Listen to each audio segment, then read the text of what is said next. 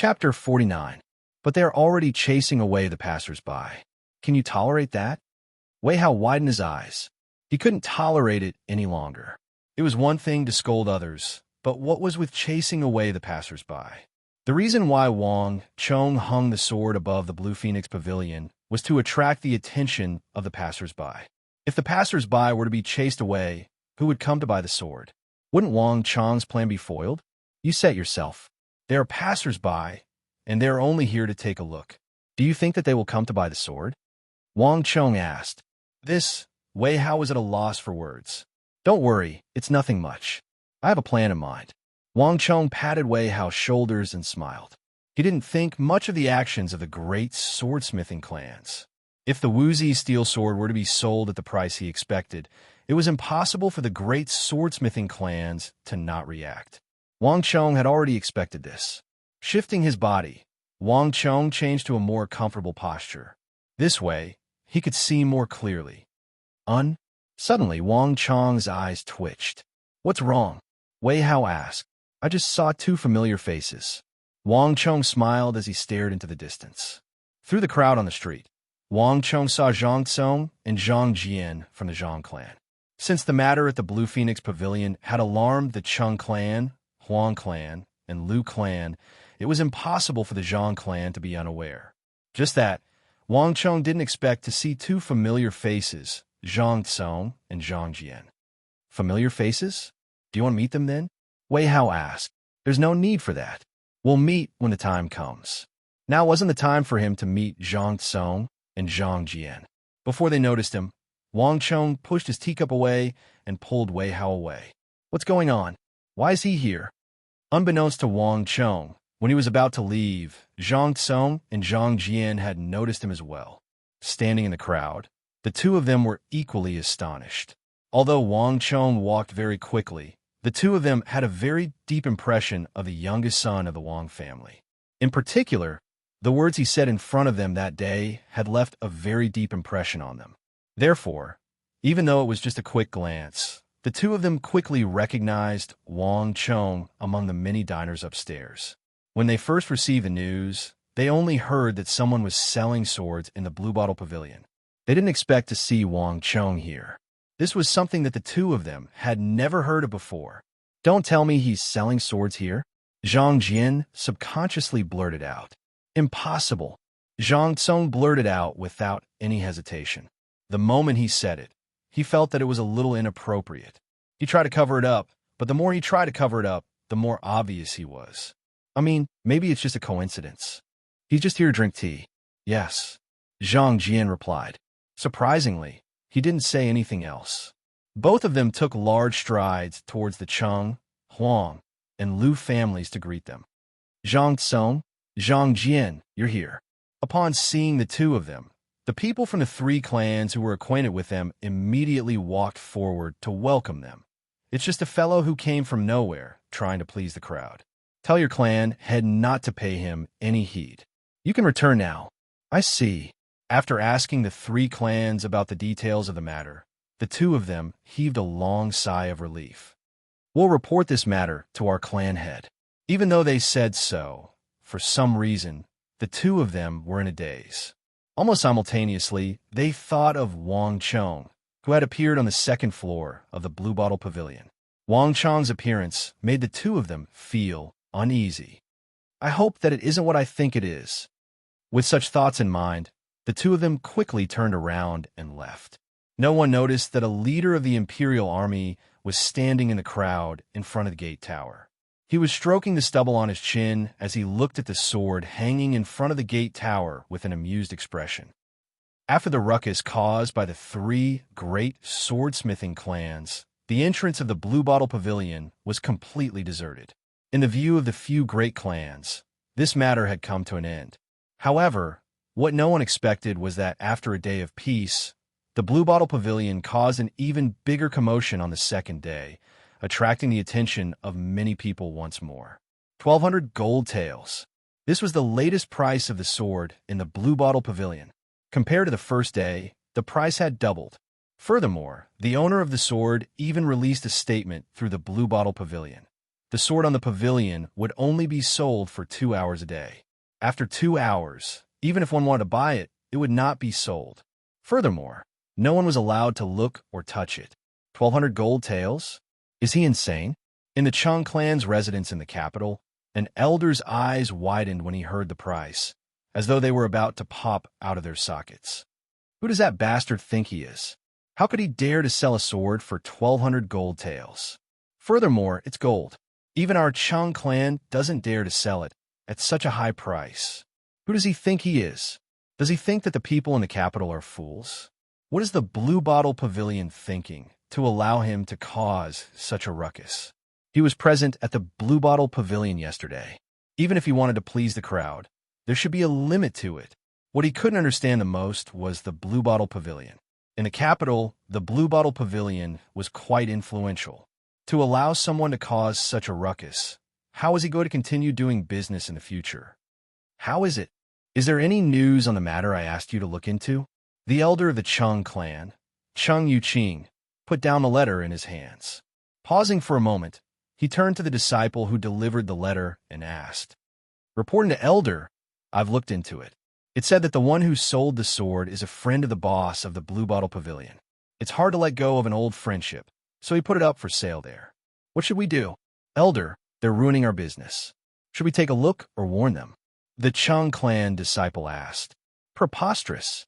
The elder of the Chung clan, Chung Yuqing, glared at him and reprimanded. Do we have to follow a child's ruckus as well? How can this be? A sword that costs 1,200 gold taels. Do you think that he will be able to sell it? Let him cause a ruckus for a while, and after a period of time, he will calm down.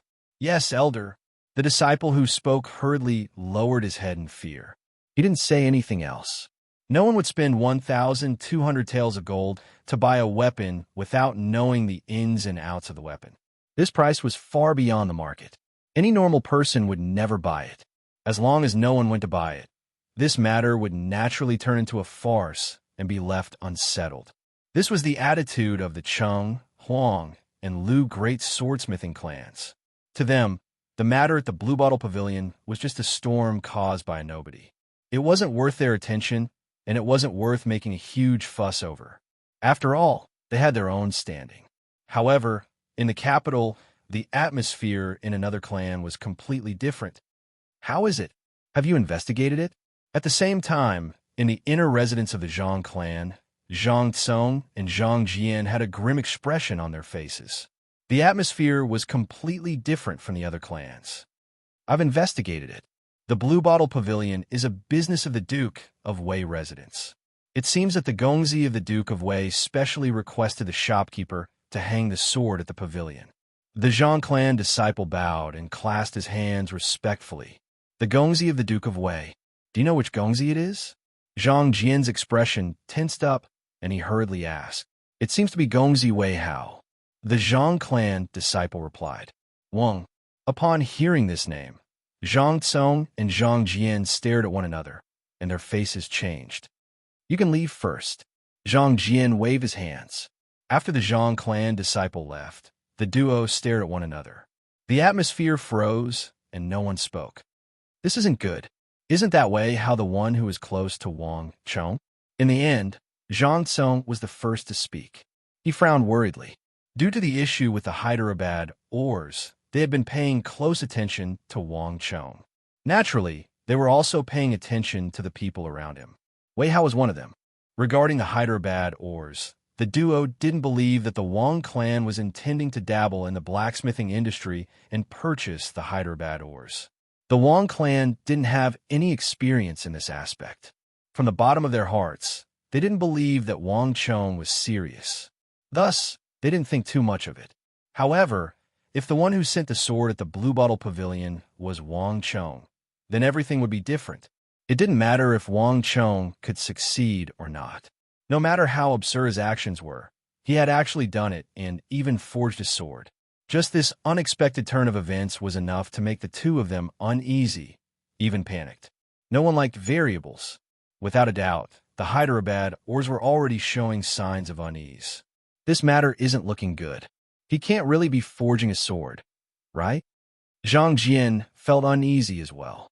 No matter what, we have to be cautious. Even though I don't believe that a child could be so formidable, the matter regarding the Hyderabad ores is of great importance to us. We should quickly report this matter to the clan head. The two of them quickly stood up and hurried into the room. 1,200 gold taels. To an ordinary person in the Central Plains, this was a huge sum of money that they wouldn't be able to spend even after several lifetimes. Yet, this was only the price of a sword. Just when many people thought that this was an unattainable high price, the actions of the Blue Bottle Pavilion on the third day refreshed everyone's understanding of the world. 2,400 gold taels. This was the latest price at the entrance of the Blue Bottle Pavilion.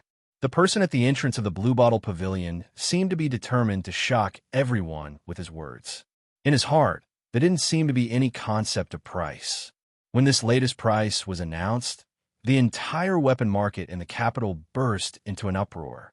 Regardless of who the person at the entrance of the Blue Bottle Pavilion was, even if it was a prank, his actions had successfully attracted everyone's attention. 2,400 gold taels. Of the thousands of sword shops and smiths in the capital, there wasn't a single one who dared to offer such a sky-high price. Yet, this unknown owner of the Blue Bottle Pavilion managed to do what others didn't dare to do. Not only so, on the first day, 600 gold taels. On the second day, 1,200 gold taels. On the third day, 2,400 gold taels. Many people could tell that the person at the entrance of the Blue Bottle Pavilion wasn't just raising the price. His price had risen by an entire fold from the previous day. How daring must he be to do such a thing? Lunatic. This fellow is truly a lunatic. Isn't that right? What kind of sword can be worth 2,400 gold taels for a sword to be worth such a price? Anyone who isn't a lunatic would be able to do such a thing. More importantly, he isn't even allowed to look or touch it. Who in the world would sell a sword like that? Otherwise, why would I say that he's a lunatic? Outside the Blue Bottle Pavilion, the crowd was laughing and pointing at the commotion. In any case, it was free to watch the commotion. Furthermore, the Blue Bottle Pavilion was even giving out delicious pastries to the crowd. Chapter 50. It was one thing if it was an ordinary person, but with the endorsement of the Blue Bottle Pavilion, the matter was completely different. In any case, this matter attracted the attention of more and more people in the capital.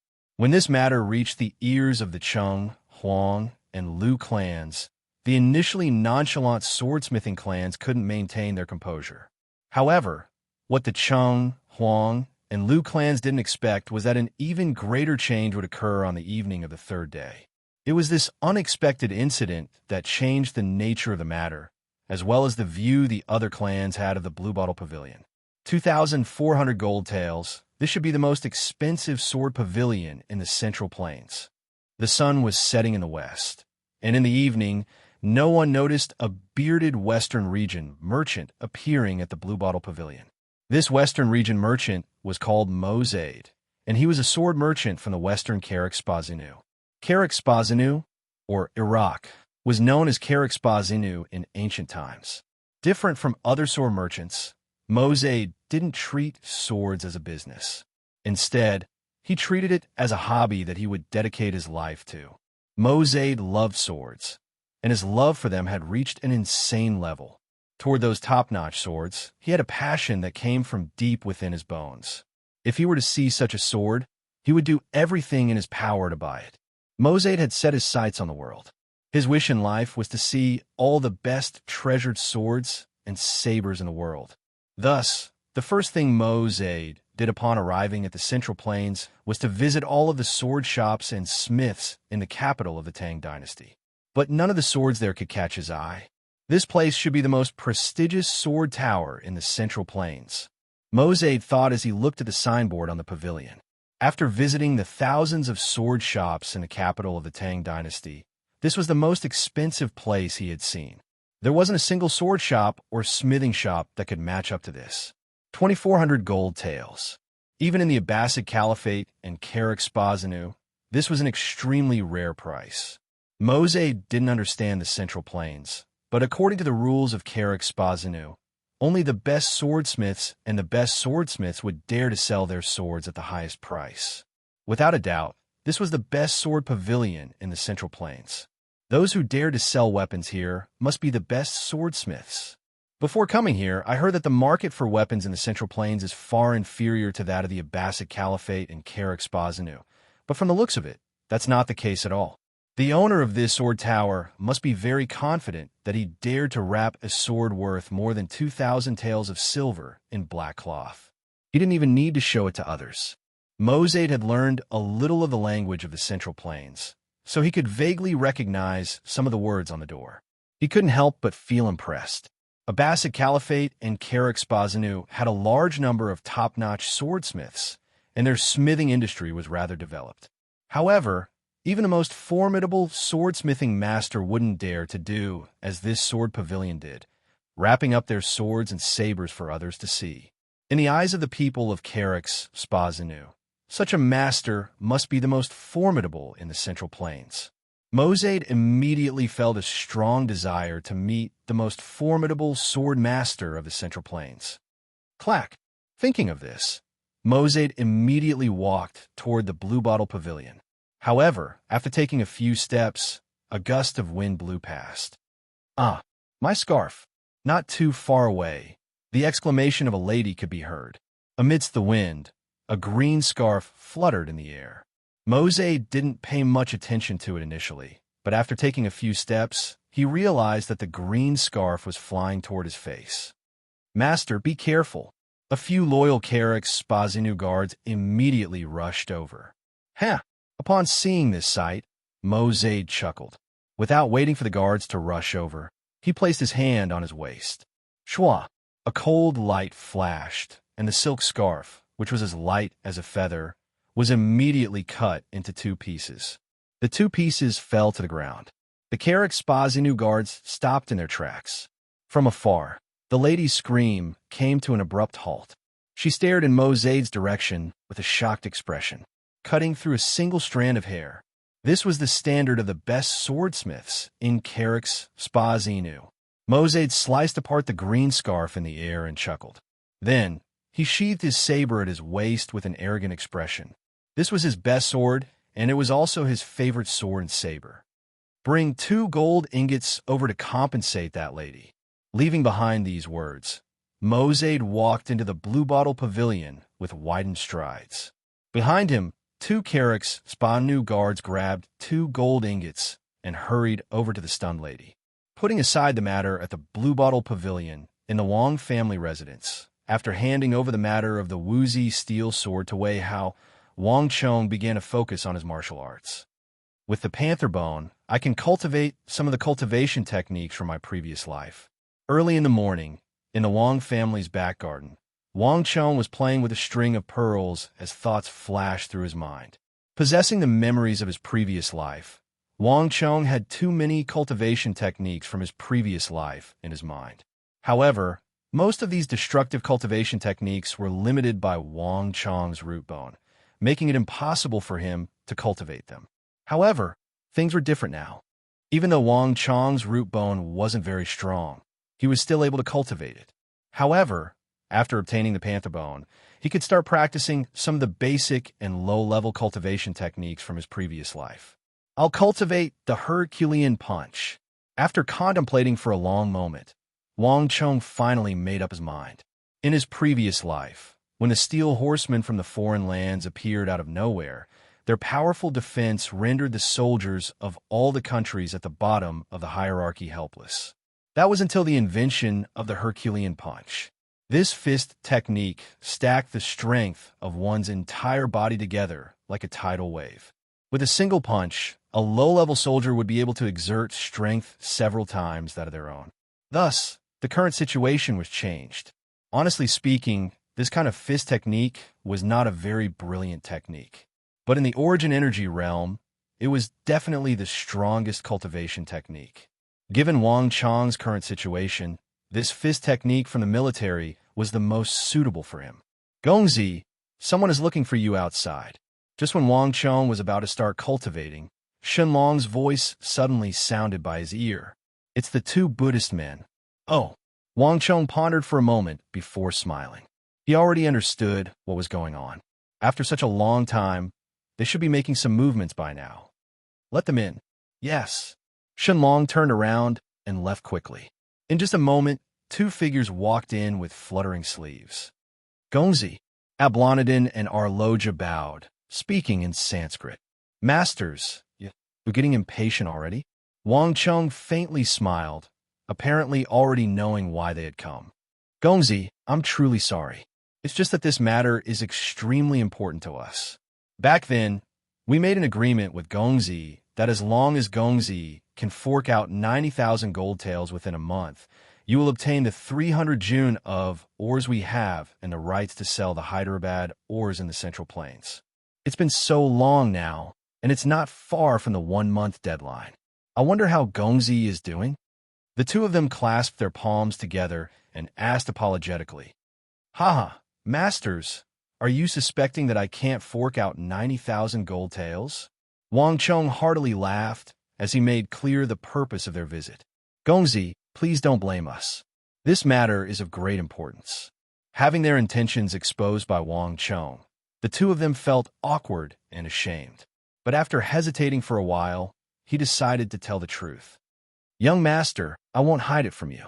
Our Sanu is currently suffering from a severe famine, and with every passing day, more people die. During this period of time, Hyderabad had written several letters urging them. We have no choice but to be anxious. The two of them looked anxious as they spoke. This was not an act. The situation in Sindhu was already very serious. If the situation was serious, the two of them would definitely not rush Wang Chung. You don't have to worry. As for the matter of 90,000 taels of gold, I'll be able to gather the money within this period of time. As for Sindhu, if you're worried, I can first contact the Turkic merchants and have them gather a batch of cattle and sheep to send to your Sindhu. Although Wang Chung didn't have much gold left, cattle and sheep weren't as expensive as swords. 100 taels of gold could still buy a lot of cattle and sheep. Really, the two of them were surprised and delighted. Looking at Wang Chung, they felt extremely moved. The western border of the Turkic Khaganate was much closer to Sindhu than the Central Plains. If Wang Chung could contact the Turkic merchants and have them send some cattle and sheep over, it would be great for Sindhu. Given Sindhu's situation, this was a timely help, even though Wang Chung didn't have such an obligation at the moment. Of course, Wang Chung smiled and nodded. No one knew better than him that Sindhu was in need of help at this moment. There was nothing more worthwhile than using a little bit of help to exchange for their gratitude. A drop of water should be repaid with a spring of water. This saying was applicable to all corners of the world. In the future negotiations for the Hyderabad ores, these things would be of great help. As for the matter of the 90,000 taels of gold, if you don't believe me, follow me. The matter of the cattle and sheep was a matter for the future. It would take at least 10 days before they reached Sindhu. However, the matter of 90,000 taels of gold was urgent. Words alone were no proof. Since the two monks already had doubts in their hearts, they would not be at ease without concrete evidence. All of this was within Wang Chung's expectations. Wang Chung didn't stand on ceremony. He called for a carriage and brought the two of them straight to Blue Bottle Pavilion. See, 2,400 taels. Gold, Wang Chung added with a smile. Standing among the crowd, the two Sindhi monks glanced at one another and saw the deep shock in the other's eyes. Wang Chung chuckled inwardly. They had arrived early today, but the price they saw was still the same as yesterday. If they were to wait until noon and see that 2,400 taels had become 4,800 taels, they would be even more shocked. 2,400 taels? Have the swords of the Central Plains become so expensive? The two of them didn't recognize the words of the Central Plains, but they were still able to recognize 2,400. This price left them deeply astonished. The two of them didn't expect the weapon market of the Central Plains to have flourished to such an extent. Is this the weapon you forged? Wang Chung nodded his head and didn't deny it. Now, are you still worried that I won't be able to take out 90,000 gold taels? It's fine. The two of them hurriedly waved their hands, but their hearts were filled with excitement. If a weapon could be sold for more than 2,000 gold taels, then 90,000 gold taels wouldn't be a problem for this noble Gongzi. If they could really raise 90,000 gold taels within a month, it would be great news for Sindhu. Recalling how they doubted whether Wang Chong would be able to take out 90,000 gold taels, the two of them felt ashamed. When Wang Chong saw the ashamed expressions on their faces, he inwardly chuckled. Selling a weapon for 2,400 gold taels and selling it for 2,400 gold taels were two completely different concepts. Even though the two Sindhi Buddhist monks were tasked with promoting the Hyderabad ores, it was clear that they weren't too familiar with the market for such weapons. It's fortunate that they don't speak the same language and can only speak Sanskrit. Otherwise, it would be hard to fool them.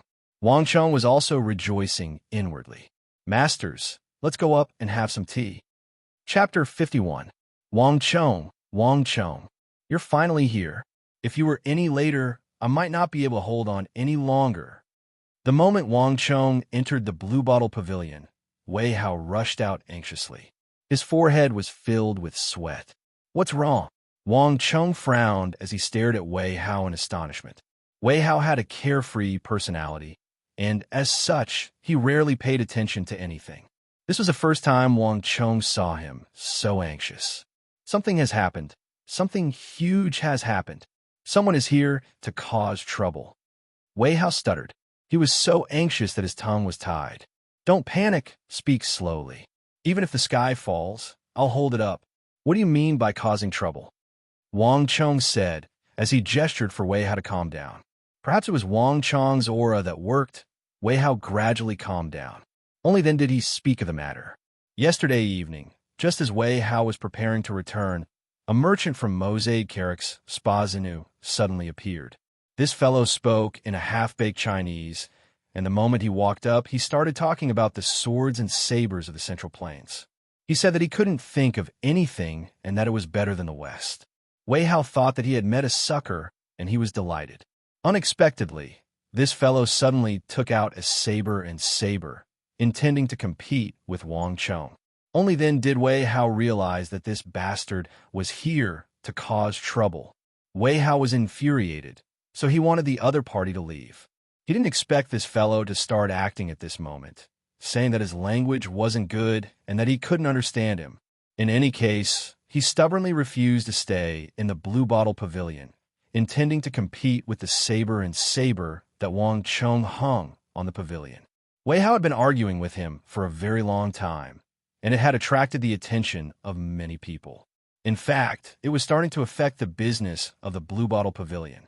Wei Hao wanted to chase him away, but this fellow was in the saber and sword business. As long as he didn't break the rules, Wei Hao couldn't chase him away. Wang Chong, if you don't come, I won't be able to hold on. That fellow had been clamoring to hang his weapon on the Blue Bottle Pavilion to display it to everyone. If he can hang on it, why can't he? Furthermore, it was rumored that it was rising to the Central Plains and Carrick Spa Zinu. I really can't do anything to him. Wei Hao spat out all the words he had been holding back in one breath. This time, when Wang Chong sold the sword, he had thought that it would be a simple transaction. You buy, I sell. He did not expect it to be so complicated.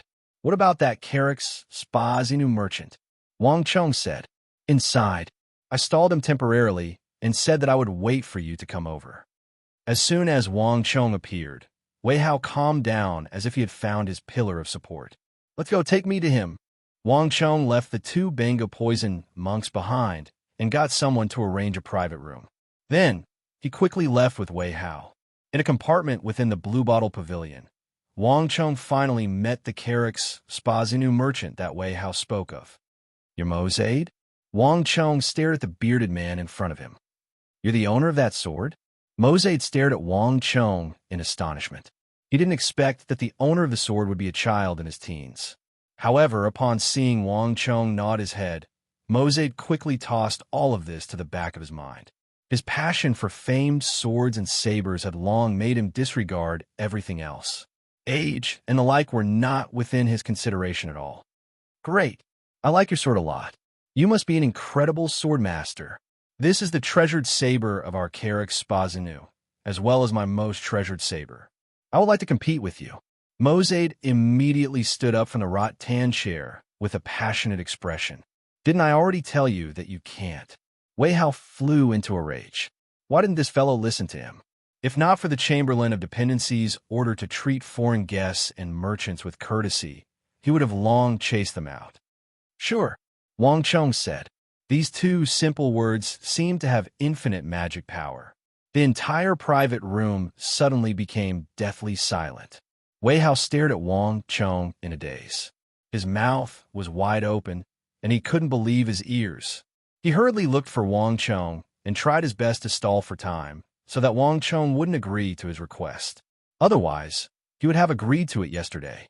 But he hadn't expected Wang Chong to agree to the matter that he had refused for so long, and without the slightest hesitation. On the other side, Mozaid was also surprised. He had been to other swordsmiths and smiths in the capital, and the other party would still be enthusiastic at the start. However, whenever he made such a request, the other party would always reject him and chase him out. This noble Gongzi, Wei Hao, tried his best to reject his request. Mozaid was prepared to spend a lot of effort to convince the swordsmith, but he didn't expect the other party to agree to his request so readily. This was something that even Mozaid did not expect. Wang Chong, you're insane. Wei Hao finally reacted. Ignoring Mozaid's presence, he grabbed Wang Chong's arm and pulled him to the next room. That fellow is clearly here to cause trouble. You know that he doesn't have good intentions. So why did you agree to his request? Wei Hao asked with a hushed voice, agitated. Wang Chong's decision had caught him off guard. Even now, he still couldn't accept the huge difference between the situation and his expectations. Calm down. Wang Chong smiled and gestured for Wei Hao to calm down. Honestly speaking, right from the start, Wang Chong's plan was to deal with the Imperial Army. The merchants of the western regions weren't part of his considerations at all. However, Mozaid's appearance had provided an additional opportunity for Wang Chong. As long as he made good use of it, this matter would only benefit him. This Mozaid doesn't have any ill intentions. He's not doing this for the reason you think he's here to cause trouble. Wang Chong explained with a smile. Wei Hao didn't know much about this Mozaid, but with the decades of memories from his previous life, Wang Chong knew that Mozaid didn't have any ill intentions. This involved the habits of the Central Plains, Abbasid Caliphate, and Karak-Spazanu. In Abbasid Caliphate and Karak-Spazanu, people had a habit when purchasing swords. They liked to compare their swords with the other party's. If the quality of the other party's sword was higher and could break their own sword, or even make a dent in the blade, then they would happily buy the better sword. Otherwise, they would abandon it. In Karak-Spazanu and Abbasid Caliphate, this was a normal behavior, and it was tacitly accepted by the entire industry. Through this kind of behavior, those low-quality swords were quickly eliminated. As for the remaining swords, most of them were of superior quality, and there wasn't much of a difference between them.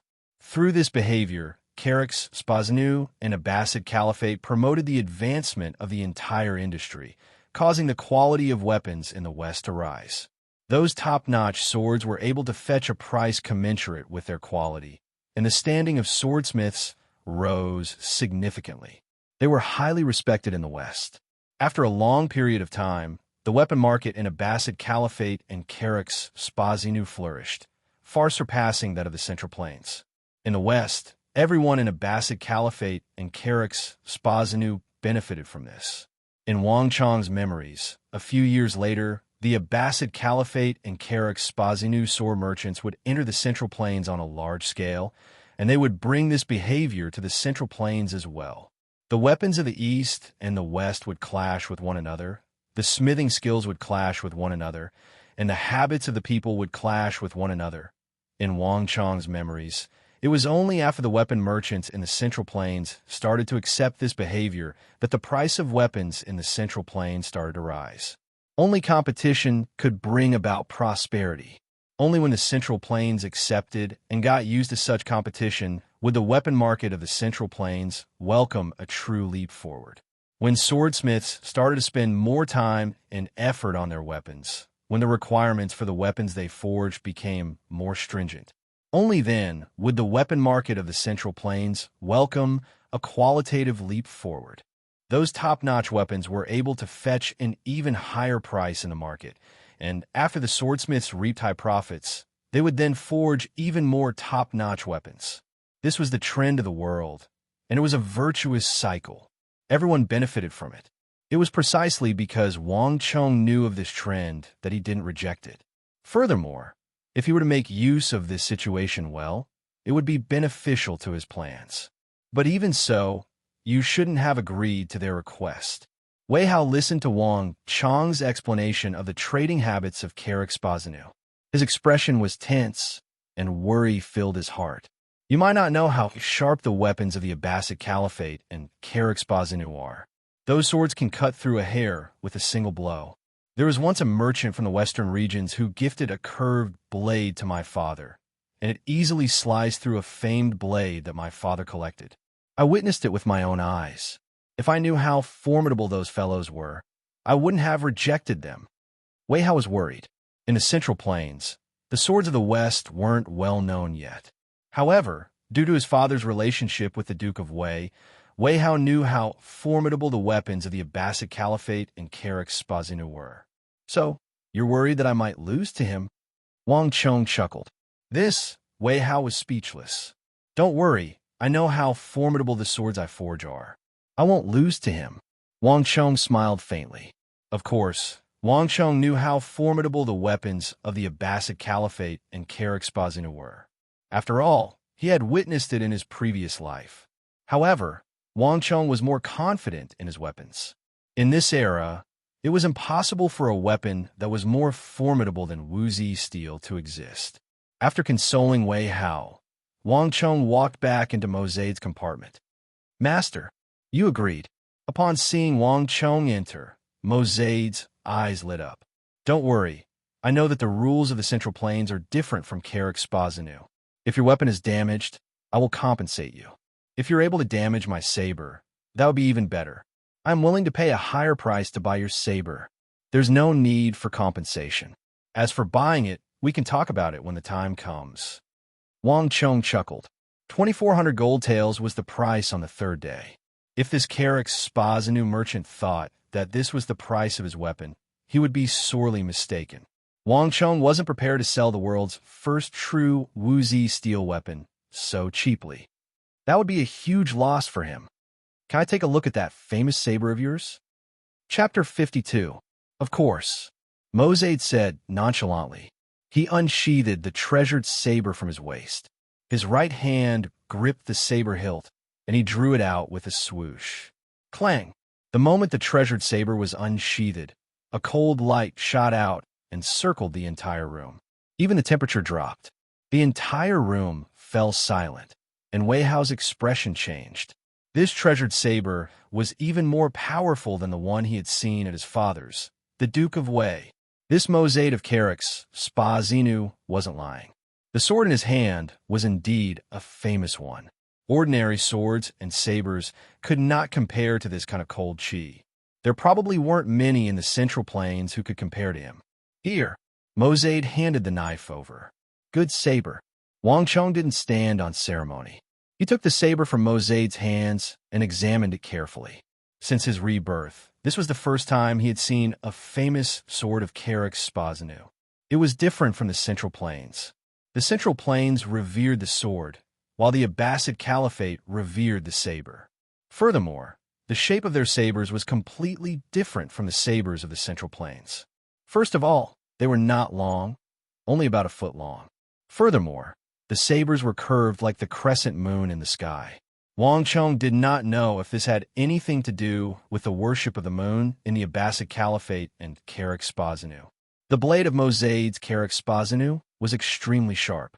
One could tell that it had been tempered 1,000 times. As the saying goes, the fall of a single leaf reveals the arrival of autumn. From the forging of this saber, it can be seen that the forging standards of the weapons of the Abbasid Caliphate and Carrick Spazinu were indeed very high. In some aspects, they were even higher than the Central Plains. Shua, Wang Chong flicked his wrist, and a cold light flashed past. In the private room, a corner of the table made of hard sandalwood immediately fell without a sound. The corner of the table fell to the ground with a clang. Good saber, Wang Chong praised. At the side, Wei Hao's expression changed. Wang Cheng held the saber with both hands, waved it around, and returned the famed saber. Mr. Mozade, why don't we change the rules? Since it was a contest of swords and sabers, there should be rules for the contest. If you can beat me, I will compensate you for the price of my sword. And if you lose, I don't want you to pay the price of a sword, 1,200 taels of gold. Wei Hao, there will be more people who come to challenge me in the future. I can't possibly meet them one by one. Let's just follow this rule.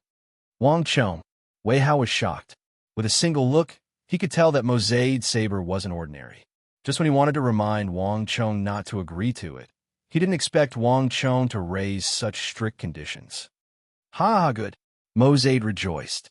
No matter what conditions Wang Cheng raised, as long as he agreed, 1,200 gold taels was nothing. The majority of Carrick's Spazanu merchants were extremely wealthy and had been doing business for generations. As long as they could achieve their goals, they didn't care about this small amount of money. Furthermore, Wang Cheng's conditions were clearly advantageous to him. If he lost, he wouldn't have to compensate, but if he won, it had been a long time since Mozade had met someone who could defeat him. Mozade couldn't wait for Wang Cheng to win. This way, he would be able to buy an even better sword. However, there's one more thing. I'm unable to have a sword duel with you now. If you wish to compete with me, you will have to wait until the 7th day. Wang Cheng said, No problem, it's a small matter. Mozade laughed heartily, not minding Wang Cheng's words. As long as Wang Cheng agreed to it, waiting for 7 days was nothing. Right? There's something I'm curious about. When I entered, I saw a massive metal mountain at your entrance. I wonder what it's used for? There has never been such a situation in our Carrick Spazinu. Hee, you will know in 7 days' time. Wang Cheng chuckled. After saying those words, he turned around and left. Right, if you don't mind, before a duel, I would like to hang my Carrick Spazinu saber up here as well. Is it possible? After taking a few steps, Mozade's voice sounded behind him. There was a hint of craftiness in his voice. Business is business. The reason why he came to the Central Plains wasn't just for a sword duel. Wang Cheng chuckled. Just like what he remembered, these Abbasid Caliphate and Carrick's Spazinu saber merchants wouldn't let go of any opportunity to promote themselves. However, Mozade didn't know that his thoughts were playing into Wang Cheng's hands. This was exactly what Wang Cheng wanted him to do. Sure. After saying those words, Wang Cheng walked out of the booth. Wang Cheng, you're mad. Do you know that this will lead to a huge problem? Walking out of the room, Wei Hao hurriedly chased after Wang Cheng with a flustered expression. According to the price of the sword, do you know how much it is? 2,400 taels. No, it's 4,800 taels. If you win, you won't even earn half of it. If you lose, you'll have to pay so much. What in the world are you thinking? We don't even know if we can gather the 90,000 gold taels for the Hyderabad ores, and we have to pay the 1,700 gold taels for the 8 Gods Pavilion in a month's time. Yet you're doing this now. You're going to bring disaster to your family.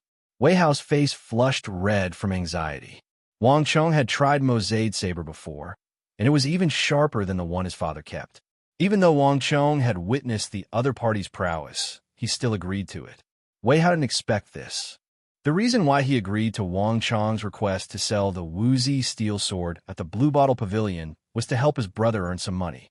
The two of them were brothers who had grown up together, so it was impossible for him not to help.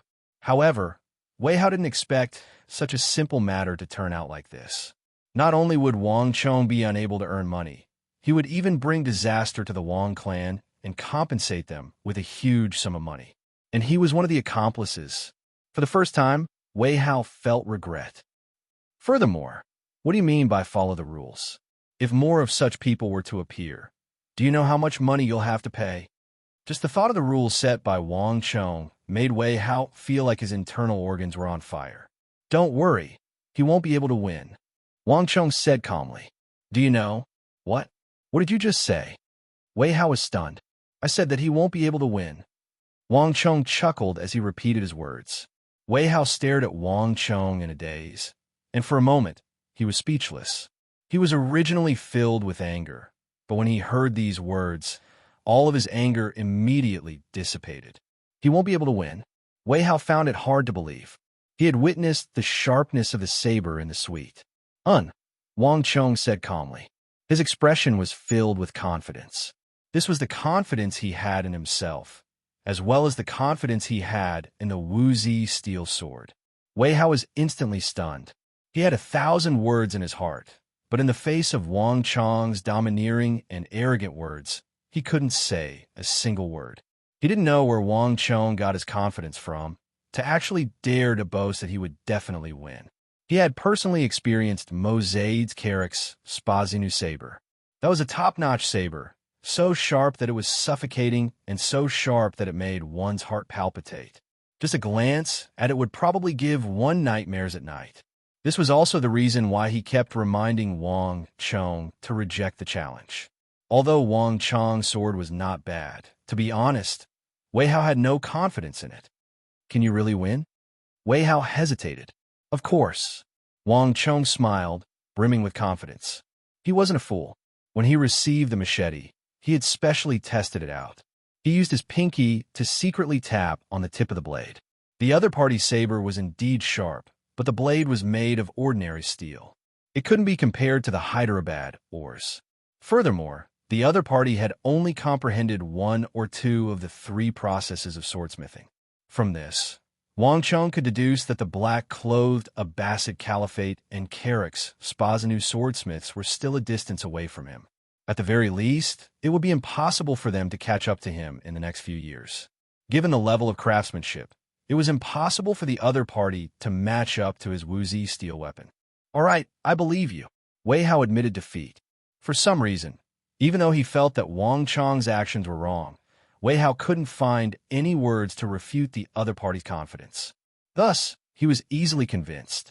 But you don't have to reject the bet. A duel should be fair. Since the Carrick's Spazinu merchants are rich, why are you being polite with them? Isn't it better to let them lose a few thousand gold taels? Wei Hao recalled the final matter and grumbled. Don't worry, I know what I'm doing. This is called using a small trick to win a big one, throwing a brick to attract jade. Wang Chong patted Wei Hao's shoulders. He wasn't a fool, but he had a greater motive in mind. A few thousand gold taels wasn't enough to make him rich. Just Mozade's few thousand gold taels wasn't enough to make him rich. As long as he could build up the market for Wuzi steel weapons, the fortune that Wang Chong would be able to earn wouldn't be something that a sword duel gamble could match up to. I'll be leaving now. I'll leave the matters here to you. Wei Hao, remember, if such a matter happens again in the future, just deal with it according to today's situation. After which, Wang Chong beckoned to the 2 Sindhi Buddhist monks who were drinking tea outside before leaving. Wang Chong didn't want too many people to know about the swordsmithing at the Blue Bottle Pavilion. As for Mozade, this Carrick's Spazinu sword merchant couldn't even speak the language of the Central Plains, so how could he possibly know what kind of person Wang Chong was? The moment Wang Chong left, the price on the door of the Blue Bottle Pavilion doubled, becoming 4,800 gold taels. At the same time, Mozade's Carrick's Spazinu sword was also hung on the door of the Blue Bottle Pavilion. This was the first time in the past 3 days that another sword was hung on the door of the Blue Bottle Pavilion. Furthermore, from the design of the weapon, it wasn't even a sword from the Central Plains, but an authentic Carrick's Spazinu sword. This novel change immediately attracted the attention of the crowd. When the contents of the sword duel gamble between Wang Chong and Mozade was exposed, the entire matter caused a commotion that even Wang Chong didn't expect. Number 1 sword in the world, the first direct confrontation between the Central Plains and Carrick's Spazinu and Abbasid Caliphate. The first sword duel of the Tang dynasty. All kinds of news of this kind spread all over the place. There were many Carrick's, Spazinu, and Abbasid Caliphate merchants in the Central Plains, but they were extremely conservative in their ways. This was the first time that a clash between Eastern and Western weapons occurred in the Tang dynasty. The entire matter immediately attracted a huge amount of attention. How can an unknown fellow represent the swords and sabers of the Tang dynasty? When the news spread to the major swordsmithing clans, the Chung clan was the first to be agitated. Even though the major swordsmithing clans were polite on the surface, they were all filled with indignation. They wanted to surpass the other swordsmithing clans and vie for the title of #1 sword in the world. Just that, no one could have expected that a nameless fellow of unknown origin would take the lead. Initially, the major swordsmithing clans had a unified stand on the matter of the Bluebottle Pavilion, and they didn't need to bother with such an insignificant matter. But now, everything was different. Chapter 53. Pass down my orders. Bring the best saber and sword in the clan to the Bluebottle Pavilion as well. Let everyone witness what the best saber and sword is. Upon receiving the news, Elder Chung Yuqing of the Chung clan immediately issued an order. But Elder, that's 1,200 gold taels. The threshold for this duel was extremely high. A Chung clan disciple tried to remind him, but before he could finish his words, he was interrupted. "Humph, do you think that we will lose?" Chung Yuqing glared at him in displeasure. "I dare not." The Chung clan disciple hurriedly lowered his head in fear. Regardless of the background of that nobody who is trying to gain the limelight, this is our chance in this wagered fight. To use 1,200 gold taels to suppress the other clans and vie for the title of the #1 sword in the world. Where else can we find such an opportunity? In comparison, what is 1,200 gold taels? Chung Yuqing said. Regardless of whether it was the Chung clan, Zhang clan, Lu clan, or Huang clan, none of them dared to hold this duel. Otherwise, they would become the common enemy of the others. However, when the Bluebottle Pavilion stepped forward, everything changed. This was a once-in-a-thousand-years opportunity. In the past, the Chung clan would inform the other clans of any news. However, this time, the Chung clan didn't tell anyone. Instead, they secretly sent a sword to the Bluebottle Pavilion and hung it there. The same situation also happened. The Lu clan, Huang clan, and Li clan, which had several hundred years of heritage, secretly sent their swords to the Bluebottle Pavilion. Everyone was suspicious of the other party's little tricks, but this time, no one pointed it out. Even our great Gungjin Sword Pavilion only sells a sword for 600 to 700 gold taels. What right does that lad have to sell it for 400 to 500 gold taels in the capital? Even we don't dare to do such a thing. If that lad didn't set up such a rule, we wouldn't have taken the initiative to pay him a visit. But now you asked for it. It wasn't just the few great swordsmithing clans. In the capital, the various large sword shops and great sword workshops were filled with dissatisfaction. Wang Chang's ostentatious behavior didn't affect the major swordsmithing clans, but the major swordsmithing shops and great sword workshops. Such an uninvited guest had already incurred the displeasure of the major swordsmithing clans. Go, take out the treasure of our Gungjin great sword building. Even if I can't obtain the title of #1 in the world, I'll make that guy bleed a little and teach him a lesson. In the capital, all of the great sword shops and great sword shops seemed to have come to an agreement. All of them took out their treasured swords and sabers and sent them to the Bluebottle Pavilion. For this kind of sword and saber gamble, if one party won, it would be more than 4,000. If 10 parties won, it would be more than 40,000. This was enough for anyone or any faction to bleed. Regardless of the intentions of the crowd, with so many sabers and sword from the Central Plains participating in the duel gamble, the influence of the duel gamble grew stronger and stronger. Go, let the Han of the Central Plains witness the prowess of our Abbasid Caliphate and Carrick Spazinu. Don't look down on us just because this is the territory of the Central Plains. A large number of sword and saber merchants from the western region also joined in. The whole thing was like a rolling snowball, getting bigger and bigger and getting a little out of control. Even some swordsmithing clans, sword shops, and sword towers were attracted here. Humph! Do you really think that your swords and sabers are the #1 in the world? As the matter continued to fester, no one noticed an unprepossessing, full-bearded, brawny man standing among the crowd. Gazing at the swords and sabers on the pavilion, he sneered coldly. The Bluebottle Pavilion wasn't some deserted alley. On the contrary, it was located in the vicinity of the Tang Dynasty's royal palace.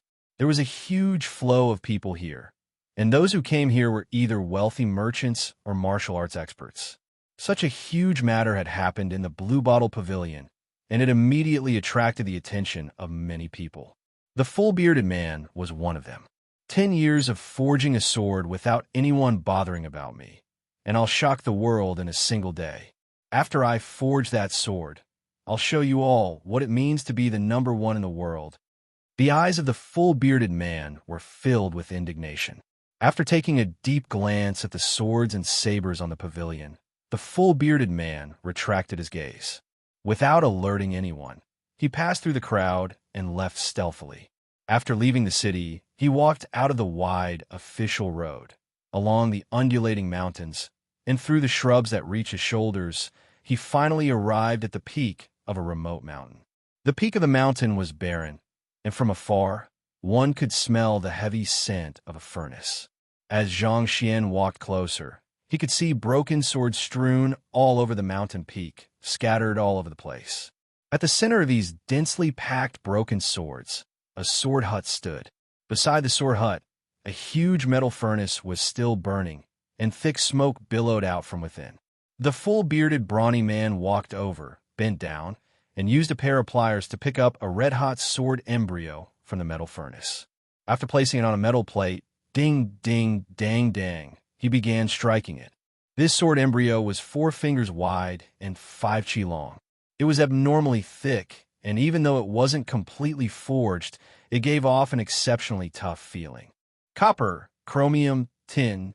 I've spent 10 years honing the secret formula, and now I'm finally going to forge the toughest and sharpest sword in the world. This time, I'll let all the swordsmithing clans in the world see what a true swordsmithing master is. Thoughts flashed through the full-bearded, brawny man's mind as he swung his hammer even faster and more ferociously. Countless sparks burst forth from his hammer. In a remote mountain, no one knew that there was an unknown swordsmithing master here. As the descendant of a hidden swordsmithing master, the full-bearded, brawny man possessed the bloodline of an ancient swordsmithing tribe, the Rurin. This was the first ancient tribe in the world to forge metal weapons. Even though this tribe had long been annihilated in the annals of history, the full-bearded, brawny man had successfully passed down an ancient Rurin secret formula. The greatest wish of the full-bearded, brawny man was to inherit the will of his ancestor. Not only did he want to forge the sharpest sword in the world, he also wanted to forge the toughest sword in the world. No expert would be able to break it, and he wanted to wash away the humiliation that his ancestor had once suffered. And this was his best chance. Ding, ding, dang, dang. At the peak of the mountain, a raging gale blew and a blazing fire rose several dozen zhang into the air. The fire continued to burn from dusk till dawn, never stopping. Late in the morning, the flames at the peak of the mountain finally died down. The full-bearded, brawny man held on to his newly forged broadsword and walked out of the sword hut in satisfaction, leaving the mountain. At the same time, there was an additional sword in the Blue Bottle Pavilion. The commotion caused by the sword duel gamble in the Blue Bottle Pavilion continued to grow. In just a single day, the number of swords participating in the duel gamble reached more than 20, and this was the result of a selection process. Even a high price of 1,200 gold taels wasn't able to stop them. The 4 great swordsmithing clans in the capital, the swordsmithing merchants in the western regions, the sword shops and smiths in the capital, as well as some unknown swordsmithing experts. Wei Hao was already overwhelmed with work. He had never expected that the commotion would develop to such an extent. Mozade's appearance was like a fuse that ignited the entire weapon market in the capital. A large number of swordsmithing clans, smiths, and even foreign powers joined in. The entire matter was like a broken dam, unable to be stopped. Like a rolling snowball, the attention of more and more people gradually gathered in front of the Blue Bottle Pavilion. TSK, 4,800 gold taels. To think that it would become 4,800 gold taels. TSK. Count the number of swords on the pavilion, 20, 30. If he were to lose, he would probably lose all of his fortune and go bankrupt. Even if he were to go bankrupt, he would still be wearing his pants. That fellow has kicked a metal plate. The Zhang clan, Huang clan, Lu clan, and Huang clan Which one of them isn't a top-notch swordsmithing clan in the Tang dynasty? For this lad to challenge them to a sword duel gamble, isn't he just displaying his slight skill before an expert? Hee, what do you mean by overestimating the immensity of heaven and earth? This is what it means by overestimating the immensity of heaven and earth. The capital is filled with crouching tigers and hidden dragons. How can other places compare to it? If you want to court death, what can you do? In front of the Blue Bottle Pavilion, the crowd burst into laughter. Even though the battle for the #1 sword in the world was a huge commotion, it was something that only sword merchants were concerned about. To these people, they were more concerned about something else. This storm was caused by that fellow at the Blue Bottle Pavilion. Everyone had been concerned about him all along. They weren't concerned about how formidable his swords were, but how badly that fellow would lose in the end. More than 30 top-notch swords were no joke. Just thinking about the identities of those people, they could really make one go bankrupt. Some of the more shameless ones even set up a gambling den in the vicinity of the Blue Bottle Pavilion. The matter continued to grow, and gradually, it attracted the attention of another unique group. Look at the Blue Bottle Pavilion. It sure is bustling. There's so many people there. There must be at least a few thousand of them, right? The #1 sword in the world. This title sure is huge. Look at those swords. They aren't bad, just that they are a little expensive. Bullshit. If it's a good sword, what does money count for? I'm just afraid that it's just an ordinary sword. That's right. How can a sword that costs 600 to 700 gold taels be considered a good sword? It's fine to sell it to ordinary people, but it's really embarrassing to sell it to us, the Imperial Army. On the golden walls of the Tang Dynasty Royal Palace, a row of Imperial Army members stood on top of the walls, gazing at the distant Blue Bottle Pavilion. Looking from the tall walls of the palace, the Blue Bottle Pavilion seemed much smaller in comparison. However, the green-colored roof and the huge crowd in the surroundings were the most eye-catching sight within a few kilometers. The Blue Bottle Pavilion was just a short distance away from the Tang Dynasty Royal Palace, and the commotion there had already attracted the attention of the Imperial Army. Life within the palace was extremely dull. Thus, when the dual gamble involving the swords of the Central Plains and the Western regions was announced, it immediately attracted the attention of the Imperial Army. "HM, who is that? It seems to be Li Jun too."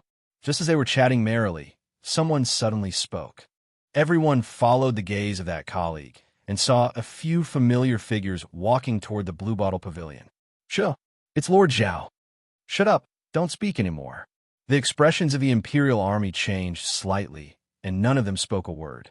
The distance of several hundred zhang was covered in an instant, and before the eyes of the Imperial Army members, the three figures walked into the Blue Bottle Pavilion. "We're from the Imperial Army." The three of them took out their identity tokens and revealed their identities. What? Wei Hao was busy tidying up the information of the guests who were participating in the dual gamble. Upon hearing those words, his eyes widened and he abruptly stood up. His entire being calmed down. Without waiting for the trio to continue speaking, Wei Hao sucked in a deep breath and stared at the trio seriously. He waved his hand, walked around the table, and hastily strode forward. The three Imperial Guards were baffled by his actions. Chapter 54. Wang Chong, the Imperial Army that you spoke of is really here. This was the first thing that Wei Hao said as he rushed into the Wang family residence.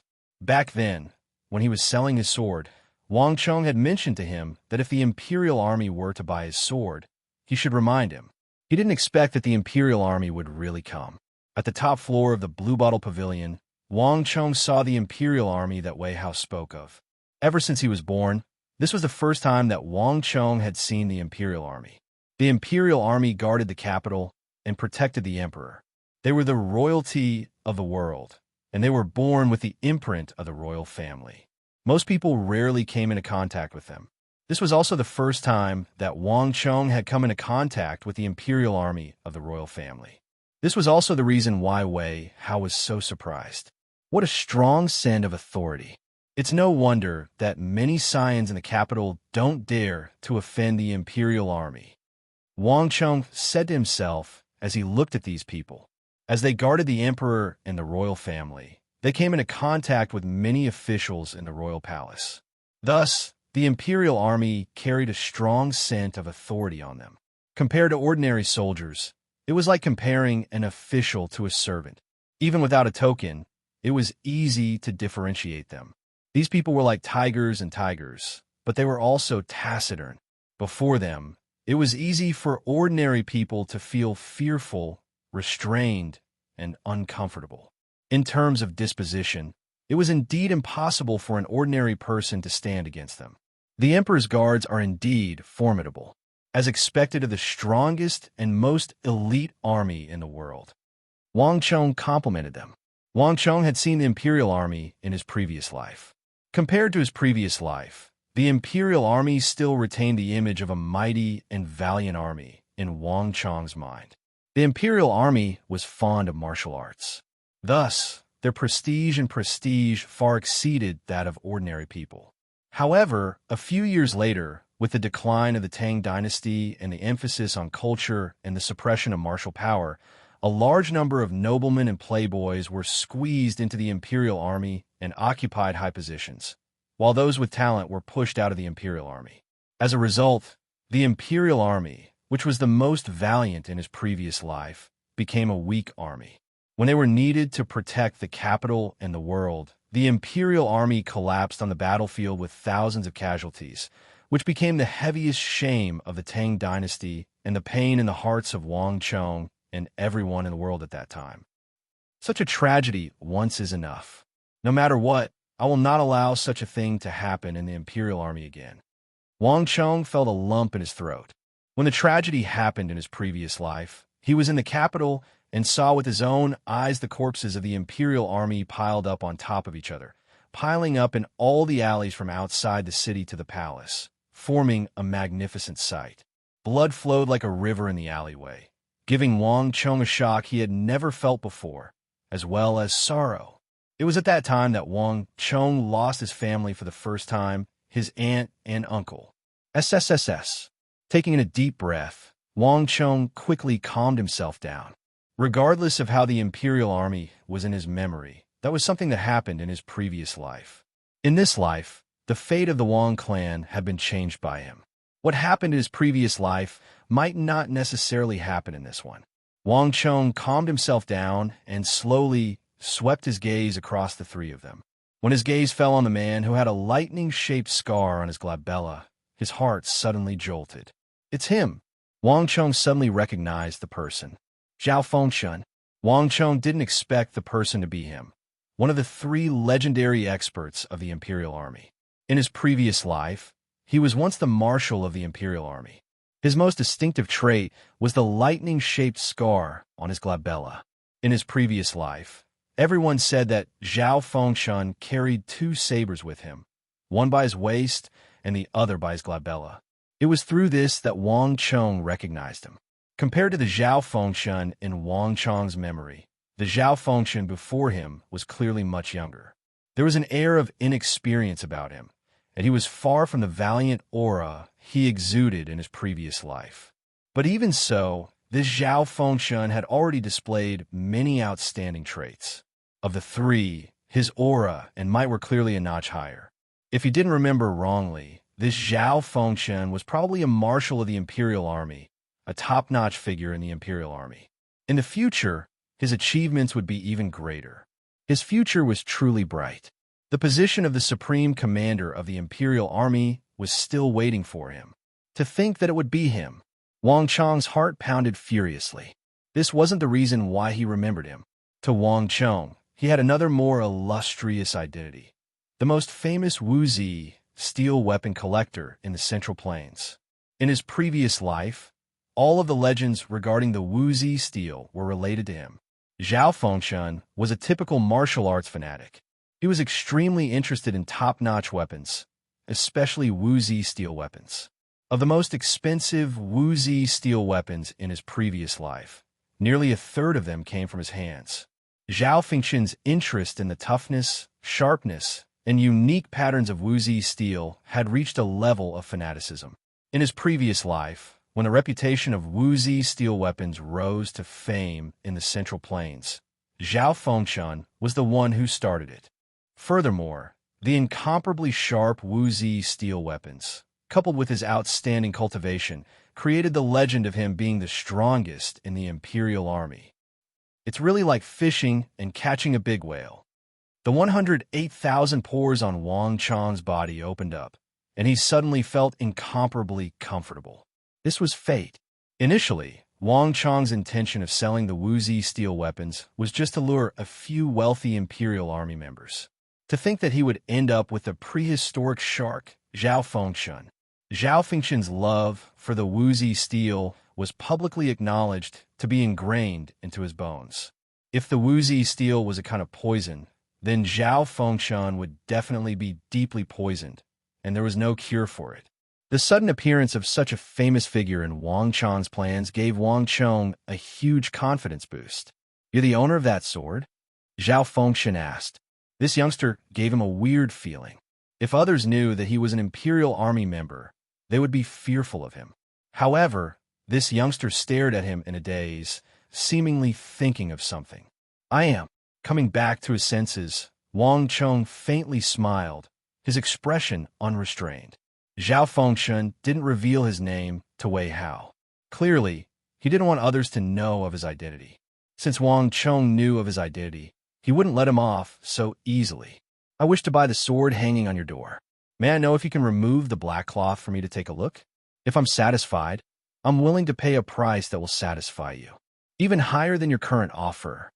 Zhao Fengshen went straight to the point and stated his purpose for coming here. His actions were exceptionally straightforward. "How much can you offer?" Wang Chang didn't back down. "No less than 8,000 gold taels." Zhao Fengshen made a gesture that blinded Wei Hao. "My goodness, what kind of person is this?" The offer on the door was only 4,800 gold taels, and this fellow actually offered 8,000. Are all the Imperial Army members in the royal palace that wealthy? Wei Hao's lower jaw nearly fell to the ground. "My monthly expenses are only 10 gold taels. Based on his spending rate, he probably won't be able to finish spending it his entire life. What is extravagant? This is extravagant. How extravagant? Hurry up and agree to it." Wei Hao couldn't help but urge. Only a fool would reject 8,000 gold taels.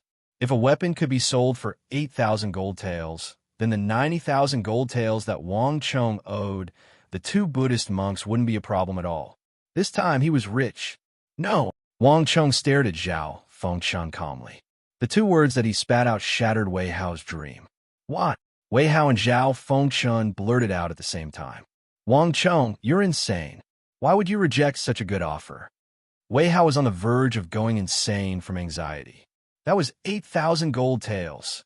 If he were to sell it, after paying off the debt of 1,700 gold taels to Su Bai and the others, as well as the possible penalty for the contract with the Hyderabad, or Wang Chang would still have quite a bit of money left.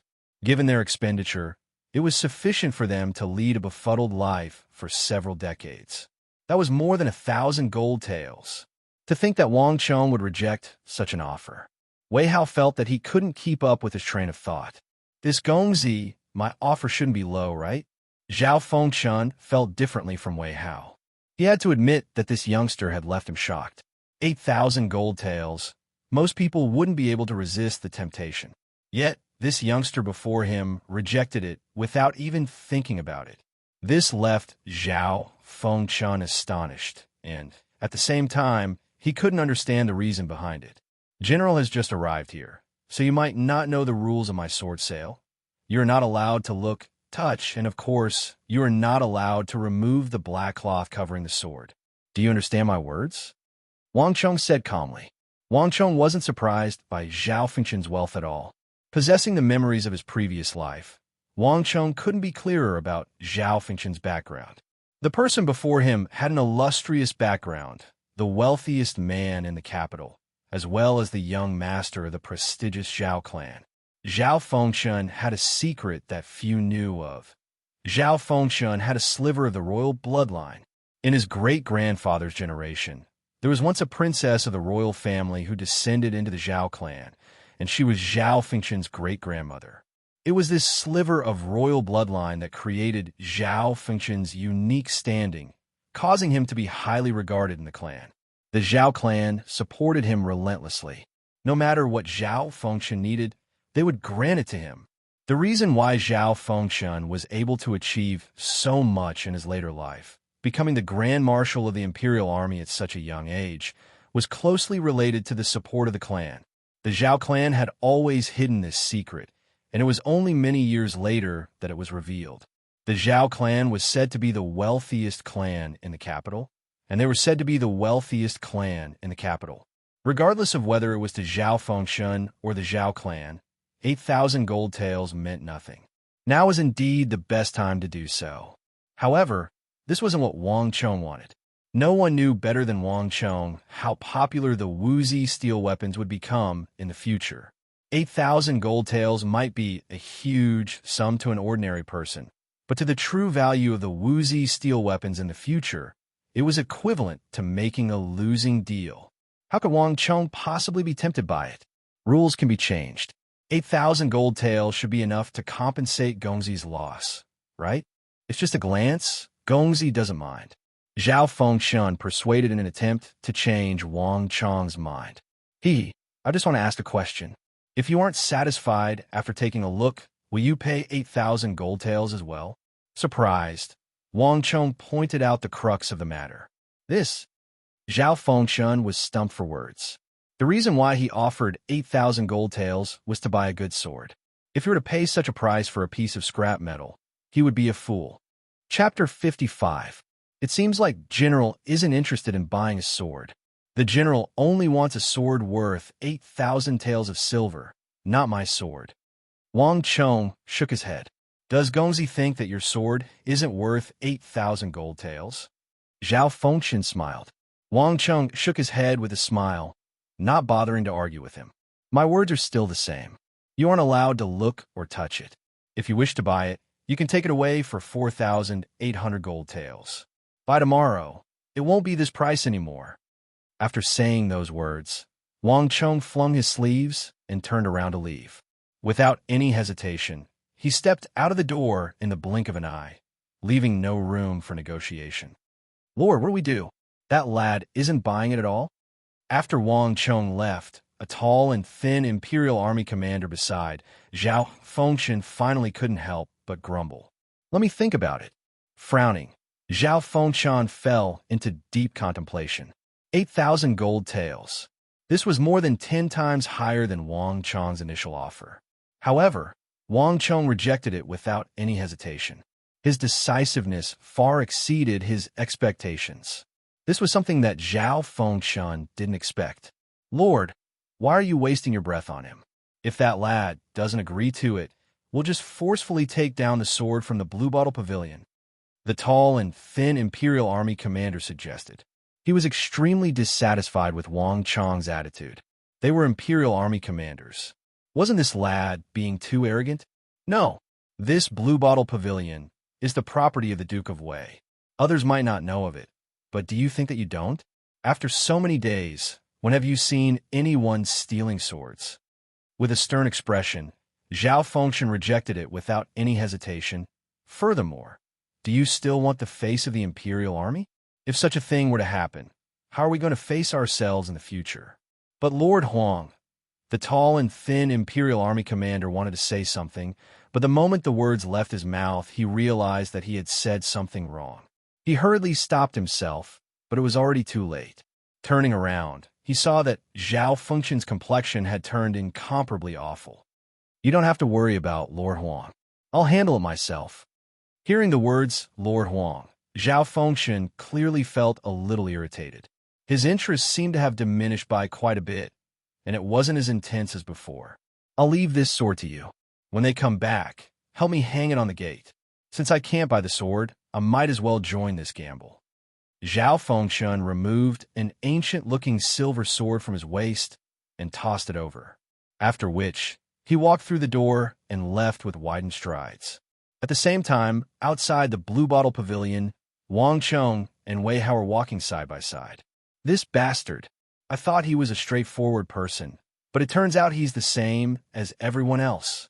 The moment he walked out of the Blue Bottle Pavilion, Wei Hao cursed nonstop. If not for Wang Chong's explanation, he wouldn't have known that Zhao Fengxian's 8,000 gold taels had such a purpose. Don't blame him. If he didn't even distinguish between good and bad swords, he would have bought them. That's the real problem.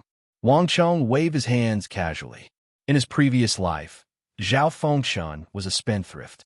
He was the one who picked up a few 100,000 Wuzi steel weapons. Many people might have thought that he was a fool due to his wealth. However, the truth was the exact opposite. After interacting with Zhao Fengxian this time, Wang Chong could sense it. Even though Zhao Fengxian was a spendthrift person, what he bought was what he thought was the most valuable. Towards those worthless items, Zhao Fengxian wasn't any more generous than others. In fact, if one were to think about it, how could a future marshal of the Imperial Army be a fool? However, aren't you walking a little too quickly? That's 8,000 gold taels we're talking about.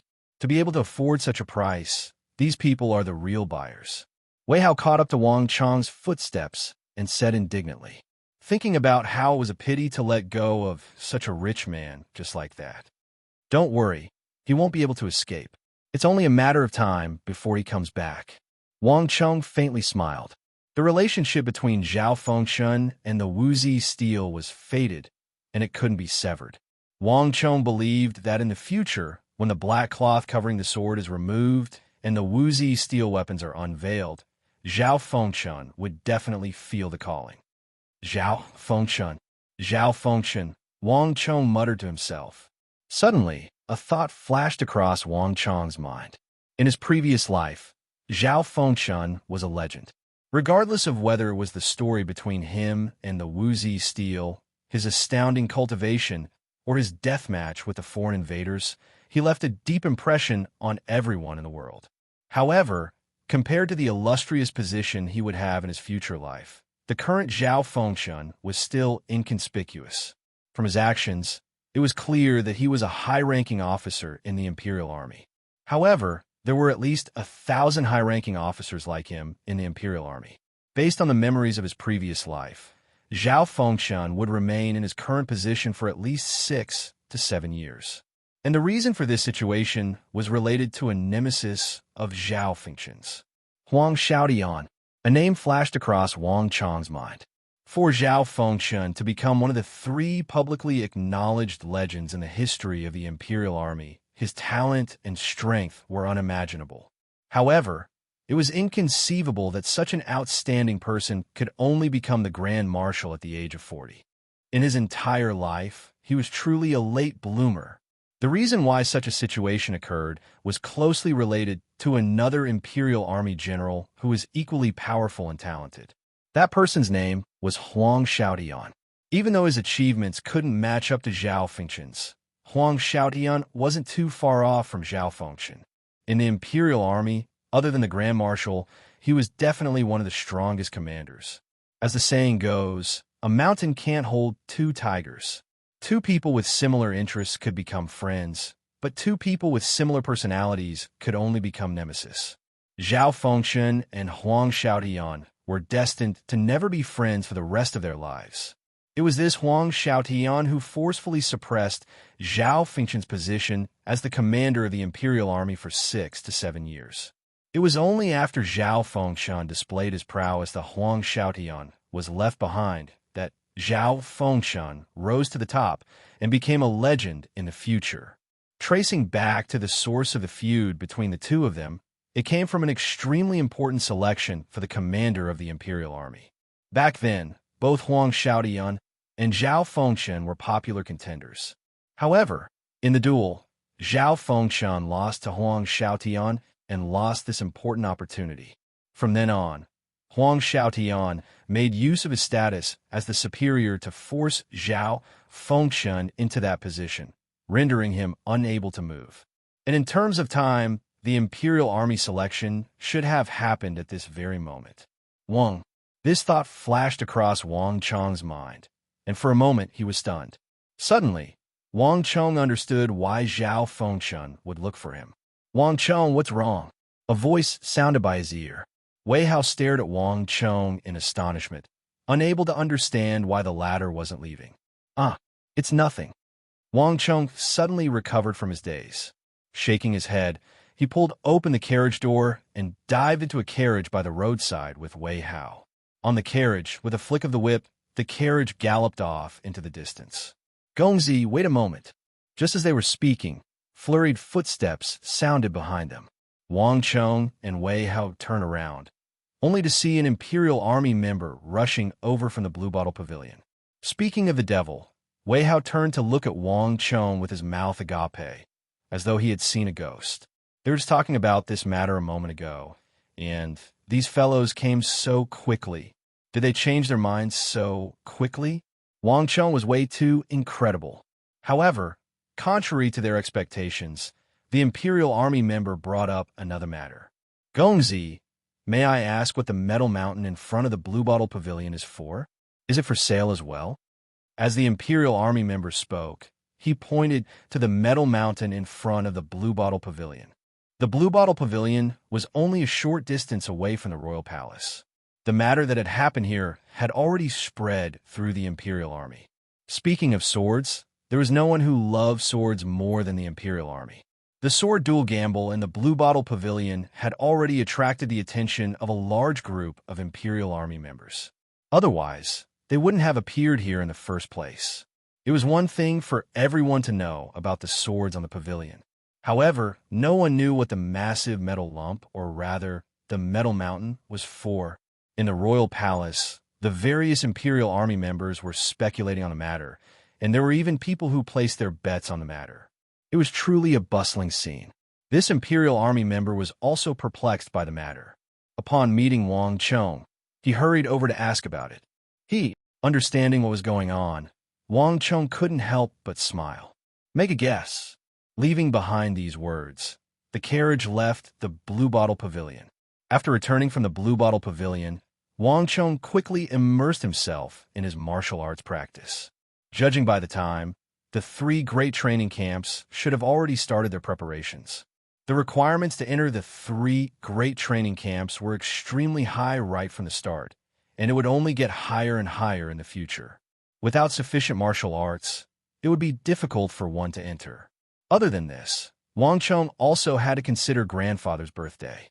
In the entire Wang clan, the true backbone of the clan had never been his father Wang Yin, big uncle Wang Jin, aunt, uncle, and the others. From the start to the end, there had only been a single backbone of the Wang clan, and that was his grandfather. As a clan of generals and ministers in the capital, the Wang clan possessed a huge amount of resources. However, these resources were usually indiscernible. In terms of wealth, the Wang clan couldn't match up to the Zhang clan, and in terms of influence, they couldn't match up to the Yao clan. Even Yao Feng had access to more resources than him. However, the Wang clan was a true top-notch clan in the Tang dynasty. The reason why there was such an incongruous situation was because the descendants of the Wang clan had to earn grandfather's approval in order to receive resources. This was the case for his big uncle Wang Jin to enter the royal court, his father Wang Yin to enter the military, and even his big aunt and little uncle were the same as well. Thus, when grandfather passed away in his previous life and big uncle chose the wrong side, the Wang clan fell so quickly. The Wang clan doesn't tolerate mediocre people. This was grandfather's philosophy. Thus, without displaying sufficient capability and receiving grandfather's approval, the descendants of the Wang clan were no different from ordinary clans. If Wang Chong wanted to receive resources from the clan to change his fate, he would have to obtain grandfather's approval. Furthermore, the Four Quarters Embassy was built by the emperor for grandfather and the others, and it was a place where they could discuss political affairs. It was heavily guarded and guarded by the Imperial Army. Even the descendants of the Wang clan only had a single chance to enter the Four Quarters Embassy every year. It was during grandfather's birthday. This was also Wang Chong's only chance in a year. Chapter 56. While Wang Chong was holed up in the Wang clan residence, another person in the capital was not idling around. How is it? Did you find anything? In the Duke of Su's mansion, Su Bai reclined on a wrought-tan chair made of golden threads, fiddling with a green thumb ring between his fingers, twirling it around. Behind him, 2 delicate and pretty girls were fanning themselves nonstop. During his stay in the Duke's Su residence, Su Bai had not been idle for even a moment. Wang Chong's affairs were constantly turning over in his mind. The Yao clan had allied with King Qi, and Old Master Yao's methods were unfathomable. If the Su clan wanted to hitch a ride on the Yao clan and King Qi's boat, they had to hurry. As for Wang Chong, it was Su Bai's gift to Yao Feng, as well as the Su clan's gift to the Yao clan. As long as this matter was done well, his relationship with Yao Feng would grow even closer. As the future successor of the Su clan, as long as he could maintain a good relationship with Yao Feng, the relationship between the Su clan and the Yao clan wouldn't deteriorate.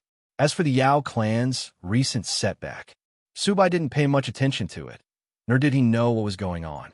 To Su Bai and the Su clan, as long as the Yao clan's old master Yao was still standing, this matter wasn't a big deal. Reporting to Gongzi, we have been keeping an eye on the Wang clan, but after that lad Wang Chong obtained the gold, he's been living in seclusion. It's hard for us to get any concrete news about him. Just as he was deep in thought, a voice sounded. In front of Su Bai, a tall and skinny scout in his 20s bowed respectfully and reported his findings. Living in seclusion, Su Bai recovered from his daze and frowned. This wasn't in line with his expectations. After borrowing so much money, shouldn't a profligate scion like Wang Chong go out to indulge in debauchery and extravagance? Living in seclusion wasn't in line with his style. Yes, we've observed him, and in the past month, he has only gone out 7 to 8 times. Furthermore, there were a few times where he went out because there were too many people in the city. The other times, he went to look for Wei Hao. The tall scout said. There were many spies like him in the Su family. The tall and thin man was just one of them. Up until now, the group of people hadn't realized that Wang Chong had deliberately gone around in circles to shake them off. They thought that he had accidentally passed through the downtown area and lost his target, because there were too many people. However, we noticed that Wei Hao was making quite a few moves. There's a sword seller in the Blue Bottle Pavilion controlled by the Duke of Wei residence, and he set up a sword duel gamble, causing a huge commotion. Before the lanky spy could finish, Su Bai interrupted him impatiently. I don't care about Wei Hao, and I'm not interested in swords or sabers. In the future, you don't have to report such trivial matters to me. Just keep an eye on Wang Chong. I don't believe that he won't spend 1,000 taels of gold. Yes. The tall and skinny spy quickly stopped talking. Also, it's about a month's time. Help me contact the Gongzi of the other clans. 3 days later, no, 7 days later, I'll have them bring the debt, and we'll head to the Wang clan to demand for the money. I want to make them suffer a huge loss before the Wang clan old master's 70th birthday. Lying on the rattan chair, Su Bai sneered coldly. Yes, Gongzi. The tall and skinny spy left to carry out his orders. The sword duel gamble at the Blue Bottle Pavilion was still going on. 9,600 taels. This was the 5th day's price from the Blue Bottle Pavilion. Initially, Zhao Fengshan was still hesitant and had the intention to buy it. However, upon seeing the latest price, that thought disappeared from his mind. He didn't even buy it at 4,800 taels. Now that the price had doubled, all the more he wouldn't buy it. Otherwise, wouldn't he be a fool? Even so, the legend of the Blue Bottle Pavilion continued. On the 6th day, 19,200 taels. This was a sky-high price that was unprecedented in history. When Wei Hao listed this price, even he shuddered in shock. On the first day, when Wang Chong listed the price at 600 taels, he didn't think much of it. Even when the price doubled, Wei Hao didn't realize the true meaning behind his actions. This was the first time that the price of a sword in the Central Plains had exceeded 10,000 taels. Under the circumstances where top-notch swords were only priced at 600 gold taels or at most 1,000 gold taels, this was a price that one could only look up to. How can this be? Wei Hao looked at the price that he had listed, and, as though hungover, he suddenly woke up from his stupor. Only then did he realize what he had been doing for the past few days. Even those from the 4 great swordsmithing clans were stunned. Everything that Wang Chong had done had happened right before their eyes. In fact, on the first day, they had even sent men to wreak havoc on the Blue Bottle Pavilion.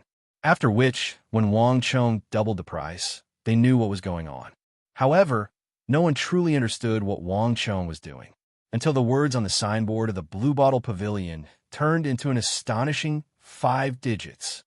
Wang Gongzi, if you wish to go back on your words, it's still not too late. No one knew that when Wei Hao hung up the signboard, the Zhang clan's Zhang Tsong and Zhang Jian had secretly arrived at the Wang clan's residence. The two of them had a grim expression on their faces. You all know about it? Wang Chong received the two of them in his backyard. While practicing his fist technique, he chuckled to the two of them. Compared to a few days ago, Wang Chong's aura had grown significantly stronger. This was the work of the dragon bone art. Wang Gongzi, do you know what you're doing? This isn't a joke. The duo's expression didn't ease up in the slightest. They didn't think that Wang Chong's joke was funny at all. 19200 gold taels for 30 people.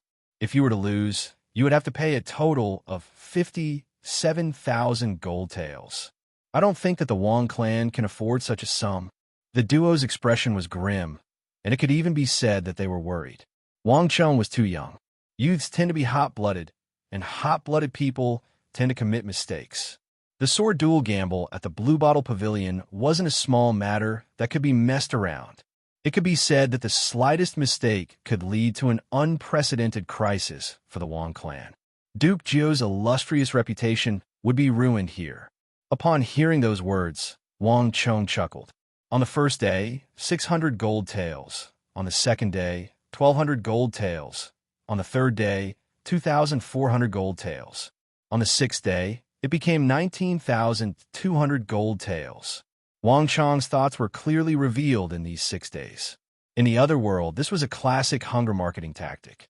However, in this world, it was still a novel concept. No one had tried it before. Even Zhang Tsong and Zhang Jian didn't realize that they had subconsciously accepted this method. The moment the two of them came to him, they didn't question whether it was reasonable to sell a sword for 10,000 gold taels or whether it was appropriate to do so. Instead, they questioned whether he would be able to pay back the bet if he sold it at such a high price. This was a kind of subtle influence. If Wang Chong had priced the Wuzi steel sword at 19,200 gold taels from the start, it would have been impossible for him to achieve such an effect. Elders, do you think that I will lose? Wang Chong's fist rumbled. While practicing his punches, he spoke to the two of them without turning his head. Wang Chong, don't you understand the severity of this matter? The merchants from Carrick's Spazanu, Abbasid Caliphate, Silla, and Goguryeo are all from the major swordsmithing clans. On top of that, there are also various sword shops and weapon shops. In fact, I heard that there are even military commanders involved. This isn't a game you kids are playing. You could get away with it if you want to. If you don't handle this matter well, you will bring a calamity upon the Wang clan. Zhang Tsong and Zhang Jian shook their heads. This wasn't a problem of whether Wang Chong would lose or not. Rather, it was impossible for Wang Chong to win. The Wang clan had never been a swordsmithing clan, and they didn't have any master swordsmiths either. In this matter, it was impossible for Wang Chong to win against those swordsmithing clans and weapon merchants of the western regions. Wang Chong was courting trouble for himself, and trouble for the Wang clan. Elders, you don't have to worry about the duel. Isn't tomorrow the last day? If there's a need, I'll look for you then. Wang Chong smiled calmly. There wasn't the slightest change in his expression. The reason why Wang Chong took over the Hyderabad Wars wasn't because of his courage, but because of his own confidence. Swordsmithing was an art. Not only did it emphasize on the materials used, it also emphasized on the craftsmanship. In these two aspects, there was no one in this era who could surpass him. Wuzi Steel didn't just use the Hyderabad ores and the Hyderabad technique. It was also fused with the swordsmithing technique he had learned from another space-time continuum. The grooves on the swords could enhance the might of Wuzi steel weapons to the greatest extent. In this era, Wuzi steel weapons represented the highest tier of swords. While there was no sword that could match it, there was definitely no sword that could surpass it. At the very least, it was impossible for such swords to originate from Carrick's Spazanu, Abbasid Caliphate, Goguryeo, Nanzhao, and the four great swordsmithing clans in the capital. Wang Chong had this confidence, which was why he dared to accept the duel. However, it wasn't convenient for Wang Chong to tell Zhang Tsong and Zhang Jian about this. Sigh, Wang Gongzi, No matter when you have thought it through, you can look for us before noon tomorrow. As long as you hand over the contract for the Hyderabad ores to us, we will try our best to minimize your losses. Even though our Zhang clan swords and sabers might not be the best in the world, there aren't many who can defeat us. This way, we can more or less be of help to you." The two of them sighed deeply. Their hearts were filled with worry. Wang Chong was still too young, and it was easy for him to be impetuous. When impetuous, it was easy for him to act rashly and disregard the consequences. The sword duel gamble at the Blue Bottle Pavilion was the best proof. However, it was a pity that it was impossible for Wang Chong to listen to their advice. Let's hope that this matter doesn't implicate too many people. A child who doesn't know the immensity of the heavens and earth. I can only hope that the Wang clan doesn't suffer too much of a blow. Zhang Tsong and Zhang Jian heaved a long sigh before bidding their farewells and leaving. This Zhang clan might be a good partner to work with in the future. After Zhang Tsong and Zhang Jian left, Wang Chong stood in the garden and muttered to himself, deep in thought. The Zhang clan didn't wait for the dust to settle to strike him while he was down and snatch the contract. Instead, they sought him out in advance, hoping to minimize his losses. From this point, it could be seen that the two of them had left a good impression on Wang Chong. If he were to carry out his plans in the future, the Zhang clan might be a suitable candidate. With such thoughts in mind, Wang Chong left the garden. The sun rose and the moon set. In the blink of an eye, it was already the 7th day. It's finally time to decide the victor. Chapter 57. The sun shone brightly in the clear sky. On this day, Wang Chong washed up early and changed into a clean green cotton robe. This way, he would appear to be older than his actual age. After doing all these, Wang Chong left the house, boarded the carriage, and headed towards the Blue Bottle Pavilion in high spirits. Outside the Blue Bottle Pavilion, there was a huge crowd. This was the last day of the sword duel gamble, and it had attracted countless spectators. Outside the Blue Bottle Pavilion, Wang Chong saw Wei Hao, who had been waiting for him for a long time. Wei Hao had 2 guards from the Wei clan by his side. His face was pale, and he paced back and forth nonstop. Beads of cold sweat formed on his forehead, and he looked anxious and uneasy. "Great! Wang Chong, you're finally here." The moment Wang Chong's carriage arrived, Wei Hao felt as though a huge burden had been lifted off his shoulders. As though he had found his pillar of support, he hurried forward with his 2 guards. His complexion was much rosier. "Xiaoyan, it's been hard on you." Wang Chong stepped out of the carriage and called out Wei Hao's nickname. Hearing such an intimate form of address, Wei Hao's heart warmed, and his expression relaxed slightly. But soon, Wei Hao's brows furrowed once more, and he felt uneasy. "Wang Chong, have you really thought through this matter? More than 30 swords and sabers were no joke. It's not too late to regret it now." Wei Hao's voice trembled nervously as he spoke. Honestly speaking, Wei Hao didn't expect the matter of helping Wang Chong sell the Wuzi steel swords to develop to such a state. Wei Hao couldn't even sleep well when he saw the 30 or so treasured swords and sabers from the various factions hanging on the gate. Wei Hao had been keeping this matter from his family. His father was currently busy with an important matter in the royal court, and he didn't have the time to care about anything else. If he were to discover the truth, he would probably be beaten half to death. At times, Wei Hao truly admired Wang Chong from the bottom of his heart. As for the Wuzi steel weapons, he had only been assisting from the side, but he already felt very uneasy. However, Wang Chong was carrying a debt of 90,000 gold taels from Sinnu and 1,700 gold taels from the 8 Gods Pavilion. If things were to go wrong here, he might have to pay even more, possibly several 100,000 gold taels. There was no clan in the capital that could easily shoulder such a massive debt. If it were an ordinary person, they would have long been terrified, pale with anxiety and sleepless nights. However, Wang Chong acted as if nothing had happened. He even had the mood to comfort himself. Wei Hao knew that if it were him, he definitely wouldn't be able to do it. "Don't worry, Nian. You've known me for so long. Do I look like the kind of person who would seek death and make trouble for himself?" Wang Chong chuckled. As he spoke, he patted Wei Hao's shoulders. Wei Hao said solemnly, He had grown up with Wang Chong, so he didn't think that Wang Chong was that kind of person. In fact, if Wang Chong was that kind of person, he wouldn't have been able to guide him to defeat Gao Fei at the Eight Gods Pavilion. But Wei Hao still wanted to say something. There's no buts. I have my own arrangements for this matter. Later on, you just have to follow my instructions. Wang Chong said calmly. His voice was filled with confidence. After a moment of silence, Wei Hao nodded his head seriously. The eaves of the Blue Bottle Pavilion were extremely high. Wang Chong took a glance and saw a huge crowd moving about. Everyone who had participated in the sword duel gamble had arrived here much earlier than Wang Chong. Even though it was noisy outside the Blue Bottle Pavilion, the interior of the Blue Bottle Pavilion was completely silent. No one spoke to one another, and there was an air of competition between them. The number one sword in the world. Wang Chong smiled and shook his head. Retracting his gaze, he walked into the Blue Bottle Pavilion with Wei Hao. Wang Chong, is the price going to rise today? Wei Hao asked anxiously as they walked up the wooden stairs. There's no need for that.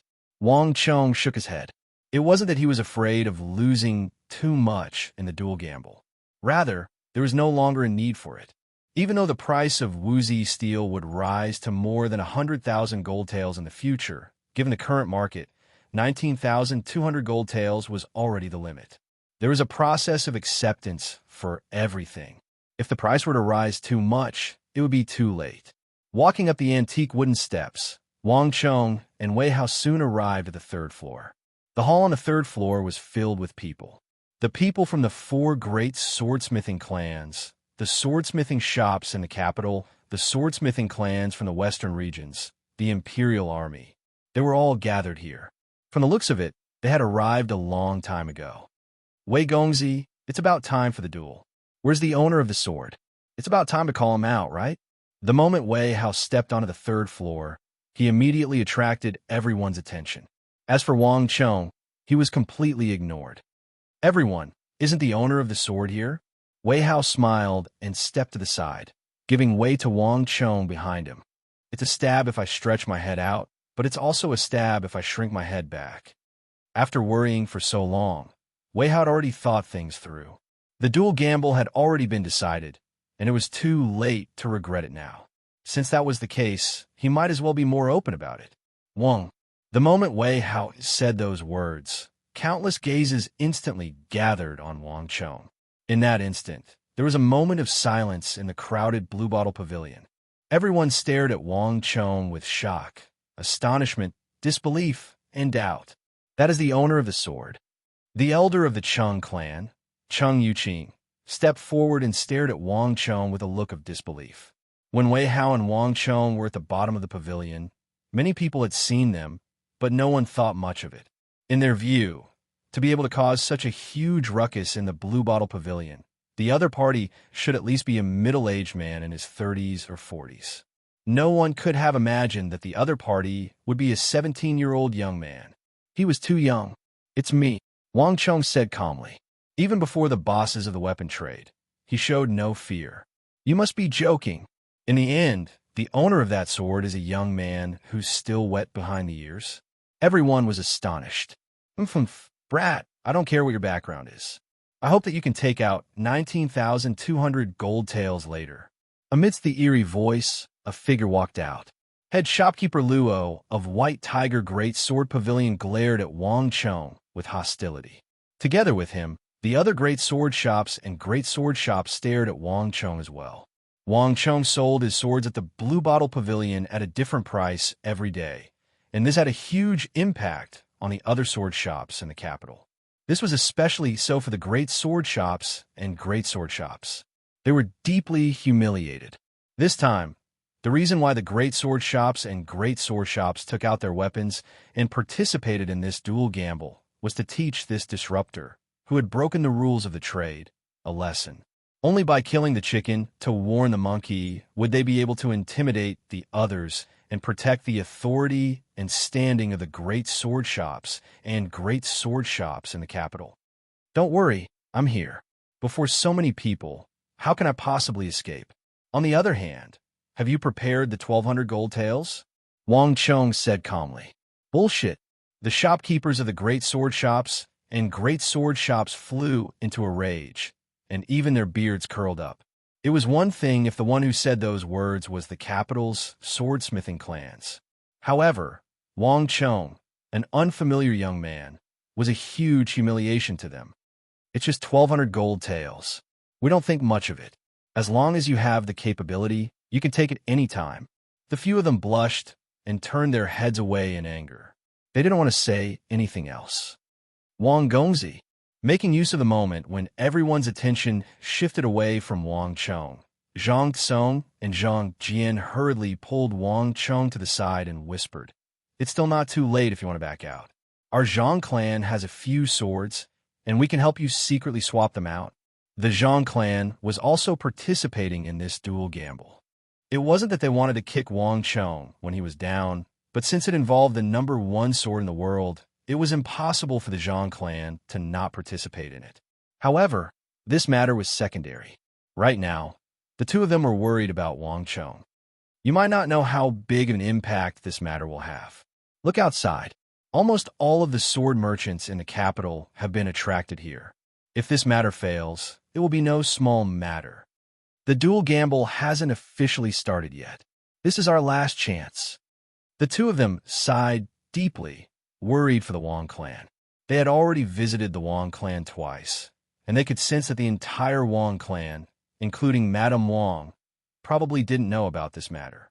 The entire matter seemed to have been orchestrated by Wang Chong behind the Wang clan's back. Regardless of what his initial motive was, if the matter were to be exposed, the entire Wang clan would be held responsible for it. By then, who knew how big of a wave it would cause? Even though the two of them wanted the contract for the Hyderabad ores, they weren't willing to implicate the Wang clan. Wang Chong stared deeply at the two of them, and an indescribable feeling welled up in his heart. If the situation was different, he might have already given them the contract for the Hyderabad ores. However, Wang Chong knew that it was useless even if he gave them the contract. That was because it was impossible for the two Sindhi Buddhist monks to sell it. It was impossible for them to reach an agreement on the price. Furthermore, Zhang Tsong and Zhang Jian didn't know that from the start. Wang Chong didn't think that he would lose. "Thank you, both of you. I've said it before. If there's a need, I'll look for you." Wang Chong rejected them tactfully. Sigh. The two of them sighed deeply. They knew that it would be difficult to convince Wang Chong. Since that's the case, I hope that Gongzi will be able to fulfill his wish. Turning around, the disappointment in their eyes couldn't be concealed. Wang Chong stared at the back of the two of them silently. The truth was always grasped in the hands of the few. The two of them still felt that he had brought a huge disaster to the clan, but when they witnessed the true might of the Wuzi steel, they would change their minds.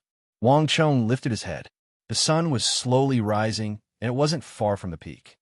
"It's about time," Wang Chong thought. With a flick of his robe, he walked toward the railing. Boom. Chapter 58. Look, it's starting. Haha, the person who provoked the 4 swordsmithing clans is actually a youngster in his teens. After waiting for so many days, the black cloth is finally going to be unveiled. I wonder what sword is worth 10,000 gold taels. It's not 10,000 gold taels. It's 19,200 gold taels. If he were to lose, he would have to compensate that much each of them. Heavens, wouldn't he be making a huge loss then? Of course. Do you think that the 4 great swordsmithing clans of the capital are that easy to provoke? What a pity for that fellow. Outside the railing, a huge crowd could be seen, and a huge commotion could be heard. After 7 days of marketing, everyone's curiosity toward the sword hanging at the entrance of the Blue Bottle Pavilion had reached its peak. What kind of treasured sword was it that no one was allowed to look at or even touch? What kind of treasured sword was it for it to have the guts to set an unprecedented price tag of 10,000 gold taels? And now, it was finally time for the answer to be revealed. Everyone, are you all ready? As Wang Chong listened to the rumbling of mountains and seas, he turned around and looked at the people in the building. If anyone wishes to buy it, 19,200 gold taels, this is your last chance. Boom! The only response to Wang Chong's words was a burst of laughter. Even the elder of the Chung clan, Chung Yuqing, couldn't help but laugh. At the start, no one was willing to buy a sword with a starting price of 600 gold taels. Now that the price had doubled to 19,200 gold taels, there was even less reason for anyone to buy it. Otherwise, wouldn't they look foolish? Young man, you do have a sense of humor. However, you should take off your sword and remove the black cloth on it. That's right. Let everyone see your sword, which is worth 19,200 gold taels. Someone chimed in, and the people in the building burst into laughter again. Don't spout nonsense. What 19,200 gold taels? It's double today, right? Right? It's 38,400 gold taels now. Whoever dares to spout nonsense, I'll teach him a lesson. Lad, there's so many people here. You can't be thinking of escaping, right? Do you think that he can escape? The Blue Bottle Pavilion was filled with ridicule, and laughter. The gazes from all directions did not conceal the contempt and disdain in their hearts. Only Mo Zaid and Zhao Fengshun remained silent. The two of them looked at Wang Chong thoughtfully. Wang Chong, is there really no problem with this? Wei Hao's face turned pale again as he listened to the ridicule in his ears. Don't worry. Wang Chong patted Wei Hao's shoulders heavily as he spoke without hesitation.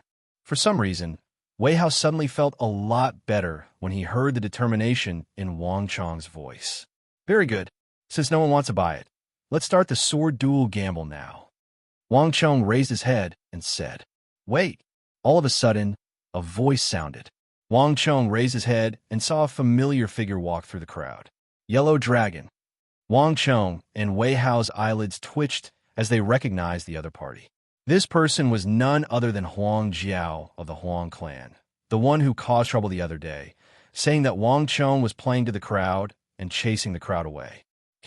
Lad, it's true that you're the one who proposed the sword duel gamble.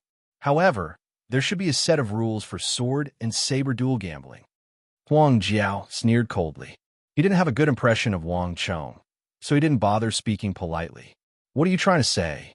Wang Chong asked calmly. With so many sword duels, are we going to just slash randomly?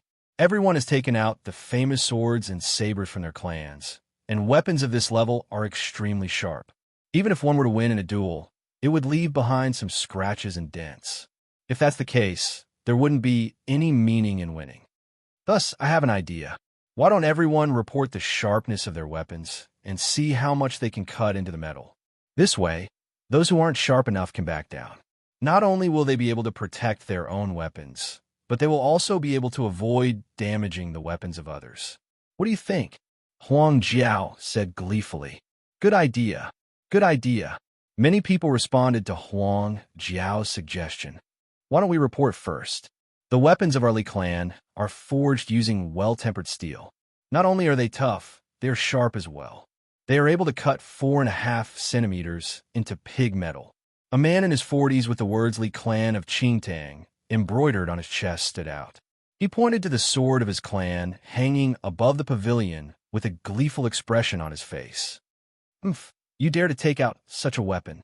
Our Lan Tianzheng clan has been researching the art of swordsmithing for generations, and the swords we forge are able to cut 5.5 centimeters into pig metal. The moment those words were spoken, the other swordsmithing clans also stood out with a proud look on their faces. There's no need to argue. Our Gungjin Greatsword Pavilion sword is forged using deep-sea black metal. The swords of your two clans are able to cut into scrap metal. The Greatsword Pavilion of the capital also stood out. Soon, an intense debate broke out in the Blue Bottle Pavilion. Even some merchants from the western regions who weren't very familiar with the Chinese language joined in.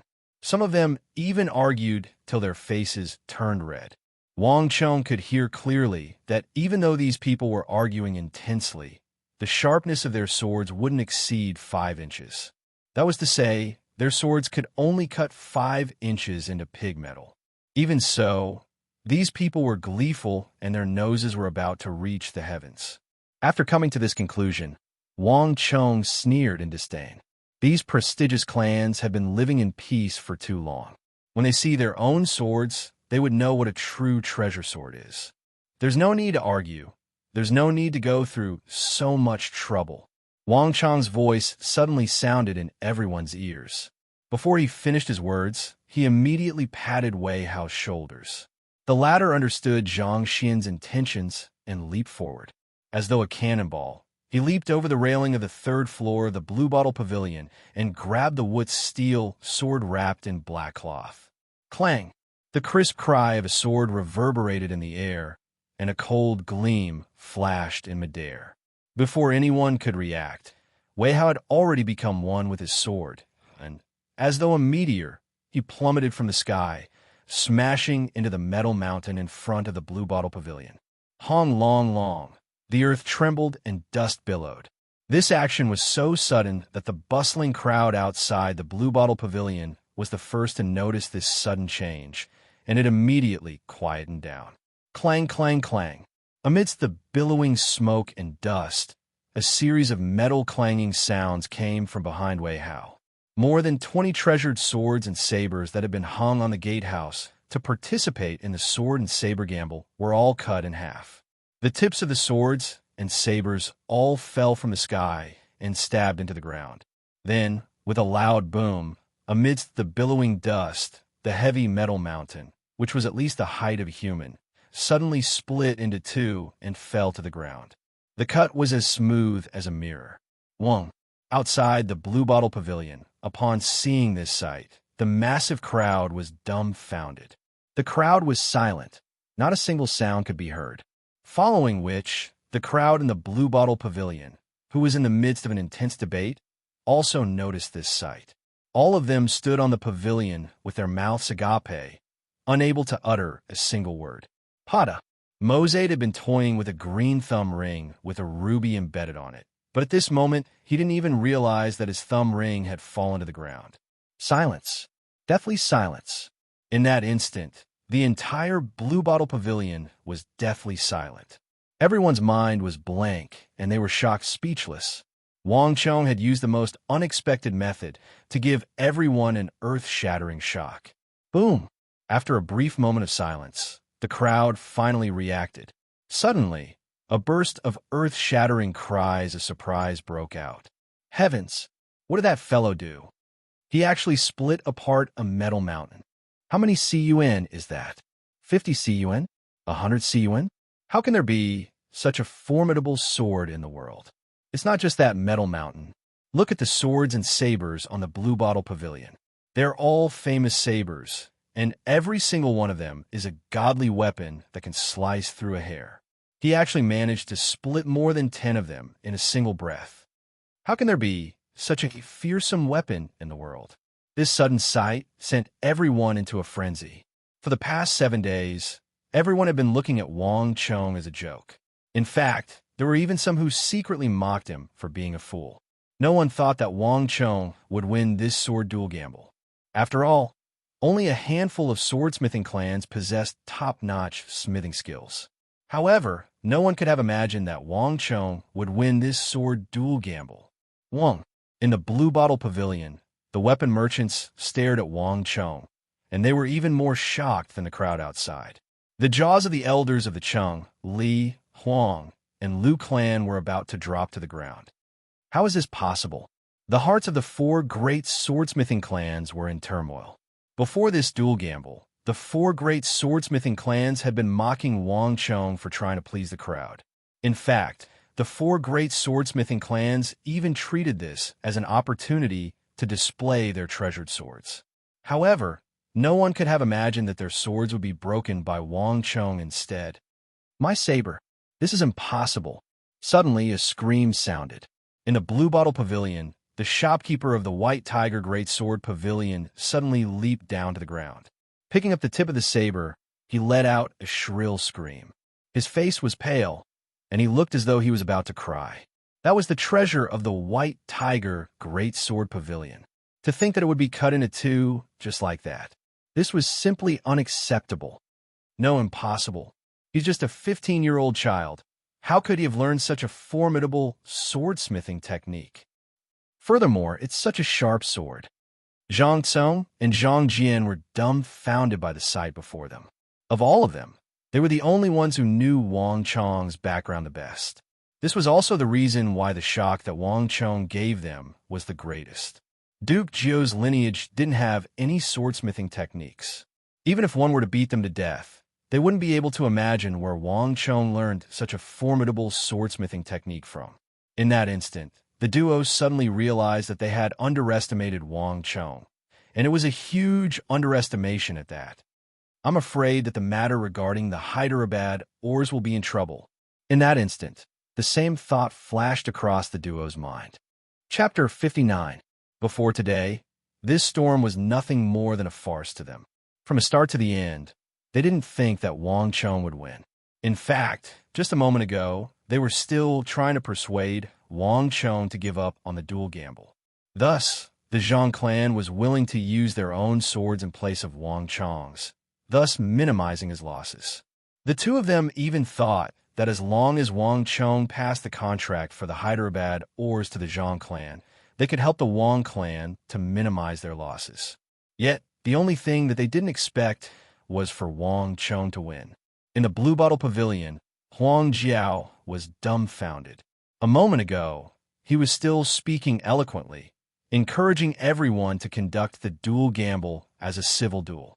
But in the next moment, the fellow whom he said to be trying to impress the crowd on the first day used a clean slash to sever more than a dozen swords, displaying his overwhelming strength. Who in the world is that fellow? In that instant, Huang Jiao felt a chill rising from the bottom of his feet to the top of his head. The entire Blue Bottle Pavilion was deathly silent. In stark contrast, the area outside the Blue Bottle Pavilion was bustling with activity. Amidst the crowd, countless weapon merchants felt as though there was a magnitude 12 earthquake in their hearts when they saw this shocking sight. The sword duel gamble in the Blue Bottle Pavilion had attracted almost all of the weapon merchants in the capital. In the past few days, even though the duel hadn't started yet, everything related to the sword duel gamble had been thoroughly investigated by the crowd. The swords and sabers hanging in the Blue Bottle Pavilion were arranged according to the standing of the powers behind them. Even though Wei Hao's slash had only severed more than a dozen swords, without exception, they were the sharpest and most illustrious weapons in the Blue Bottle Pavilion. Every single one of them came from prestigious clans. But before Wang Chong's Wuzi steel sword, all of them broke. What kind of sword is that? How could it be so formidable? Everyone was astonished. Putting aside the swordsmiths and smiths of various sizes, even the top-notch swords of the Huang, Lu, Cheng, Zhang, and other prestigious swordsmithing clans were destroyed as well. This was something that no one had dared to imagine before. In that instant, time seemed to have stopped. Everyone's gazes were gathered on the Blue Bottle Pavilion, on the Wuzi steel in Wei Hao's hands. Under the bright sunlight, everyone saw the world's first real Wuzi steel weapon for the first time. It was a strangely shaped longsword that was about 3 feet long. It had a gorgeous silver appearance, as if it had been plated with mercury. On its surface, there were strange silver patterns that other swords didn't have. They were like flowing water, exceptionally beautiful. The long sword was extremely sharp. After cutting through more than a dozen famous swords, the body of the sword was not damaged at all. There was not even a scratch on it. It was unbelievably hard. Not only so, the black cloth covering the scabbard was also torn apart by Wei Hao, revealing a black scabbard. From the side, one could see that the inner layer of the scabbard was made of precious golden-threaded Jinan wood, and the outer layer was made of black whale skin. The two of them were sewn together with gold and silver threads, making it look noble and elegant. Also, different from the other swords sold in the market, the scabbard of this long sword was inlaid with red agate, coral, and green turquoise stones. These gems weren't simply inlaid on the scabbard. Instead, according to a certain aesthetic pattern, an elegant plum blossom was inlaid on the scabbard. In that instant, everyone was stunned by the beautiful scabbard. This was especially so for the swordsmiths in the crowd. Their mouths were agape, unable to say a word. No one had ever spent so much effort on a scabbard before. It was clear that a lot of time had been spent on the inlaying of the gems. To the swordsmiths of the Central Plains, this was something unimaginable. Everyone knew that the crux of a sword was the sword itself, not the scabbard. All those who worked hard in other areas would be considered to be gaudy, flashy, and impractical. Thus, there wasn't a single sword shop or shop in the Central Plains, including the few prestigious swordsmithing clans, that would spend so much effort on a scabbard. Even if those master swordsmiths were willing to put an extra effort on the scabbard, it wouldn't be to such an extent. The precious gems that Wang Chong inlaid on the scabbard probably cost more than 600 gold taels. Not only so, Wang Chong had even spent some effort on the hilt of the Wuzi steel sword. The handguard was made of silver and gold, and the handle was made of black rhinoceros horn. Furthermore, just like the scabbard, precious gems were inlaid on the hilt as well. If it was anyone else, they would surely say that it was flashy and impractical. However, after witnessing the prowess of the Wuzi steel sword, no one dared to say a single word. Good sword. It is indeed a good sword. To think that there would be such a sharp sword in the Central Plains. In a Blue Bottle pavilion, Mozaid could see everything clearly. Holding onto the sides of the wrought-tan chair, he abruptly stood up. He had always been very relaxed about this wager. But at this instant, Mozaid suddenly realized that he had truly underestimated this sword duel gamble. This trip to the Central Plains wasn't in vain. With such a sword, no matter how high the price is, it will be worth it. No matter what, I must bring a sword back. Mozaid stared at the Wuzi steel sword in Wei Hao's hands, and his eyes lit up. Sword of the same grade, would at most leave a few cuts on each other's swords. It was absolutely impossible for one sword to break the other's sword. To achieve such an effect, the quality of the sword had to far surpass the other. The difference between the two was like the difference between a treasured sword and an ordinary metal. There was something that Mozaid didn't tell Wang Chong. Even though his personal sword wasn't the best in Carrick Spazinu, it was definitely one of the best.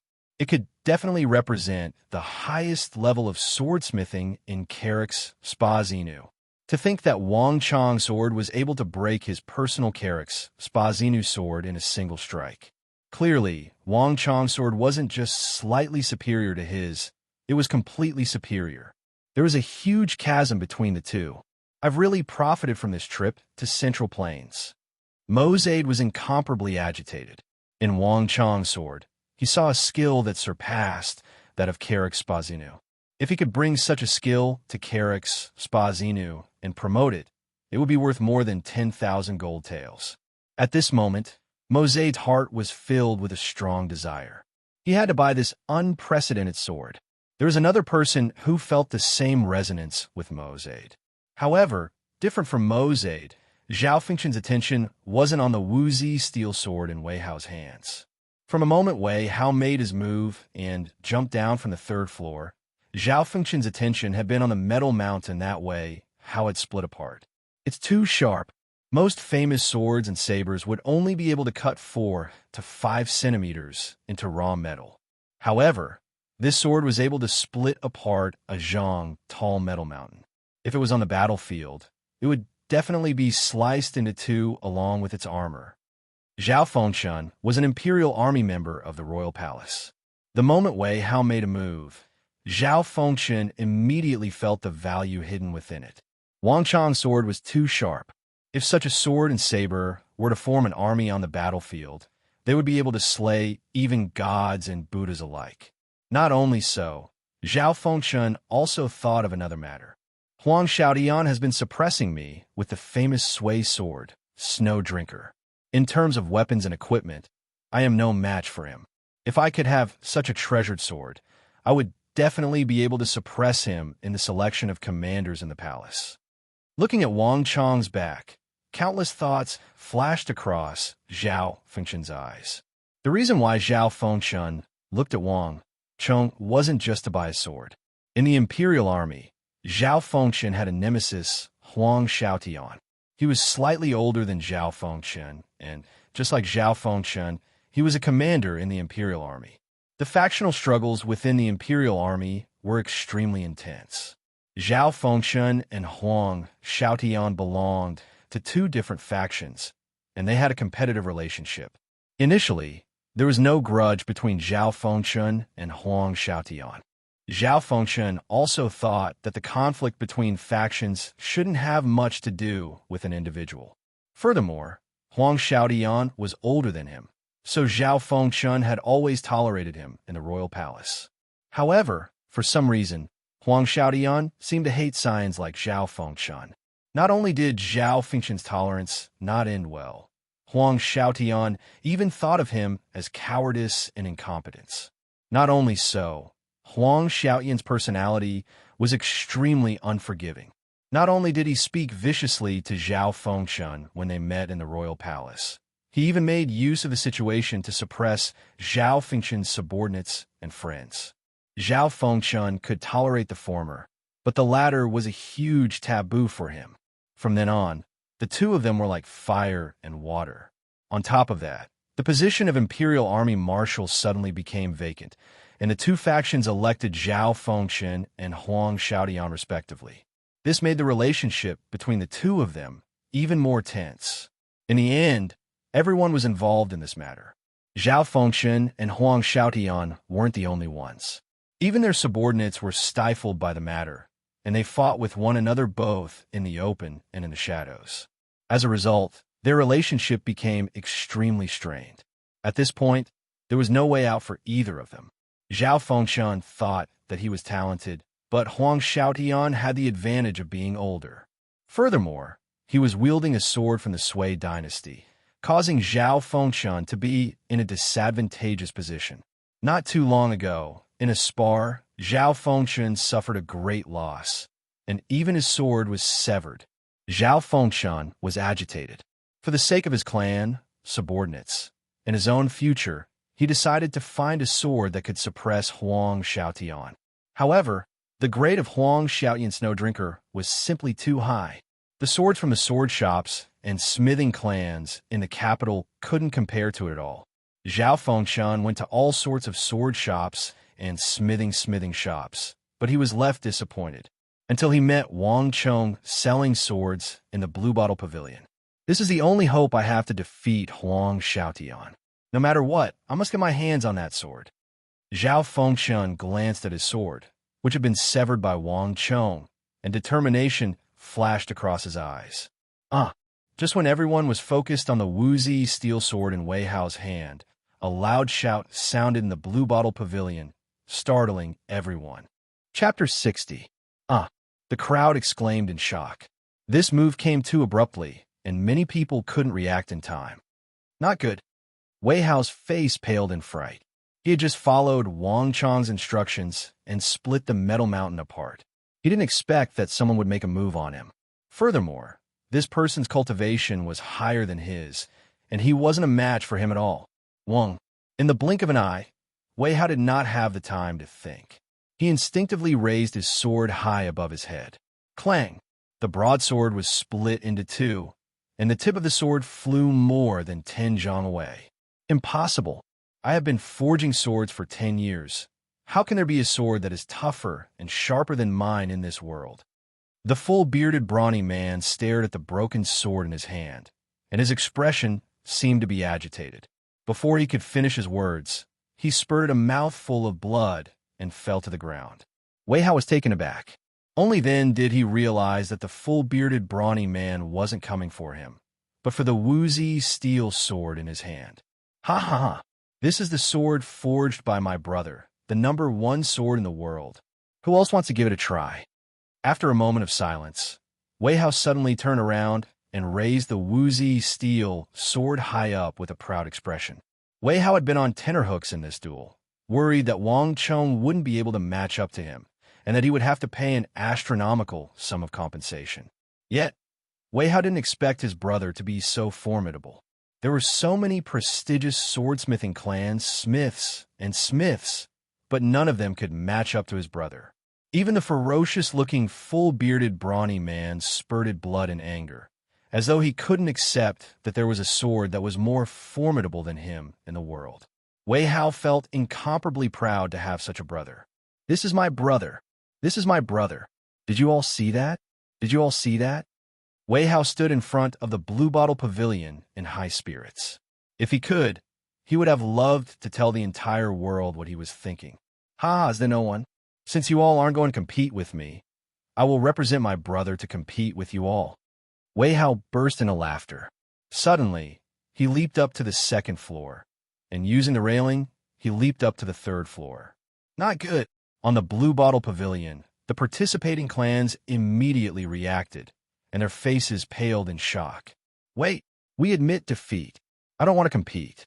Even swordsmithing clans like the Zhang clan, Liu clan, Huang clan, and Shun clan were no match for them, let alone small clans like them.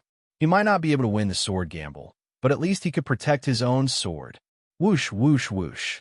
Some people immediately flew out and tried to take down their swords. Unfortunately, it was too late. Clang! In midair, a cold light swept out, and the remaining dozen or so swords on the gatehouse were immediately cut into two, clanging as they fell to the ground. Ha ha ha! Let's see if you still dare to laugh at my brother. Wei Hao did a somersault in the air and landed steadily on the railing. He held the woozy steel sword in his hand and laughed at the crowd. For the past 7 days, Wei Hao had had enough of these people's taunts, mockery, and ridicule. Now that there was such a rare opportunity, he would not let it go. Young Master Wei, why are you doing this? We have already admitted defeat. An elder from a local swordsmithing clan stared at Wei Hao with an awful expression. If it was anyone else, they would have already taught him a lesson. However, Wei Hao was the son of the Duke of Wei, and he had a high status. He wasn't someone they could casually touch. Why? Feeling sorry for my brother? You were one of the people who mocked my brother and said that he was still wet behind the ears, right? Wei Hao said bluntly. The elder's expression changed, and he immediately shut his mouth. Haha, all right, Wei Hao, come down. Wang Chong smiled and waved his hand. Looking at the reactions of the crowd, it was clear that he had achieved his goal with this sword gamble. Pung! Wei Hao flipped over the railing and landed on the ground. The woozy steel sword in his hand glowed with a cold light. When the cold light was pointed at them, other than Wang Chong, the others quickly retreated as though they were avoiding a snake or a scorpion. Wang Chong's sword was incomparably sharp, and he could easily slice apart a metal mountain that was taller than a human with a single slash. If such a sword were to fall on him, he would probably be able to pierce several holes in his body. No matter how high their cultivation was, it was impossible for their bodies to be tougher than steel. Wang Chong sneered in disdain. Thinking back to the attitude of these people, it was truly a world of difference. Wang Chong. Wei Hao sheathed his sword and returned it to Wang Chong. His admiration for Wang Chong had reached its peak. In this sword gamble, Wang Chong had given him a huge surprise. Back then at the Eight Gods Pavilion, Wang Chong had guided him to defeat Gao Fei, thus earning Wei Hao's trust. In that case, Wei Hao really admired him from the bottom of his heart for the sword and saber gamble. Previously, Wang Chong owed 90,000 gold taels to the two Cindy Buddhist monks and 1,700 gold taels of the Eight Gods Pavilion. Furthermore, for the sword gamble, Wang Chong had to bear the risk of paying hundreds of thousands of gold taels. Everything related to woozy steel appeared in Wei Hao's mind at this moment. Wei Hao couldn't help but admit that this comrade who had grown up with him had a quality that he didn't possess. Once he identified a point, he displayed extraordinary insight, courage, and insight. Wei Hao was ashamed of his inferiority. Wang Chong would never know that it was at this moment that Wei Hao had built up his absolute trust in Wang Chong. All right, everyone, the sword gamble has come to an end, so there shouldn't be any complete swords left. According to the rules, each of you will pay 1,200 gold taels. I believe that with your standing, you won't go back on your words, right? Wang Chong turned around and looked at the crowd behind him. This time, surprisingly, no one said a word. Everyone was stunned by the young man in front of them, who was only in his teens. Or to be more precise, they were stunned by the woozy steel sword in his hands. Shopkeeper Luo, you know many people in the capital, so I'll leave this matter to you. I'll have to trouble you to collect all of the gambling winnings for me. Gongzi, don't worry. Leave this matter to me. A voice filled with admiration sounded from the corner of the room. Wei Hao, let's go. Let's go celebrate today. Wang Chong smiled. Flinging his sleeves, he didn't leave through the passageway. Instead, He leaped down from the third floor of the Blue Bottle Pavilion. Hee. Is the height of the third floor 6 meters or 9 meters? There must be some brothers who miscalculated. Carrot. Behind him, Wei Hao chuckled and leaped down as well. Boom! Upon seeing Wang Chong leap down from the third floor, the crowd outside the Blue Bottle Pavilion erupted in cheers. Look, that person is coming down. Make way. I can't see him. What does it have to do with me? The number one swordsman in the world. To think that it would be such a young man. I've really broadened my horizons. You can't judge a book by its cover. To think that a young man could defeat such a prestigious clan. If I hadn't witnessed it with my own eyes, I would have never believed it. Praises sounded from the crowd. It was a far cry from the sarcasm and ridicule from before. At this moment, the arrogant fool had become infinitely more mysterious in the eyes of the crowd. Hearing these praises, Wang Chong's mood improved. Without saying anything, he walked toward the carriage parked outside with Wei Hao. Wait a moment. On the Blue Bottle Pavilion, upon seeing that Wang Chong was about to leave, Zhao Fengshen immediately leaped down from the Blue Bottle Pavilion and chased after Wang Chong. Wang Gongzi, your sword and saber, I want it. I'm willing to pay 20,000 gold taels. Zhao Fengshen raised 2 fingers and said resolutely. Boom! Hearing this voice, a commotion broke out among the crowd. 10,000 gold taels. There was actually someone who was willing to pay 10,000 gold taels to buy a sword. Furthermore, it wasn't 10,000 gold taels, but 20,000 gold taels. It was even higher than the final price that Wang Chong had set. But before the crowd could recover from their shock, another voice sounded from the Blue Bottle Pavilion. 25,000 gold taels. Wang Gongzi, I'm willing to pay 25,000 gold taels to buy your sword. 25,000 gold taels. These 5 words were like a huge boulder that smashed in a crowd, causing a huge ripple. Wei Hao staggered and nearly fell. At the same time, Wang Chong also stopped his footsteps. 25,000 gold taels. This was a price that was higher than Wang Chong's by 5,000 gold taels. Hearing this voice, Zhao Fengshen's face also changed. Turning around, he saw a bearded Western Regions merchant jumping down from the Blue Bottle Pavilion. This person was none other than the Carrick's Spazinu merchant, Mo Zaid. Wang Gongzi, allow me to express my respect to you. Your swordsmithing skills are superb, something that I have never seen before. If you can sell that sword to me, you will be my, Mo Zaid's, friend forever. Mo Zaid placed a hand on his chest and bowed sincerely. Insane, he must be insane. To spend 25,000 gold taels just to buy a sword. I won't be able to finish spending this sum of money even in 10 lifetimes. No matter how sharp that sword is, surely there's no need to spend so much money on it. The crowd gathered in the Blue Bottle Pavilion was dumbfounded by this price. Especially those weapon merchants. They couldn't believe their ears. They had been weapon merchants for their entire lives, but they never knew that the price of a sword could reach more than 10,000 gold taels. Furthermore, there were actually people who wanted to buy it.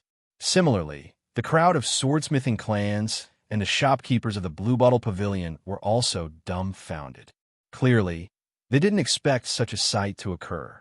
Even Huang Jiao, who didn't have a good impression of Wang Chong, was stunned speechless. A business worth tens of thousand gold taels had already surpassed his understanding. He had never come into contact with a business of this level in his entire life. As for Cheng Yuqing and the other elders of the swordsmithing clans, even though they didn't say a word, their faces were grim. Instinctively, they felt that this sight would have a huge impact on the swordsmithing clans and the swordsmithing industry. Mo Zaid's body didn't move, but his eyes had already taken in the reactions of the crowd. To spend 25,000 gold taels to buy a sword, these people must have thought that he was insane. However, only Mo Zaid knew how rare of an opportunity he had come across. In his eyes, what he saw wasn't a sword, but a superior swordsmithing skill that surpassed this era. This kind of swordsmithing skill was something that could only be chanced upon, and it was something that couldn't be measured with money. When our Carrick Spazinu obtains this skill, you will know how profitable of a deal this is. Mo Zaid thought to himself, 30,000 gold taels. Just as these thoughts flashed through Mo Zaid's mind, an earth-shattering voice sounded by his ear. Zhao Fengshan had raised the price to 30,000 gold taels. Chapter 61. 32,000 taels. Mo Zaid said. 35,000 taels. Zhao Fengshan said without any hesitation. 37,000 taels. Mo Zaid gritted his teeth. The wealth of the merchants of the western regions was well known in the Central Plains. However, 30,000 gold taels was still a huge sum to Mo Zaid. Mo Zaid couldn't understand why the fellow before him would spend so much money to compete with him for a sword. 40,000 taels. Zhao Fengshan replied resolutely, as though he wasn't talking about 40,000 gold taels, but just a number. The Zhao clan didn't lack money. No matter what, Zhao Fengshan couldn't lose his prestige before a merchant from the western regions. Furthermore, the position of an imperial army marshal wasn't something that could be measured with money.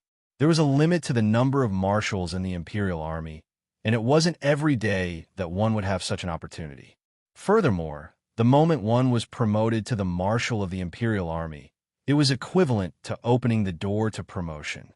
In the future, there would be more opportunities for one to come into contact with more cultivation techniques and resources, thus allowing one to rise to a higher position. These weren't things that an ordinary commander could compare up to. More importantly, no matter what, he couldn't lose to Huang Xiaotian. 41,000 taels. Mo Zaid gritted his teeth. Clearly, he wasn't willing to do so. There's no need to compete. I won't sell it to you. Just when Zhao Fengshan was about to continue arguing, Wang Chong suddenly turned around and said something that left the both of them dumbfounded. The moment he said those words, the rowdy crowd suddenly fell silent. Everyone's gazes fell on Wang Chong. Why? Astonished, the both of them blurted out. 40,000 gold taels. Such a high price was already 2 times that of Wang Chong's. Any ordinary person would probably be overjoyed by the news and would be dying to sell the sword as soon as possible. Yet, Wang Chong rejected the offer. Isn't the reason why you hung the sword in the Blue Bottle Pavilion so that you can sell it? Zhao Fengshan said. That's right. With such a high price, why would Wang Gongzi refuse to sell it? Isn't this reasonable for Gongzi? Mo Zaid also said. Wang Chong's words had really caught him off guard. Mo Zaid had thought of the possibility of encountering a strong competitor, but he never expected that the owner of the sword, Wang Chong, would actually refuse to sell it. I've already told you that you only have 7 days. You can't touch or look at him. Furthermore, he only had 2 hours a day, and he wouldn't miss it. Now, 7 days have passed, and the 2 hours of selling time has also passed. Wang Chong pointed to the Blue Bottle Pavilion. In that instant, Zhao Fengshan, Mo Zaid, Cheng Yuqing, Huang Jiao, and the others were all dumbfounded. Only then did everyone remember that Wang Chong had indeed mentioned this rule on the first day. His sword was only for sale for 7 days. No one was allowed to look at it or touch it. Furthermore, it was only for 2 hours a day. Everyone had heard of this rule countless times, but no one took it to heart. But no one expected that they would be rejected by Wang Chong because of this rule. Wei Hao, let's go. Ignoring Mo Zaid and Zhao Fengshan, Wang Chong beckoned Wei Hao and left. This time, Wei Hao didn't doubt Wang Chong's words. With a smile, he turned around and quickly followed behind Wang Chong. Wait a moment, rules can be changed. Wang Gongzi, I'm willing to pay a higher price. Mo Zaid called out from behind. Wang Chong smiled, as though he didn't hear Mo Zaid's words. In an instant, he covered a distance of several dozen zhang. With a flick of his sleeves, Wang Chong quickly dived into the carriage. Boom! Behind him, the crowd erupted into an uproar. Insane! He's really going insane. How can there be such a person in the world, refusing money that is offered to him? 40,000 gold taels. That's 40,000 gold taels. What in the world is that fellow thinking? Aren't swords meant to be sold? Since others are willing to buy it, why shouldn't he sell it? If you don't want it, give it to me. How regretful. If only I knew that this sword is worth so much money, I would have bought it on the first day. The crowd howled in agony, and they felt as though they were going insane. No one knew what Wang Chong was thinking. To many people, This was an opportunity that they could only dream of, and yet Wang Chong had so cleanly rejected it, not the slightest bit tempted.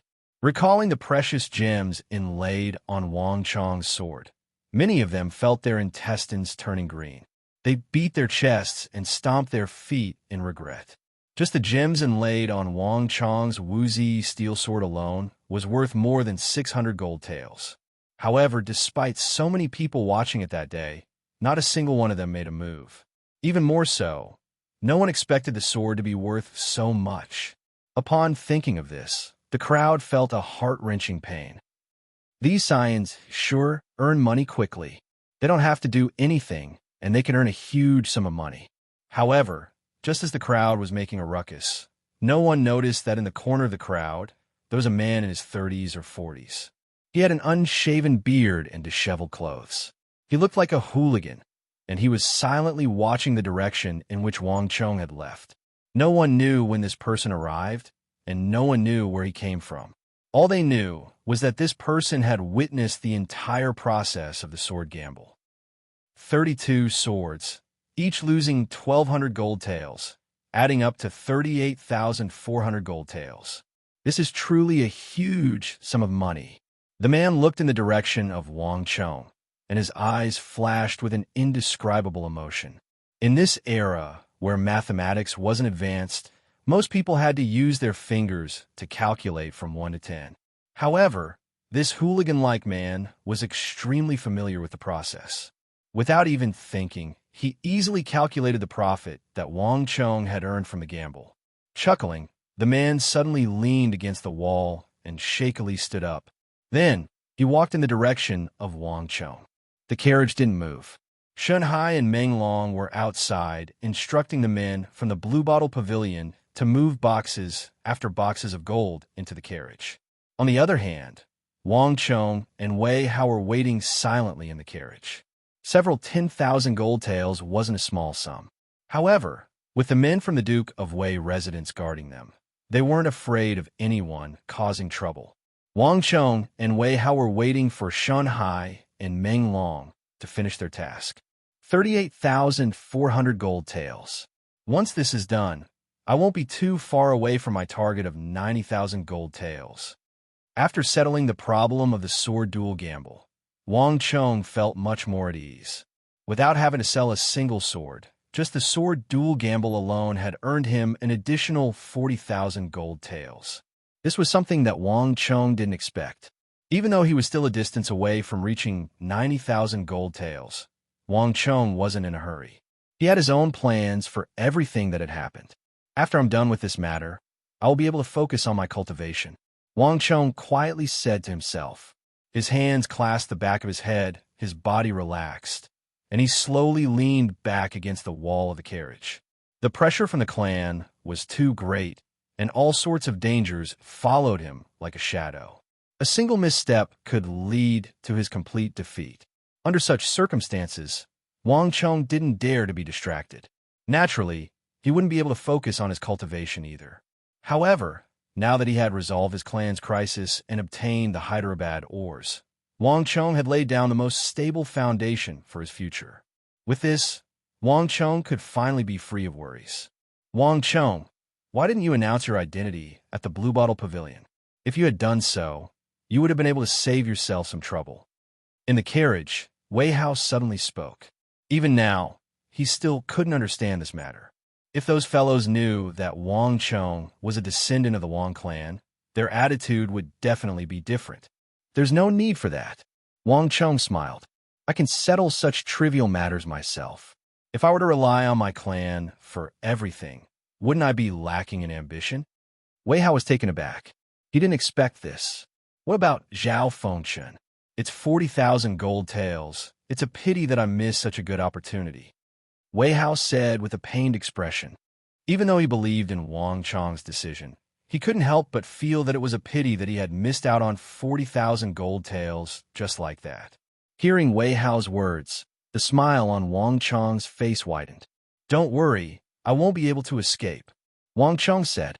There were some things that Wang Chong didn't go into detail about. Wei had to know that the reason why Wang Chong set up the rule of not looking at or touching the swords was because he had no intention of selling them at all. The crux of hunger marketing was to not satisfy the buyer's appetite easily. If Wang Chong had agreed to Zhao Fengchen's request, he would have gotten the 40,000 gold taels. However, he wouldn't be able to sell the other Wuzi steel swords at such a price. This was something that Wang Chong couldn't do. As for Zhao Fengchen, Wang Chong wasn't worried about him at all. Given the deep affinity between him and the Wuzi steel swords, it was impossible for him to run away. However, these weren't things of this era, so it wasn't appropriate for Wang Chong to tell Wei Hao about it. Shanhai and Ming Long were extremely efficient. In just a short moment, the 38,400 gold taels had been moved. Half of it was moved to Wang Chong's carriage while the other half was moved to Wei Hao's carriage. The experts of the Wei residence followed behind the carriage. Gongzi, it's done. Shanhai and Ming Long pulled open the curtains and entered the carriage. Wang Chong nodded his head. With a wave of his hand, the carriage started moving from the Blue Bottle Pavilion and slowly moved forward. What are you doing? Do you even know how to walk? Are you blind? The carriage made a turn, and after traveling for a dozen meters, a commotion suddenly occurred in front of them, following which, Coachman's berating voice sounded. It seemed as though someone had charged under the carriage. Before Wang Chong and Wei Hao could react, Kacha, the door of the carriage was forcefully opened from the outside. A dirty hand reached in, and Wang Chong and Wei Hao saw a disheveled, mischievous head. Gongzi, please lend me some money. Don't worry, I will write a contract and return it to you in the future. Chapter 62. Scram. Wei Hao flew into a rage. He didn't have a good impression of these thugs who bullied the weak and feared the strong. What written contract? Actually, it was just a trick used by hooligans to take things for free. Wei Hao didn't expect these thugs to be so daring to stop his and Wang Chong's carriage to demand money. Hurry up and leave. If you offend the young master, don't blame us for getting nasty. Shanhai and Ming Long stood up as well. The two of them were loyal to the young master, and the fact that their young master's carriage was stopped by a thug disguised as a young master made them furious. They would never be lenient to these local ruffians who did not do their proper work and bullied the good all day long. Seeing Shanhai and Ming Long's rage, as though they were about to beat someone up, the thug's expression froze, as though he was afraid. However, he soon sneered and glanced at the two of them with a haughty expression, seemingly disdainful of them. However, his disdain soon disappeared. Turning around, he turned to the easygoing Wang Chong and chuckled. Hee, this Gongzi over here is a talented man who will surely become a pillar of the country in the future. Why don't you lend me some money? Don't worry, I'll return it to you. Audacious. Shanhai and Ming Long's faces turned cold. Their dantian exploded, and a powerful aura burst forth from their bodies. Stretching out their hands, they grabbed the hands of the thug, and with a flick of their wrists, they prepared to throw him out. Shanhai and Ming Long were experts in the military. Even though they were injured on the battlefield and had no choice but to retire to the Wang family, their fighting prowess wasn't something an ordinary person could match up to. This throw would at least send him 20 zhang away, breaking all the bones in his body. Wait a moment. Wang Chong suddenly stopped the duo. Wang Chong was still deep in thought. With Wei Hao, Shanhai, and Ming Long around, there was no need for him to worry about such a thug. However, upon hearing the voice and tone of the thug's final words, Wang Chong's heart skipped a beat. These words and this voice were all too familiar to Wang Chong. Your son is handsome and talented. He will definitely be a pillar of the country in the future. Whenever he met with the young masters of the aristocratic families, he would always have a smile on his face and repeat this iconic catchphrase in the same tone. Although it sounded like a compliment, those who had heard this sentence knew that it wasn't sincere at all. He could repeat the same words in front of hundreds of nobles' disciples, and he wouldn't change a single one of them. In his memory, Wang Chong had heard of it once. Even though they had only met once, Wang Chong would remember this person for eternity. Since then, Wang Chong had never seen this person again. Wang Chong turned his head and carefully sized up the gangster-like man. At first glance, Wang Chong couldn't recognize him at all. His messy appearance wasn't something that Wang Chong had any impression of. But at second glance, beneath the messy hair, the iconic thin lips, and the faint mole beneath them, Wang Chong's heart skipped a beat. He finally recognized him. It's really him. Looking at the gangster-like man before him, Wang Chong's heart was in turmoil. Wang Chong didn't expect that he would meet the person in his memory here under such circumstances. Compared to the high-spirited and ambitious man in Zhang Xian's memory, the man before him was in a far cry from his destitute appearance. "Wang Chong, what's wrong?" Wei Hao asked in astonishment. Wang Chong had been sitting there in a daze, not saying a word. No one knew what he was thinking about. In his opinion, there was no need for him to bother with these scum. He could just toss them out. He had no idea why Wang Chong called Shun Hai and Meng Long to stop them. Wang Chong waved his hands and didn't say anything. "Shun Hai, Meng Long, let him go," Wang Chong said. Even though the duo was perplexed, they still followed Wang Chong's instructions and let go of the man. "How much do you want to borrow?" Wang Chong looked at the gangster-like man and asked. Even though he was different from what he remembered, he had yet to achieve his ambitions. Coming to the capital alone, he was unfamiliar with the place and people, and this was the most desolate period of his life. Honestly speaking, Wang Chong didn't have a good impression of this fellow. He was hypocritical, and vengeful. But even so, he didn't lack any merits. If he were to form a good relationship with him at this moment, it might be beneficial to him, the Wang clan, the entire Tang dynasty, and his plans. "Give me 10 gold taels."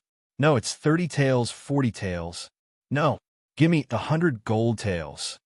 The gangster-like man offered 10 gold taels, and upon seeing that Wang Chong didn't object to it, he continued to raise the price to 100 gold taels. Bullshit. Even though Wang Chong didn't speak, Wei Hao couldn't help but curse. 100 gold taels?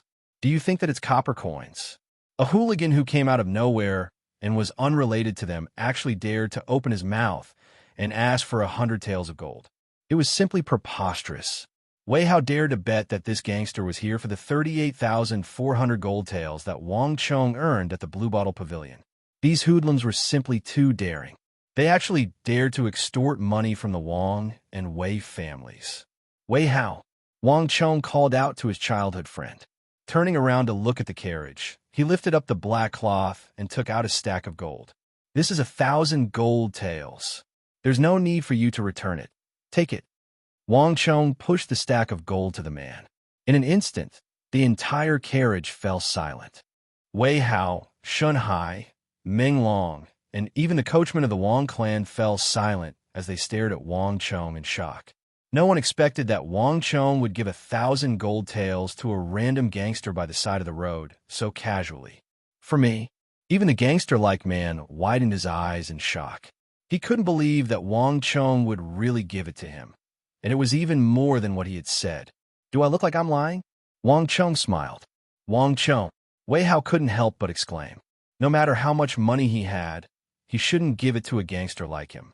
Thank you. Hearing Wei Hao's voice, the man's heart skipped a beat. He hurriedly stretched out his sleeves to hug the gold taels. To think that there would be such a fool in the world to give him 1,000 gold taels so casually. This was a trap that fell from the heavens. If you don't want to lose miserably, I have a small suggestion. There's an inconspicuous mechanism beneath table number 2 in the Golden Lion Denver.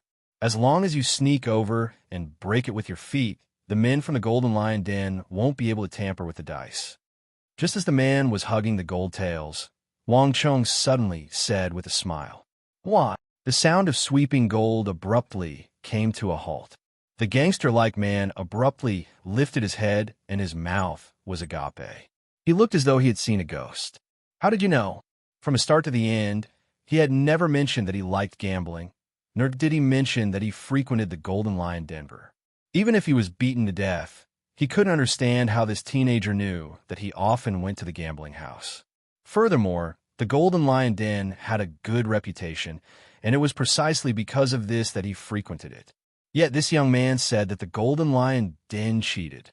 He didn't think that he was a fool. After playing in the Golden Lion Den for so long, he hadn't found any opportunity at all. Furthermore, Such a secretive matter was something that even the old gamblers of the Golden Lion Den didn't know of. How could a teenager like him know of it? What are you talking about? There's nothing in the capital that our young master doesn't know of. Shanghai and Ming Long immediately bellowed. Even though the gangster-like man looked as though he had seen a ghost, Shanghai and Ming Long didn't find it strange at all. There wasn't much that their young master didn't know of in the capital. After all, their young master used to be one of them. Shanghai, Ming Long, forget it. Wang Chong smiled and waved his hands to stop the duo. The matter regarding the Golden Lion Den wouldn't be a problem in the future. When the world comes to an end, many secrets would no longer be secrets. That was because the one who revealed the secret was one of their own. However, it was unlikely that anyone had discovered this secret yet. There seems to be only one gambling den in the vicinity of the Blue Bottle Pavilion. Other than the Golden Lion Den, I really can't think of any other place. Also, if you don't want to lose everything, the best solution is to not gamble at all. After saying those words, Wang Chong knocked on the carriage twice, and the carriage slowly moved forward. This was the first time he came into contact with this future big shot, so it was sufficient for him to leave behind 1,000 gold taels. Too much was as bad as not enough. Saying too much might not necessarily be a good thing. Which clan's Gongzi is this? Weird. The thuggish man stood in a daze, silently watching Wang Chong's carriage disappear into the distance, unable to say a single word. Even though he was currently in dire straits, he had never thought highly of those scions of nobility. It was because he looked down on them that he acted so brazenly. But that youth, that teenager, the impression he had given him was too strange. Who cares? It's rare to meet such a fool. I'll go and have some fun first. The gangster-like man hid the gold in his arms tightly and then walked away. This book is a fantasy novel. Due to the needs of the plot, there's no need to question how he was able to carry 100 Jin in his arms. Carrot, carrot. Ha ha, everyone, look who's here. It's the imperial brother-in-law. He's the imperial brother-in-law, and I'm a descendant of the royal family. The moment the hoodlum-like man stepped into the Golden Lion Den, the foul atmosphere in the hall immediately burst into laughter. The gamblers in the surroundings seemed to be familiar with him, and they began mocking him. Hearing the eerie laughter from the surroundings, the gangster-like man halted his footsteps, and his face flushed. You bunch of snobbish bastards, one day I'll make all of you grovel beneath my Yang Zhao's feet. The gangster-like man thought furiously. Chapter 63. Seeing that Wang Chong had already paid the 1,000 gold taels to the other party, Wei Hao didn't say anything more. Setting off from the Blue Bottle Pavilion, Wang Chong brought Wei Hao, Shanghai, and Ming Long to a tavern to celebrate. Then the carriage set off. However, it didn't return to the Wang family residence. Instead, it circled around the capital before arriving at the place where the two Sindhi Buddhist monks were staying, the White Agate Jewelry Shop. Masters, there's a total of 37,000 gold taels here. Place it all here. As for the rest, according to our previous agreement, I will send people to deliver it to Sindhu in the form of various rations. What do you think? Wang Chong found Ablonidin and Arloja and poured the 37,000 gold taels into their room. The dazzling pile of gold in the room was extremely eye-catching. Sure. The two Sindhi monks were overjoyed. On the final day, when Wang Chong held the sword duel gamble at the Blue Bottle Pavilion, they sneaked over as well. However, they hid amongst the crowd and didn't appear. To be able to forge an ordinary piece of Hyderabad or into a sword by Wang Chong, it could be sold for several thousand, even 30 to 40,000 gold taels. Furthermore, in the end, Wang Chong wasn't even willing to sell it. To the two of them, this was an inconceivable matter. It was truly an eye-opener for the two of them. They were completely convinced by Wang Chong's capability. In fact, just a moment ago, they even wrote a letter to the Sindhi high priest, strongly recommending Wang Chong to cooperate with them. Right now, even if Wang Chong wasn't able to fork out 90,000 gold taels, the two of them were willing to cooperate with him. With such a talent, they would be able to raise the price of Hyderabad or to the maximum. He was the best candidate for Sindhu to cooperate with. Even the Abbasid Caliphate and Carrick's Spazinu couldn't compare to him. Seeing the duo agree to his proposal, Wang Cheng chuckled. Everything was going according to his plan. As long as he obtained the approval of the two Cindy monks, he would have much more time to spare. Moreover, if Cinda wanted to exchange tens of thousands of taels of gold for rations and transport them to Sindhu to resolve the song problem, this would be a massive project that would take a lot of time and effort. After settling this matter, the next step was the most important goal of this trip. Masters, I don't need the 300 June of Hyderabad's ores for the time being, so I'll leave it in your care for now. In addition, I don't have enough manpower here. In the future, the Hyderabad ores will definitely attract many covetous eyes. I don't know if the two of you can stay and help me when we reach an agreement in the future. Wang Cheng said sincerely. Covet. Wang Cheng's words seemed to have touched the taboo in the hearts of the two Sindhi Buddhist monks. Arloja's body jolted, and his dark and skinny body suddenly exuded a powerful aura. Even Shun Hai and Meng Long couldn't help but retreat in shock. I would like to see just who dares to covet our Hyderabad ores. Gongzi, rest assured, leave the Hyderabad ores with us. We will guarantee your safety. The two of them spoke decisively. The Hyderabad ores concerned the tens of millions of Sindhu's population. Everyone hoped to use the Hyderabad ores to exchange for rations to resolve the Song of Sindhu. As such, the monks dispatched for this mission were all the most elite experts of Sindhu. If the two of them didn't possess extraordinary capabilities, how could they dare to bring along 90,000 gold taels worth of ores to the entire world to promote their business? The situation that Wang Cheng spoke of happened to be a taboo for the two of them. The two of them would never allow such a situation to occur.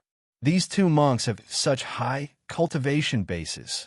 Looking at the aura that the two of them exuded, Wang Cheng was astonished. Even though he had heard that most of the Sindhi Buddhist monks possessed extraordinary cultivation, he didn't expect the cultivation of these two to be so high. From the looks of it, even Shun Hai and Meng Long weren't a match for them. However, this was even better. Not only would he obtain the Hyderabad ores, he would also gain the help of two top-notch experts. To him, this couldn't be any better.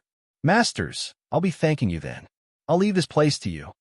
Wang Cheng bowed before leaving the white agate jewelry shop with Wei Hao, who was looking at the floor littered with gold with a look of pity.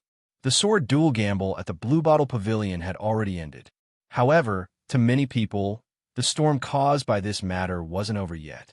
Just as Wang Cheng was returning to the Wang family residence, in the residence of the Chung clan, a group of people were gathered around a metal mountain that was as tall as a human. The metal mountain was none other than the metal mountain that Wang Cheng had split into two at the entrance of the Blue Bottle Pavilion. Wang Cheng felt that it was too heavy to carry around, so he tossed it aside as though it was trash. However, to those who had witnessed the astounding slash of the woozy steel sword that day, this metal mountain was a priceless treasure. Thus, after Wang Cheng left, the Chung clan immediately took a portion of it while the other half was taken away by someone else. Did you see it clearly? A huge crowd gathered around the metal mountain. Not only were there the elders of the Chung clan, the young and the senior swordsmiths, even the clan head of the Chung clan, Chang Hong, was alarmed. So many famous swordsmiths, as well as the renowned swordsmith from the West, had participated in the duel. Yet, an unassuming young man won the duel. The sharpness of that sword was too astounding. Even the Chung clan, which had several centuries of history as a swordsmithing clan, didn't dare to claim that they could sever so many famous swords with a single slash. However, the most shocking and unacceptable thing to the Chung family was that Iron Mountain. It was still acceptable for the Chung clan to sever so many famous swords. Given the Chung clan's capability, as long as they worked hard, it wasn't impossible for them to catch up to the other party's footsteps. However, it was different to sever a metal mountain that was as tall as a human. That represented another kind of pinnacle, an insurmountable pinnacle.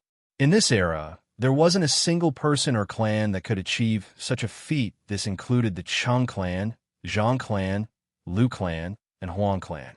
It represented a swordsmithing technique that surpassed this era. There was an insurmountable gap between the swordsmithing techniques that the various clans possessed and this technique. This wasn't something that could be caught up within a few decades or centuries.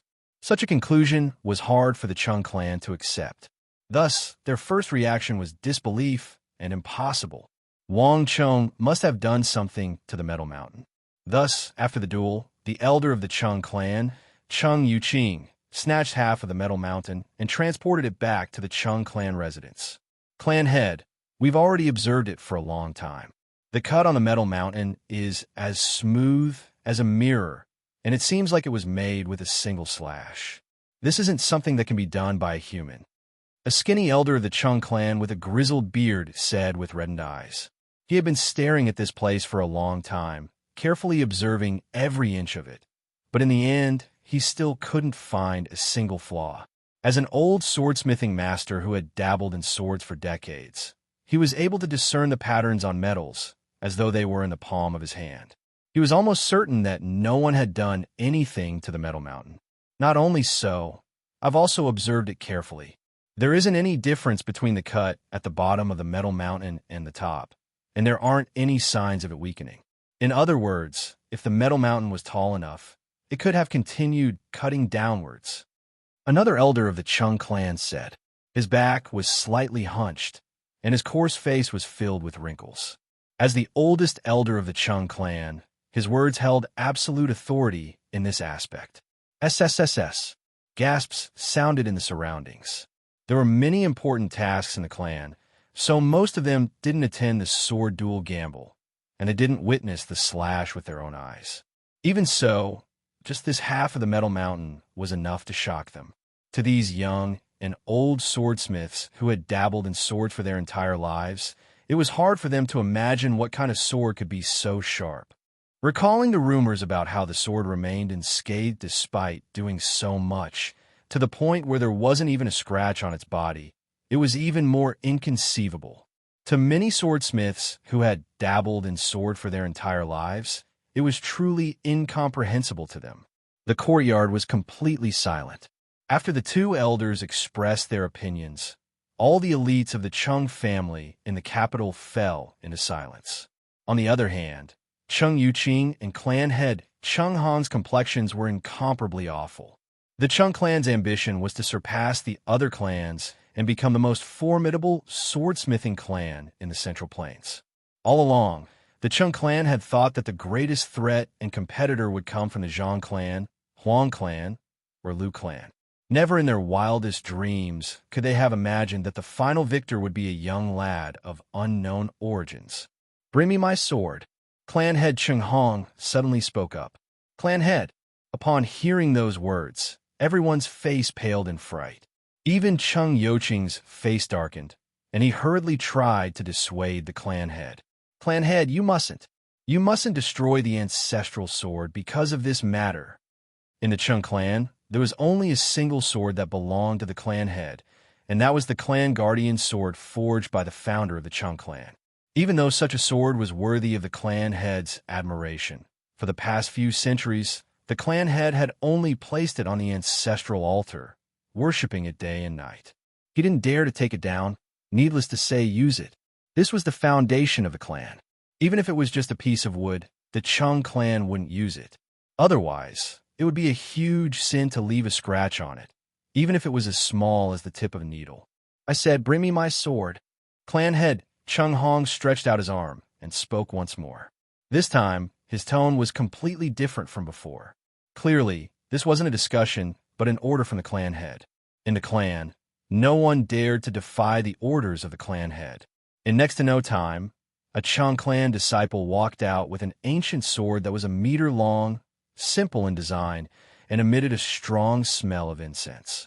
Upon seeing this ancient sword, all of the Chung clan members lowered their heads in reverence and reverence. Clang! As the sword was unsheathed, a chilling aura gushed into the sky like a serpent, and the temperature in the courtyard plummeted. The chilling sword chi spread out like a tsunami, forcing everyone to retreat. The Chung clan guardian sword, Ice Abyss, was forged by the founder of the Chung clan. It was incomparably sharp, and it was the #1 sword of the Chung clan. Clang! Chapter 64. Wherever the Ice Abyss passed, the human-sized metal mountain would be sliced apart like mud. However, halfway through, an ear-piercing sound could be heard, and the ice abyss was unable to continue any further. Everyone's face changed. The head of the Chung clan, Chung Hong, felt his heart trembling. With a flick of his wrist, he hurriedly pulled out the ice abyss. His reaction was already very fast, but a few scratches had appeared on the body of the ice abyss that was as clear as a cold pond. Even though the scratches were short and thin, not affecting the ice abyss at all, everyone couldn't help but feel their hearts ache. This was the Chung clan's guardian sword that had been passed down for centuries, the symbol of the Chung clan. The slightest flaw was unacceptable to them. Clan head, Chung Yuqing couldn't help but say. This was the result of forcefully using a sword to hack at the ice abyss beyond one's capabilities. If one were to hack at it any further, the flaw would be even greater. However, the culprit, Chung Hong, stared at the scratches on the body of the sword in a daze, as though he didn't hear anything. It was as though he had suffered a huge blow. Half. It can only reach half. The ice abyss was forged by our Chung clan's ancestor.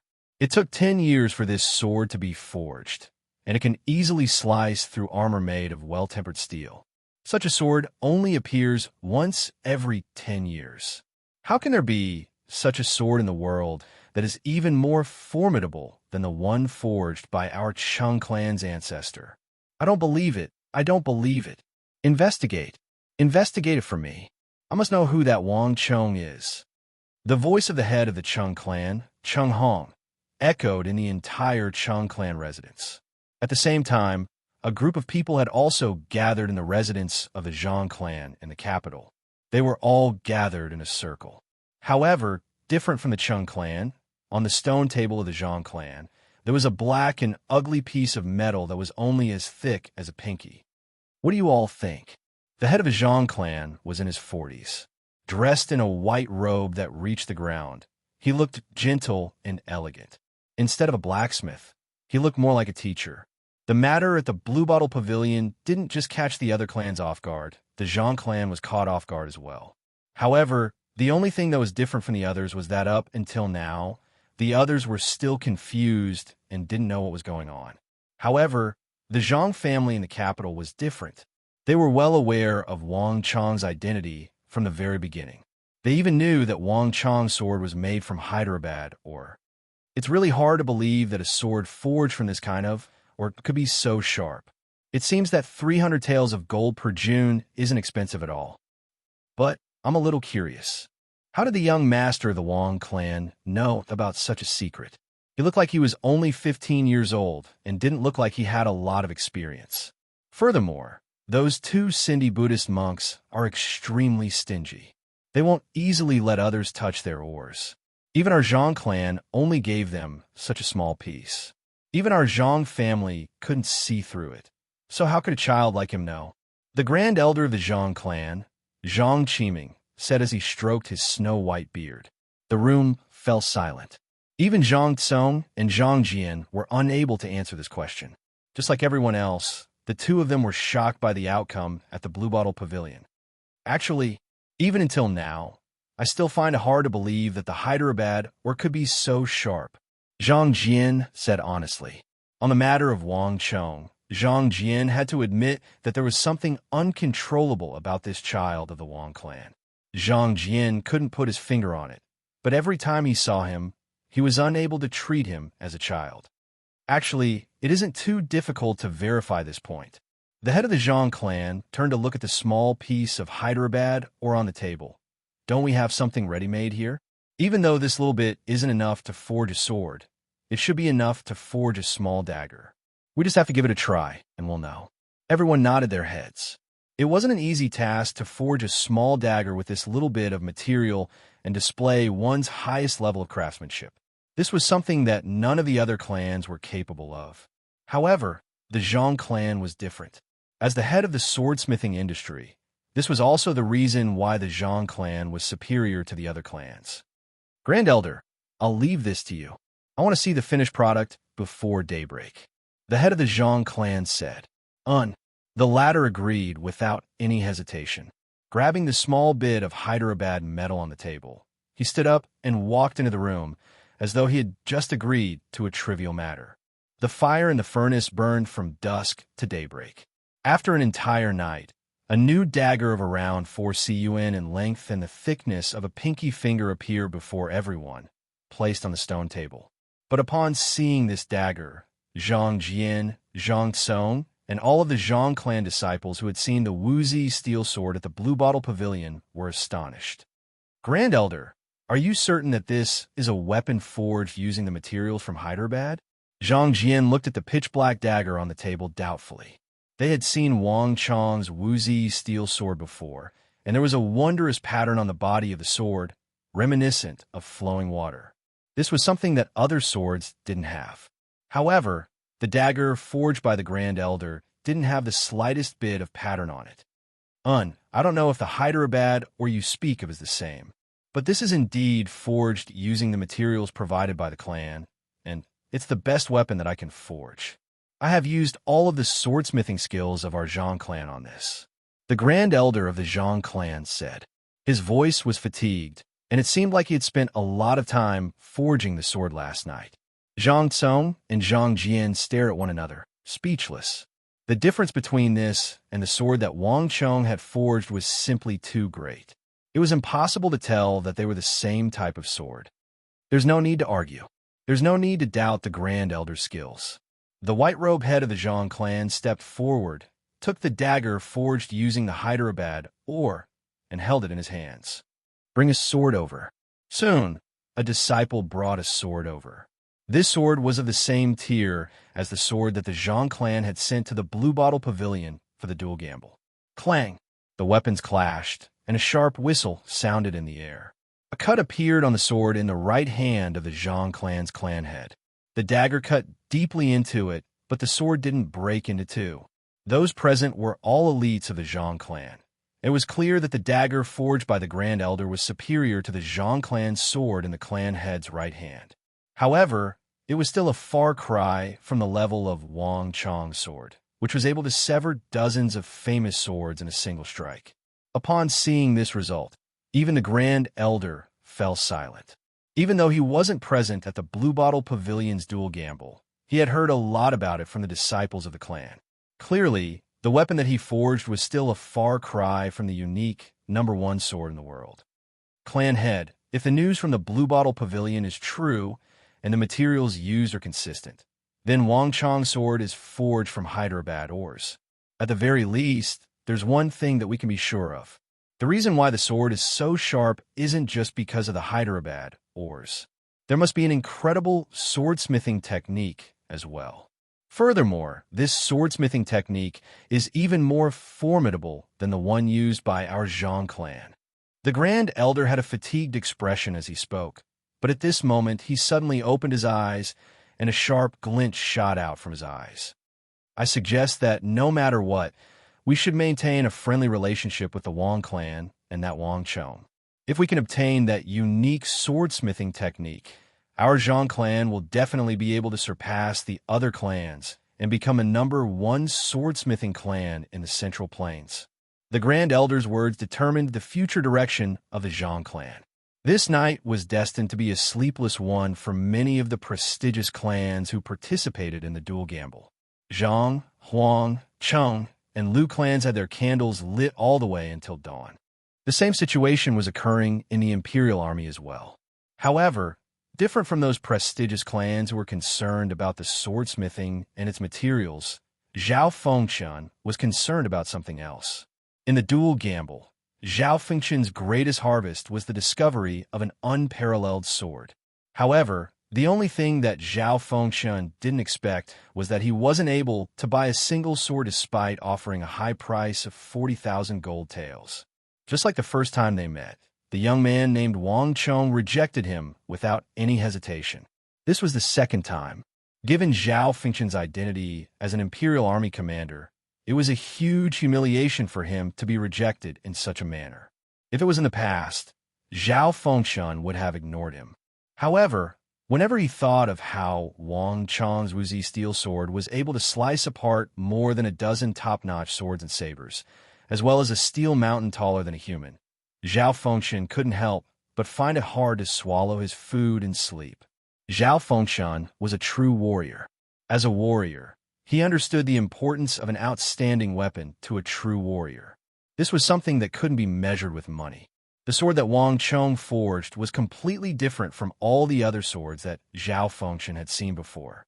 For some reason, upon seeing the true appearance of the sword, Zhao Fengshan suddenly had a feeling that this was his sword. This was the sword that he had been searching for, the sword that he had been searching for all this while. Even without the conflict with Huang Xiaotian, Zhao Fengshan still wished to obtain that sword. Zhao Fengshan didn't know who Wang Chong was, nor was he aware of his background. However, even though Wang Chong had left, he had left his name behind. Furthermore, given his close relationship with the Wei clan Gongzi, as long as Zhao Fengshan wanted to investigate his background, it wasn't too difficult. Lord, just when the candle flame was extinguished and the sun was rising, a flurry of panting footsteps could be heard. How is it? Seated on the floor, Zhao Fengshan supported his chin with his hand and abruptly lifted his head. Lord, I've found it. That lad's name is Wang Chong, Duke Jiu's grandson. The bearded subordinate of the imperial army shouted. What? Hearing those words, Zhao Fengshan's face darkened and his heart turned cold. Zhao Fengshan didn't know who Wang Chong was, but there wasn't a single person in the Central Plains who didn't know of Duke Jiu. Chapter 65. If the other party was really a descendant of Duke Jiu, even though Zhao Fengshan was an imperial army commander and had the backing of the Zhao clan, he wouldn't dare to act recklessly. What was more troublesome was that these scions of nobility didn't lack money at all. Furthermore, they were extremely willful and couldn't be judged by common sense. It was possible for the scions of nobility to reject a bid of 40,000 gold taels, just like what happened in the day. Zhao Fengshan wasn't confident that the other party would sell the sword to him. The bearded subordinate had followed Zhao Fengshan for many years, so how could he not know what Zhao Fengshan was thinking? In fact, the news that he had found was even more serious than what Zhao Fengshan knew. That person was a famous profligate scion in the capital. Not only was he willful, he was also rebellious and liked to go against his family. There was a high chance that such a person would reject Lord Zhao's request. Lord, this isn't good. Even though Duke Jiu is famous, we can't act recklessly. However, this matter isn't completely hopeless. The bearded subordinate from the imperial army suddenly said. Oh, a gleam flashed across Zhao Fengshan's eyes. What do you mean? I had my brothers investigate the matter, and by chance, I found out that that lad has an uncle who is serving in our imperial army. He's a minor guard at the northern gate. Even though we can't act recklessly on the matter regarding the sword, if Lord were to meet that uncle of the Wang clan, it might be better than going to the Wang clan personally. The bearded subordinate of the imperial army offered his advice. This time, Zhao Fengshan was truly surprised. There were 4 gates in the royal palace. The north, south, east, west, and west was where the Son of Heaven resided. Since the Son of Heaven resided in the north, who would dare to reside above him? Thus, even though it was known as the Northern Gate, it was usually closed. The minor guard that was actually the lowest position in the imperial army, as well as the most insignificant one. Zhao Fengshan didn't expect that the son-in-law of Duke Jiu would be serving in such a place.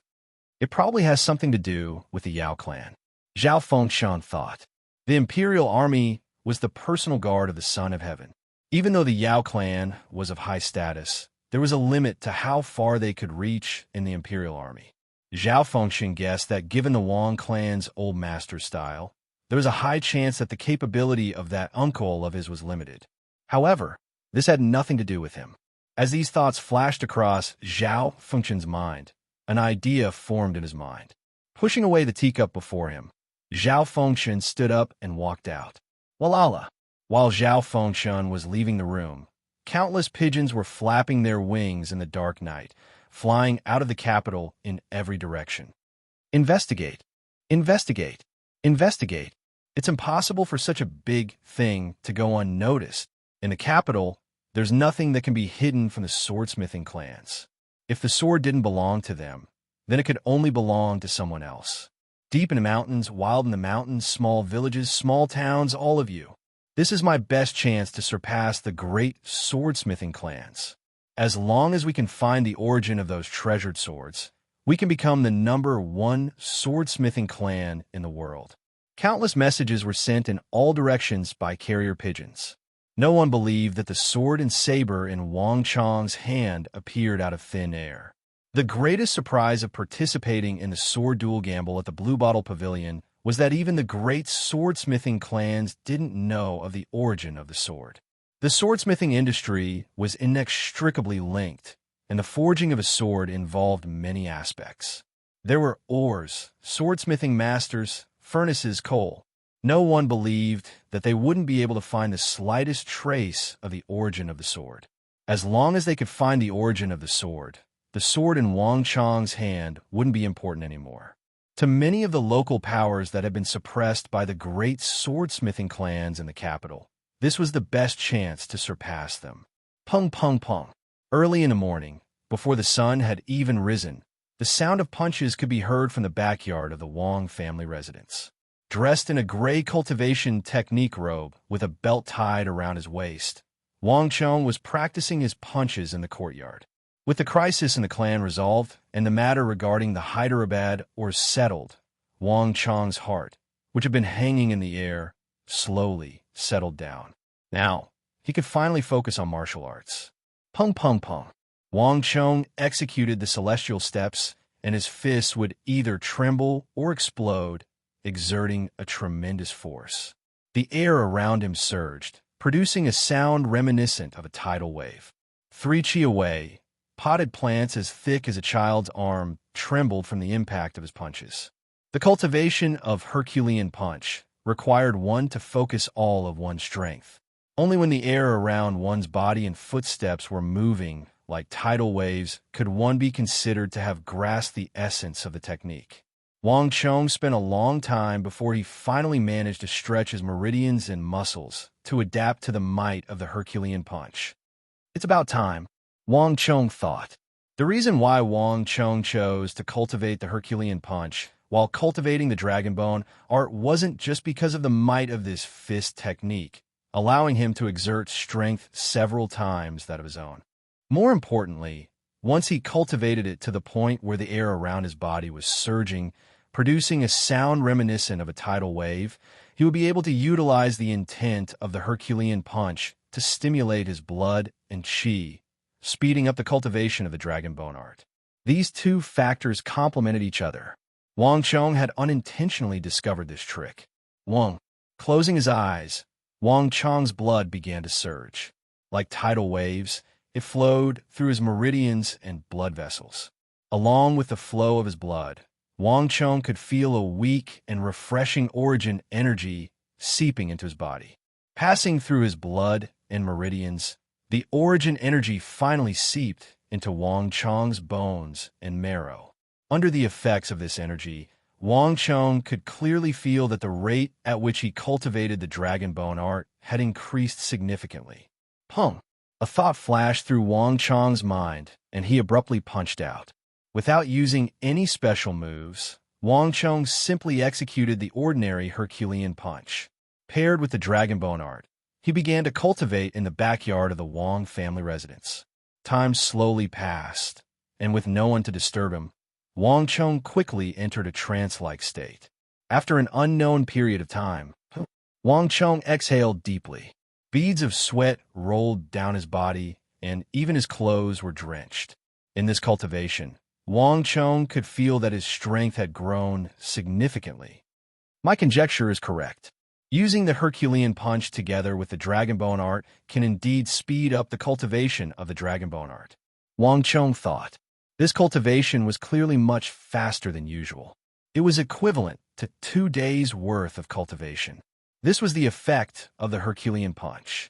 However, the cultivation of the Herculean punch was extremely taxing on one's stamina. From last night till now, Wang Chong felt that it was about time. I should return to my room to wash my face first. Mother and little sister should be awake by now. Exhaling deeply, Wang Chong retracted his cultivation. Picking up a towel hanging on a nearby tree branch, he wiped the sweat off his face and walked back to his room. When he passed by a fake mountain, Wang Cheng suddenly thought of something and threw a punch. Boom! Wang Cheng's heavy punch struck the fake mountain, and with a loud boom, the fake mountain shattered into countless pieces. Not bad, to be able to shatter a mountain with a single punch. The might of this punch is already sufficient to deal with an Origin Energy Tier 6 or Tier 7 expert. Wang Cheng smiled and nodded his head in satisfaction. This was the effect. Given his current cultivation realm, it was impossible for him to split open a fake mountain like this. However, through the might of the Herculean punch, he was able to create a might comparable to an Origin Energy Tier 6 or Tier 7 expert. The time I have spent cultivating is still too short. I should be able to reach even higher realms in the future. Wang Cheng chuckled in his heart. Everything about the Herculean punch was good, but when it wasn't strong enough, it would still hurt badly. Wang Cheng flung his sore palms and quickly returned to his room. The matter at the Blue Bottle Pavilion hadn't erupted yet. At the very least, it was still calm on the surface. Thus, despite the huge commotion yesterday, the Wang family residence was still peaceful. Wang Cheng hurriedly washed up, ate his breakfast, and left the residence alone. Next, it's time to carry out that matter. A thought flashed across Wang Cheng's mind as he stood on the streets.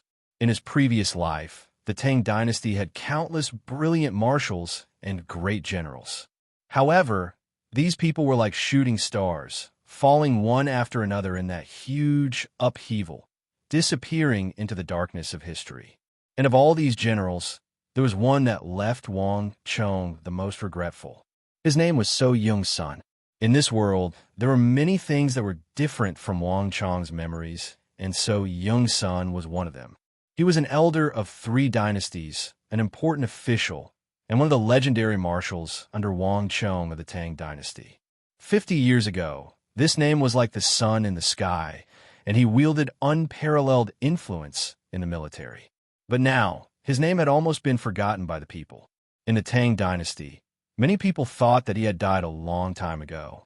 This was because he was much older than Wang Cheng's grandfather. By the time Wang Cheng's grandfather and the old master of the Yao clan ascended to power, he had already retired. And now, even Wang Cheng's grandfather was addressed as Duke Jiao. From this, one could imagine how old that person was. The reason why Wang Cheng remembered him was because several years later, when the upheaval arrived and thousands of foreign cavalry swarmed into the capital, he was the one who single-handedly stopped the foreign cavalry, buying time for the civilians in the capital to evacuate. However, it was a pity that he had overexerted his potential and died in the capital. Buried together with him was the unparalleled martial art that was reputed to be the most lethal in the Tang dynasty. Wang Cheng could still remember what one of those dying seniors had said to him when he was in danger and accepted the imparting of energy to him of the few surviving seniors. Although you have obtained our lifetime's martial arts, it's a pity that So Young-sun's unique skill has become extinct. If the old man wasn't so stubborn, perhaps everything would be different. But now, you can only rely on yourself. Chapter 66. Wang Cheng had memorized many martial arts techniques, but none of them could compare to the art of God and demon obliteration created by So Young-sun Old Marshal Su. In this reincarnation, Wang Cheng's greatest wish on the path of martial arts was to obtain the art of God and demon obliteration, the number 1 technique in terms of lethality, and accomplish what he was unable to accomplish in his previous life. However, it was easier said than done. To obtain the recognition of Old Marshal Su, he had to go through many trials, and it was not an easy task. Character, talent, and strength were all indispensable. Even if he had all of them, he might not be able to succeed. Even during the previous dynasty, when a late emperor asked for a prince to be under the name of So Young-sun, to be his disciple and inherit his secret art, he was rejected. The difficulty was unimaginable. Moreover, the gates of the Su residence were closed all year round, and one could not even enter, so it was even more impossible. However, Wang Cheng knew of a chance, and it might be the only chance to get in touch with this unparalleled old marshal of the Tang dynasty. In his previous life, when he was homeless, Wang Chong met an old servant of the Su family by chance and heard about it. It turned out that it was different from what many people imagined. So Young's son did not accept disciples. On the contrary, in the last 10 years of his life, he had been trying to find a qualified successor, and he even did it himself. If not for that old servant, many people would not have known that in the west of the capital, under the 1,000-year-old locust tree, there was a stern, white-haired old man who appeared punctually with a chessboard every day. He was the famous war god So Young's son. So Young's son had appeared there for 10 years, but no one had noticed him. Even those who had played chess with him did not know his true identity until they died. If Wang Chong wanted to get in touch with So Young's son, this was his only chance. To the Ghost Tree district in the west of the city. On the street, Wang Chong hailed a carriage and went straight to the west of the city. The Ghost Tree district in the west of the city was densely packed with people. Many old people and children were playing here. According to the words of the other world, this was actually a public square. Wang Chong got off the carriage and went straight to the old locust tree. I wonder which one is So Young's son. Wang Chong thought to himself. There were many people playing chess in the square. It was not easy to find So Young's son. Most importantly, Wang Chong had never seen him before. Even during that great turmoil, when the foreign cavalry invaded the capital, Wang Chong was very far away and couldn't see it clearly. Fortunately, I asked a few more questions back then. Wang Chong secretly rejoiced. Back then, out of respect for the old marshal and out of benefits, Wang Chong had asked a few more questions. Thus, he knew that So Young's son's chessboard was different from others. His chessboard was gold-plated, which was the best way to identify him. However, when Wang Chong walked around the Ghost Tree district, he couldn't help but be stunned. He's actually not here. On the east side of the 1,000-year-old locust tree, Wang Chong immediately saw a stone table with a golden chessboard on it. Although the chessboard was there, the person was not. Only a 4 to 5-year-old child was there, yawning in boredom. Little guy, where's the old man playing chess here? I don't know. He only said that someone was coming and told me to give him this chess piece. He will only appear after I pass it. The child was chubby and looked very cute. Hearing someone's question, he opened his eyes. As he spoke, his chubby little hand handed over a black chess piece. The chess piece was covered in sweat.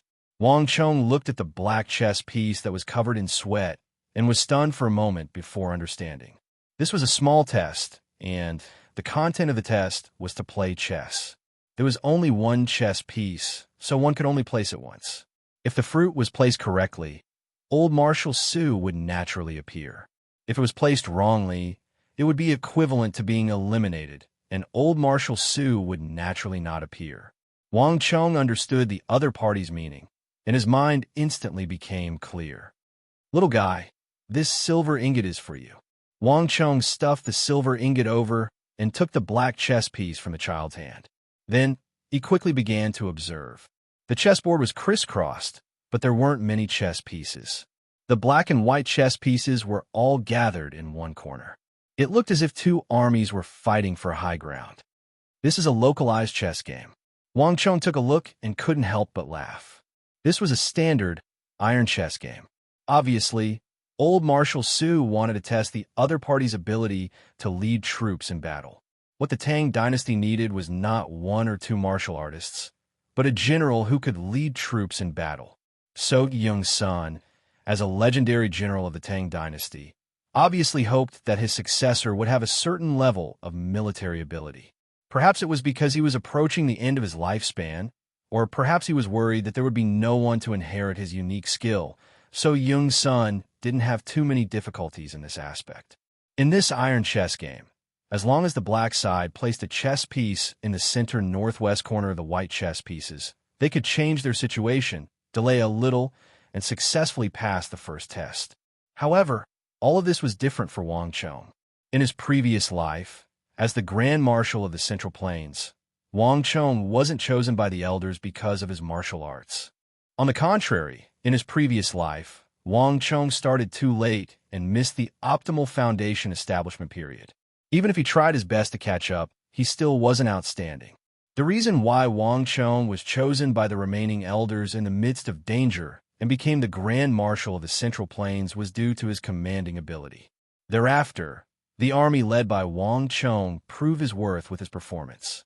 In the few years that Wang Chong led the army, the number of foreign cavalrymen he killed was even more than the number of foreign cavalrymen he killed in the past few decades. He was hailed as the most formidable war god in the history of the Central Plains. So Young-sun was truly looking for the wrong person to test him with such a chess game. Waiting for death wasn't his style. Defending passively wasn't his style either.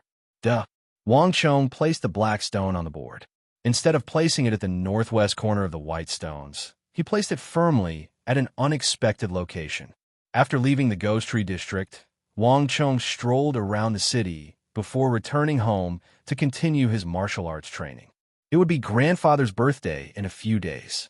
Since the Wang clan was a clan of generals and ministers, martial arts was also part of the examination. Wang Chong didn't dare to be careless in the slightest. Unknowingly, it was already evening. Wang Chong was cultivating the dragon bone art in the backyard when he suddenly heard a commotion. "Brother-in-law, why are you here?" A surprised voice sounded in the front courtyard. It was his mother's voice. "Why is Chong back? I'm looking for Chong. Chong, he's cultivating inside." It was his mother's voice. She didn't seem to mind it at all. "It's Uncle." Wang Chong retracted his cultivation and was surprised. He recognized that the agitated voice belonged to his uncle, Li Lin. However, it was rare for Uncle to come to his house. Even if he did, he would usually be with Big Aunt Wang Rushuang. However, Wang Chong could only hear his uncle's voice and not his big aunt's. This was the first time such a situation had occurred. "Let's take a look." Wang Chong retracted his cultivation and walked in the direction of the voice. Wang Chong met Big Uncle Li Lin in the main hall. "Chonger, do you have the #1 sword in the world?" Upon seeing Wang Chong, Big Uncle Li Lin went straight to the point and his voice rose a few octaves. His face was flushed and he seemed extremely agitated. Big Uncle Li Lin had a wooden personality and rarely spoke. This was the first time Wang Chong saw him so excited. "Uncle, did someone look for you?" Initially, Wang Chong was perplexed as to why Big Uncle Li Lin would look for him. However, upon hearing those words, he immediately guessed something. "Chonger, how did you know?" Li Lin was astonished. However, recalling Wang Chong's previous actions, he immediately understood. "Chonger, you must have never imagined that it was General Zhao Fengshan. Commander Sun was also there." Li Lin didn't hide anything and told him the whole story. As it turned out, when Li Lin was still in his room, Zhao Fengshan knocked on his door and walked in. Accompanying him was the commander of the Imperial Army, Chen Huai.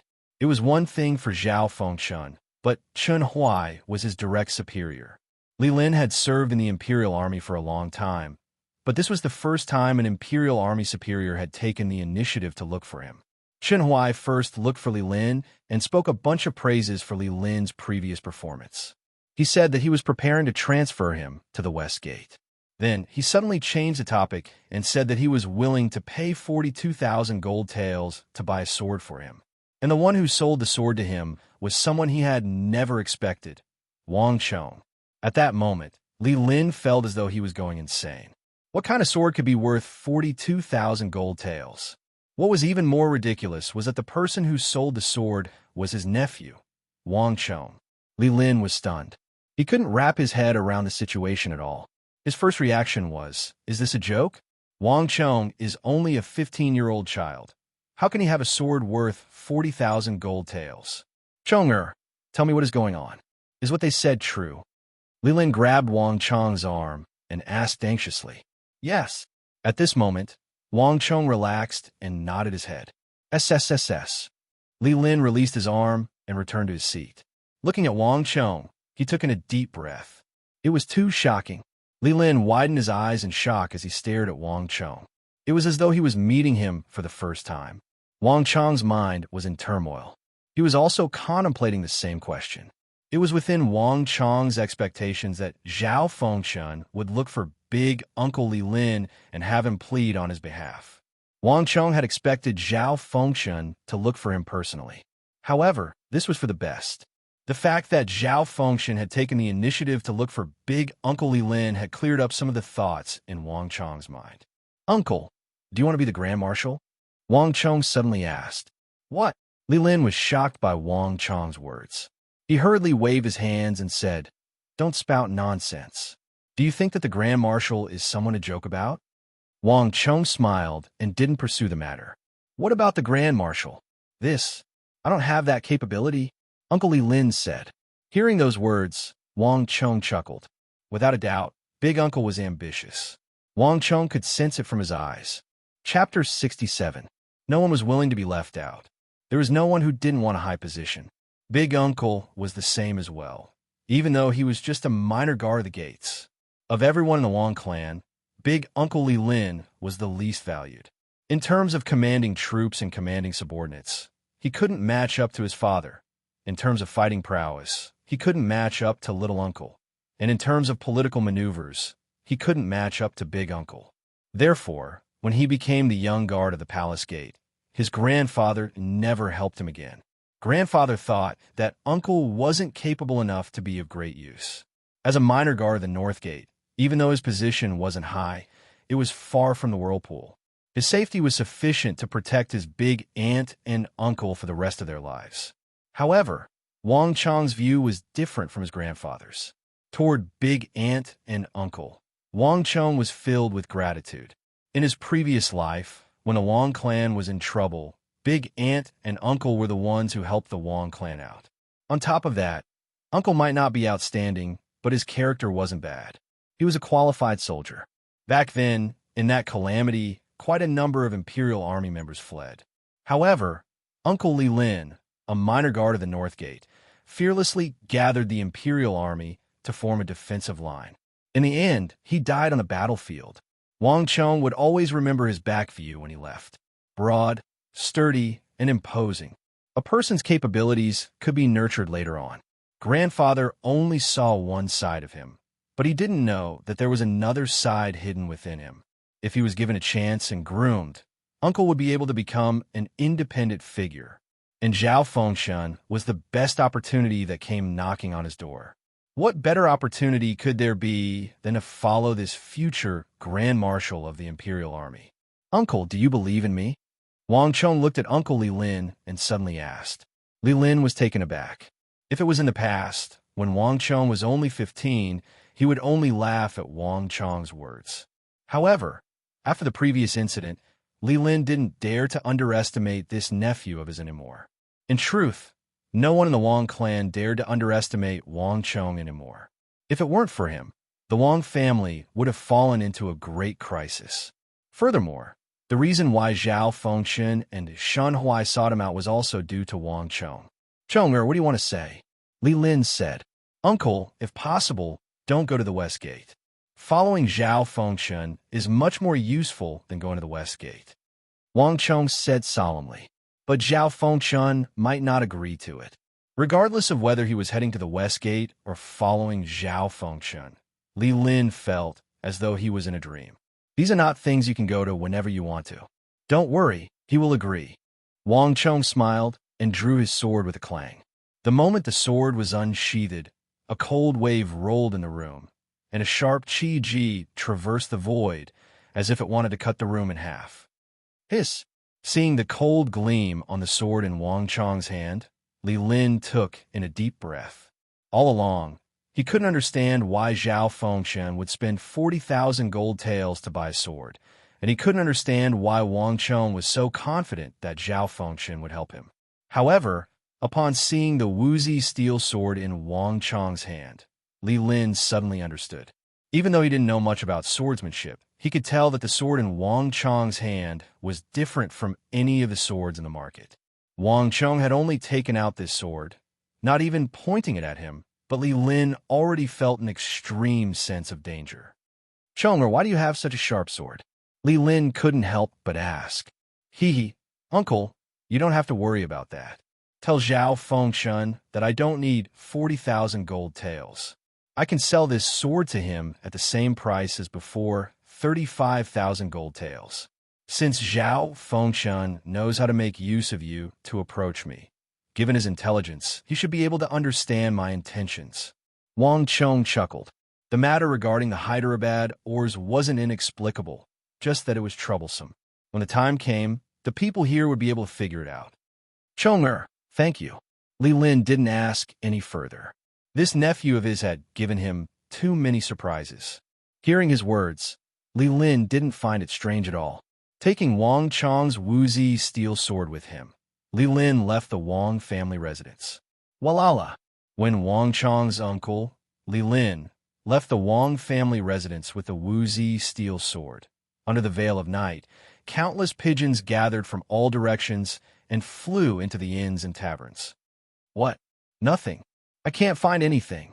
There's no news regarding that sword. You can't find the source of a sword? None of the swordsmiths have seen such a sword before. There's no news at all. There's no change in the boundaries. While Wang Chong was relaxing and practicing his martial arts, unbeknownst to anyone, countless swordsmiths and prestigious clans were exerting all of their efforts and resources to search for news regarding the woozy steel sword. Everyone thought that since the 4 great swordsmithing clans didn't know of the woozy steel sword, the sword must have originated from somewhere outside the capital. Due to the long-distance transportation, there was bound to be a leak. However, despite the efforts of the thousands of swordsmithing clans, they couldn't find any news regarding Wang Chong's woozy steel sword. From the looks of it, it was as though the sword was unique, and there was only one in Wang Chong's hand. Impossible. This news left many dumbfounded. They couldn't accept it. When the news spread, the woozy steel sword in Wang Chong's hand suddenly became incomparably valuable. Have you found anything? At the same time, a figure wearing a white mask stood on the peak of a mountain in the outskirts of the city. Around him, there were many figures standing tall. Lord, we found it. That Wang Chong is the descendant of Duke Jiao of the Tang dynasty. We've already found the Wang family residence. However, the Wang family residence is heavily guarded, and the Imperial Army is patrolling the capital. It won't be easy for us to enter. A voice replied, but it wasn't in the language of the Central Plains. The group of people spoke in the language of the Western regions. Under the moonlight, Zhang Xian could clearly see that these people had high noses and deep eyes. Every single one of them had a scimitar hanging by their waist. They were all from the Abbasid Caliphate and Carrick Spazinu. You fools, do you think that we're here to wipe out the Wang family? Swords and sabers don't appear out of thin air. Since he forged them, there must be more than one of them, and he must have left behind quite a few ores and materials. Our goal is to steal these swords and materials. As long as we achieve our goal, we can end the battle as soon as possible. How many guards and Imperial Army soldiers do we have?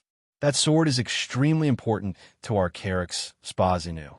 Regardless of the price we have to pay, you must bring one of them over. The leader wearing a white mask said viciously. His final words revealed his identity. Other than the Carrick's Spazinu merchant, Mozaid, who had met Wang Chong once before, there was no one else who would dare to do such a thing. Yes, Lord. Under the moonlight, the group lowered their heads. Soon, they turned around and disappeared into the night sky. The sun rose and the moon set. In the blink of an eye, a day had passed.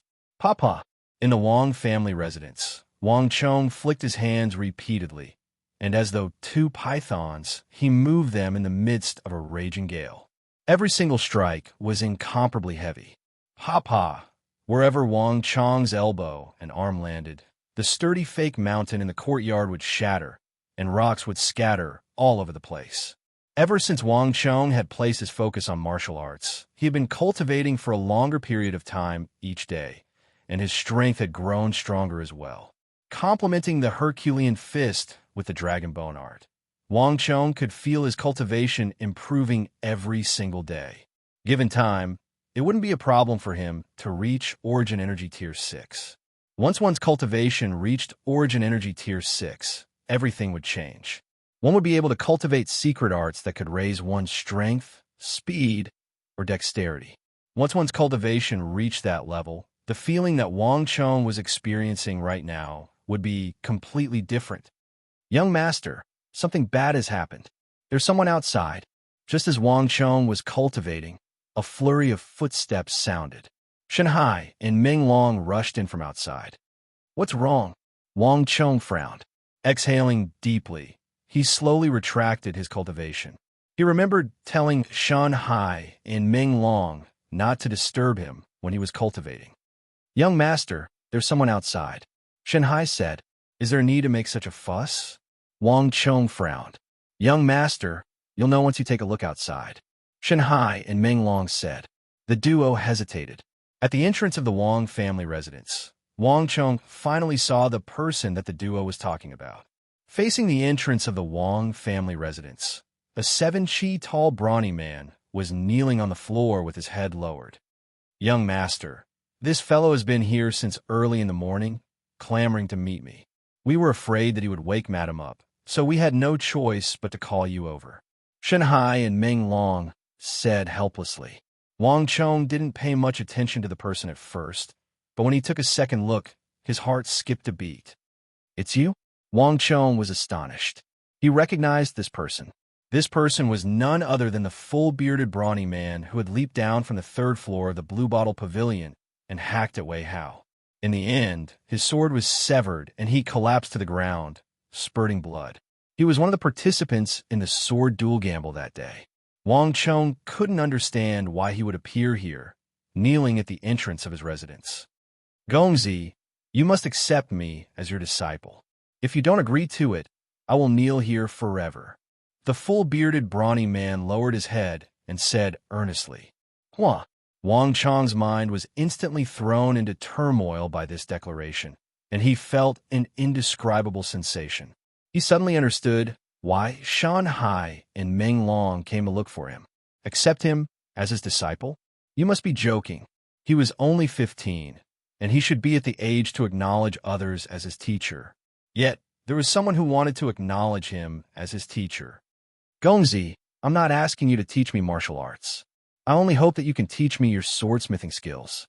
As long as Gongzi agrees to it, I am willing to be at your beck and call. I am willing to serve Gongzi forever. The full-bearded brawny man's voice was deep. As he spoke, he respectfully lifted a broken sword high above his head and remained motionless. It's the 4-chi broadsword that was severed.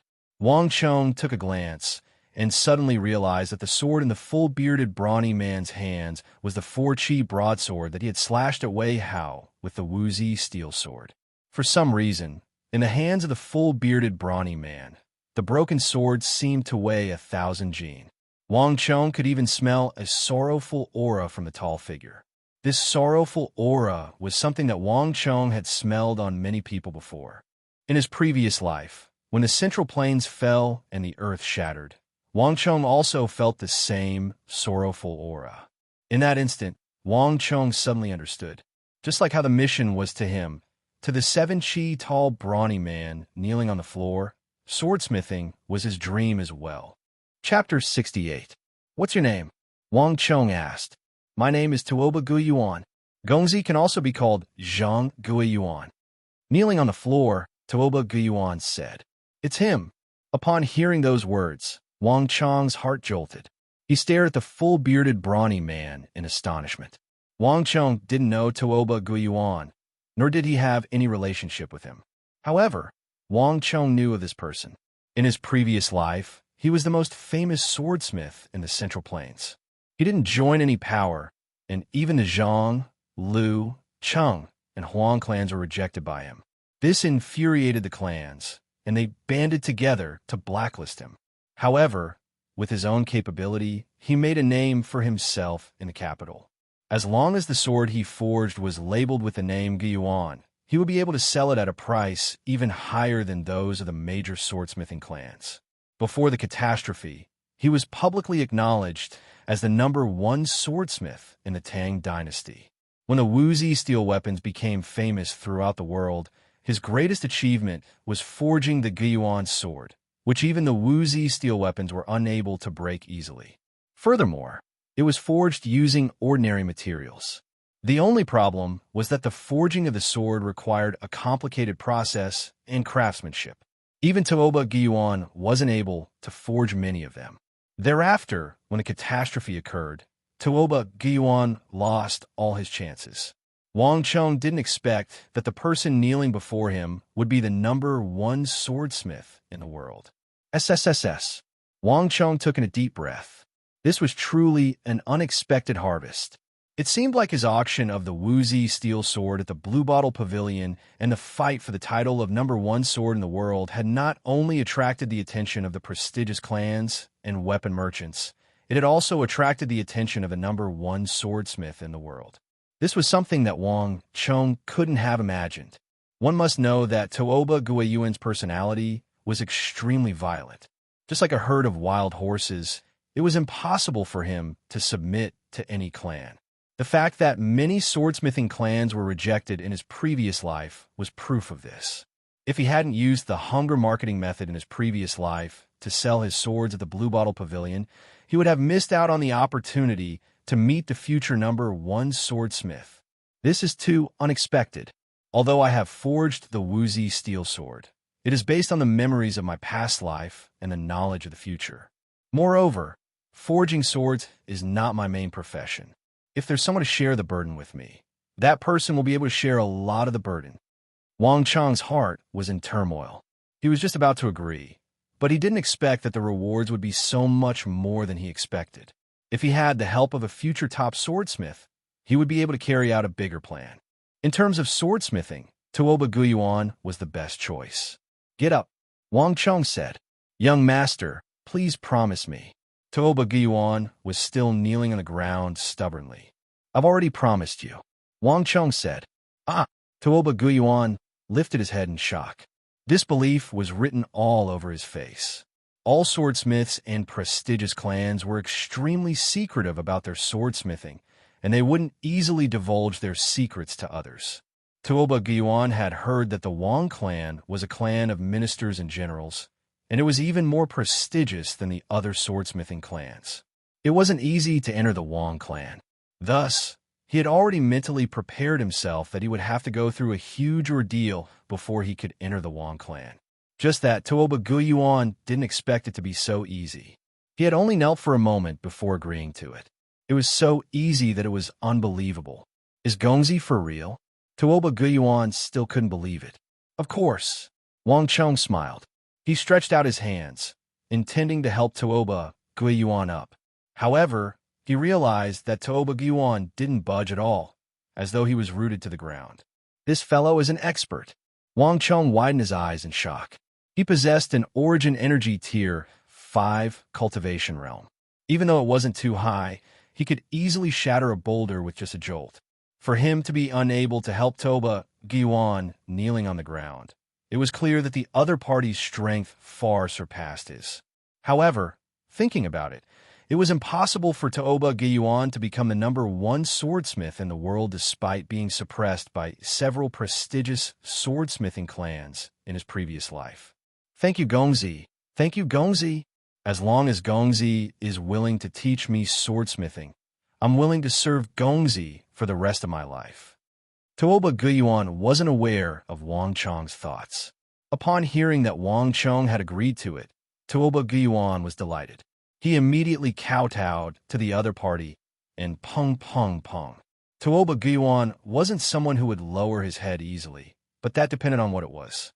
As long as he could learn the best swordsmithing technique, Tuoba Gyuan was willing to pay any price. After kowtowing, Tuoba Gyuan stood up on his own without Wang Cheng's help. "Shanhai, go back and report what happened here to Mother." Wang Cheng turned around and said. Ever since the incident with Yao Guang Yi, his mother had been lax with him. As long as it didn't affect the family, his mother wouldn't interfere in many matters. "Yes, Gongzi," Shanhai replied and left. "Tuoba Gyuan, since you wish to follow me, you will be a member of the Wang clan from now on. Meng Long, prepare a side room for him," Wang Cheng said, after which Wang Cheng headed for the Ghost Tree district alone. Thus, Young Sun's matter was still a secret, and no one knew the truth. Before there was any progress in this matter, Wang Cheng didn't wish for too many people to notice his existence. Thus, he didn't bring Shanhai, Meng Long, or Tuoba Guiyuan with him. Wang Cheng was extremely careful. He didn't head straight to the Ghost Tree District. Instead, he strolled around the area, and after confirming that no one was tailing him, he headed to the Ghost Tree District stealthily. A massive locust tree stood at the center of the square, and its canopy was spread open like an umbrella. In this place, the elderly and children were busy entertaining themselves. As such, no one noticed Wang Chong walking among them. Beneath the locust tree, Wang Chong saw the gold-plated chessboard once more. Thus, Young's son still didn't appear. However, there was an additional stone on the chessboard. A white stone. "Little fellow, what's your name?" Wang Chong looked at the child beside the chessboard and patted his head. "Dai Jianjian. They call me Jianjian." Carrying the locust tree on his back, the little fellow licked a stick of candied hawthorn and replied absent-mindedly, "Jianjian." Wang Chong chuckled. He found this child adorable and was about to compliment him when a thought flashed across his mind. Wang Chong was stunned. He had heard of this name before. Back then, when the old servant of the Su residence told him about the past, he had mentioned this name. So Young's son rarely accepted disciples in his life. Those who could catch his eye were few and far between. But in his life, there were still a few who were barely able to catch his eye and almost became his disciples. Although these people were not chosen by So Young's son in the end, So Young's son had given them pointers in martial arts, and each of them had achieved great achievements. This Dai Jianjian was one of them. The art of god and demon obliteration was said to be a mystical art in the world. It was a great art of slaughter, and even immortals and Buddhas avoided it. It had extremely high requirements for one's innate talent and bone structure. Most of the time, even if So Young's son wanted to spread the word, the other party might not be able to cultivate it. Forcefully cultivating would only do more harm than good. Although Dai Jianjian was not chosen by old Mr. Su due to his lack of talent, he was not accepted into the sect. However, he was the only one that old Mr. Su had taken a liking to and kept by his side, even giving him some pointers on martial arts. "It's his doorman." Wang Chong suddenly came to a realization. The old servant once said that although So Young's son had never accepted a disciple in his life, he accidentally picked a child and took him in as a doorman. This child brought So Young's son a lot of joy in his later years. So Young's son liked him a lot, but it was a pity that he died together with So Young's son in that great turmoil. The child had always treated So Young's son as his grandfather. During that great turmoil, the old servant once wanted to call him away, but the child hugged So Young's son's corpse and refused to leave. In the end, he died together with So Young's son. When the old servant recounted the past, tears flowed down his face, and he cried bitterly. Listening by the side, Wang Chong couldn't help but sigh. But Wang Chong did not expect to see him here. Looking at the child who was engrossed in licking the candied haws, Wang Chong's feelings were completely different. When that happened, he should only be in his teens. Wang Chong thought to himself. Su Zhangchun was still in the midst of looking for a disciple. Clearly, it was only after suffering many setbacks that he truly noticed this child. Life is short, and many things are discovered after missing them. Wang Chong suddenly decided to do something to change the fate of So Young's son and this child. "Little guy, do something for me." "What is it?" The child raised his head and said absent-mindedly as he continued to eat his candied haws.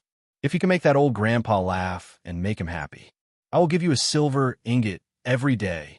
The child finally moved his eyes away from the candied haws. He tilted his head and stared at Wang Chong, his eyes wide open. Although he was young, he knew that a silver ingot could buy him a lot of candied haws.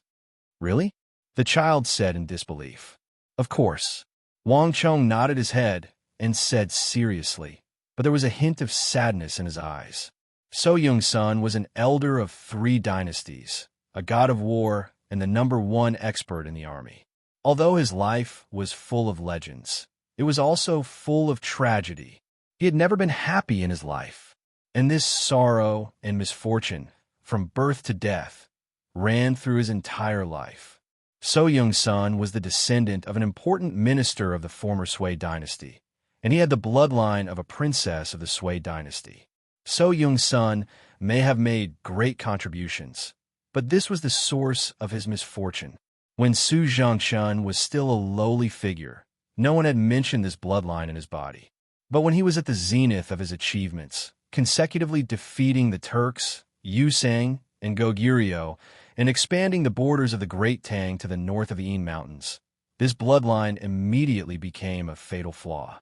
In So Young-sun's life, there were many times when he was falsely accused of plotting a rebellion to overthrow the Tang dynasty and rebuild the Sui Empire.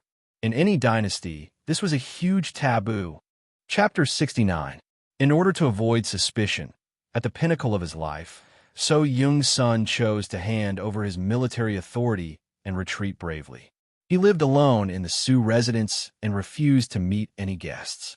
He severed all ties with the military commanders and the important officials of the royal court. In order to uphold the loyalty of Emperor Taizong, So Young-sun even gave up on his martial arts cultivation. From then on, no one could hear the sound of war or any ripples of origin energy in the Su residence. He allowed himself to grow old like an ordinary person. The gates of the Su residence were tightly shut all year round, as though a wall had formed, isolating the outside world and So Young-sun himself. So Young-sun's tragedy had only just begun. If one were to say that So Young-sun could still endure the criticism of the officials when he was at the pinnacle of his life, then losing his son in his middle age was a heavy blow to him. So Young-sun might have retreated from the royal court, but he didn't forbid his son from working for the royal court. This was what he regretted the most. And when So Young-sun's only grandson died as well, So Young-sun suffered a fatal blow. From then on, his life was filled with endless sorrow and pain. From then on, the old servant had never seen So Young-sun smile again. When the old servant spoke of this matter, he couldn't help but wipe away his tears. A great war god who had contributed greatly to the expansion of the Central Plains should not meet such a fate. So Young-sun had never been happy in his life, and this absent-minded child who was licking the candied haws was the only happiness he had in the latter half of his life. Even though this happiness only lasted for a few short years. Life was short. Regardless of whether he could obtain So Young-sun's legacy or not, Wang Chong hoped that this war god would be able to be happy. Perhaps, bringing this happiness forward by a few years through his own hands was the best way to show respect to him. Remember, you aren't allowed to tell this matter to old mister. Wang Chong patted the child's head and tossed him a silver ingot from his sleeve. Then, he placed a new black chess piece on the gold-plated chessboard. So Young-sun only had one chance. If he made one mistake, he would lose the whole game. As long as the chess piece was placed in the wrong place, it would never be fated again in the future. Wang Chong had already lost a stone, but he was not eliminated. Instead, he gave himself a second black stone. Wang Chong knew that he had successfully attracted the attention of the old marshal. Leaving behind the black piece, Wang Chong turned around and left the Ghost Tree District once more. So Young-sun's art of god and demon obliteration was known as the most difficult supreme art to obtain. Back then, so many old marshals, including the late emperor, were all mercilessly rejected, let alone himself. Wang Chong did not think that he could obtain the legacy of this war god just by playing a few games of chess. However, as long as he could attract his attention and make some progress, that would be enough. While Wang Chong was leaving the Ghost Tree District in the Yao residence, Yao Feng wasn't idling around either. Wang Yin, Wang Bei, Wang Chong. One day, I'll make your Wang clan vanish to the ground to pay for the humiliation you have inflicted on our Yao clan. Yao Feng clenched his fists tightly and swept the items on the table onto the floor. The atmosphere in the Yao residence was heavy, extremely heavy. Ever since his father, Yao Guang Yi, suffered a setback by the borders and lost to Wang Ji, the atmosphere in the Yao residence had been extremely heavy. The old master of the Four Quarters Embassy had ordered that no one from the Yao clan was to cause trouble outside. The old master of the Four Quarters Embassy had ordered that no one from the Yao clan was to cause trouble outside. Ever since that day, the gates of the Yao clan had been tightly shut. Even Yao Feng's movements were restricted, and he was forbidden from leaving. This was the first time in his life that something like this had happened. To the prideful Yao Feng, this was a heavy blow. Yao Feng knew the reason behind this. It was because the old master didn't wish to attract the attention of that clan after coming to a truce with the Wang clan. Right now, Yao Feng didn't need to leave to know that he had become a laughingstock among the other scions. Yao Feng had always been proud of his demeanor, and this matter was a huge humiliation. No matter what, our Yao clan can't take this lying down. Yao Feng thought hatefully. In a vast crane pavilion, Yao Feng had suffered a huge loss in the hands of the Wang clan siblings. However, Yao Feng didn't make a move, nor did he try to exact revenge. This wasn't because Yao Feng was magnanimous. Rather, Yao Feng was instructed by his father not to cause unnecessary trouble. The scheme of his father and King Qi wasn't a secret to Yao Feng. As long as his father succeeded, the entire Wang clan would vanish in an instant. This was also the reason why Yao Feng had been tolerating the matter. For the sake of the bigger picture, he would try his best not to make a move. However, Yao Feng didn't expect that after waiting for so long, instead of receiving news of his father's victory at the border and the discord between the Wang clan and the King of Song, he received news of his father making a fool of himself at the border and becoming a laughingstock in the capital. Even his grandfather, whom he had always respected since young, had to lower his head to the Wang clan old master in order to appease the repercussions of this matter. When he received the news, Yao Feng's heart was bleeding. The Yao clan was like the sun in the sky, and they had the protection of King Qi. When had they ever experienced such humiliation? However, this wasn't the end. Soon, his father passed down the order for the Yao clan to close their doors to avoid the storm. After enduring for 10 days, Yao Feng couldn't take it any longer. No, I have to speak to my father. Our Yao clan can't tolerate such humiliation. Yao Feng left the study and headed straight for his father, Yao Guangyi's study. In order to deal with the Wang clan, Yao Feng felt that he had to have a good talk with his father. Lord, I've just received news that the Wang clan's Wang Chong has appeared at the Blue Bottle Pavilion. Just as he arrived at his father's study, Yao Feng heard a familiar voice from afar.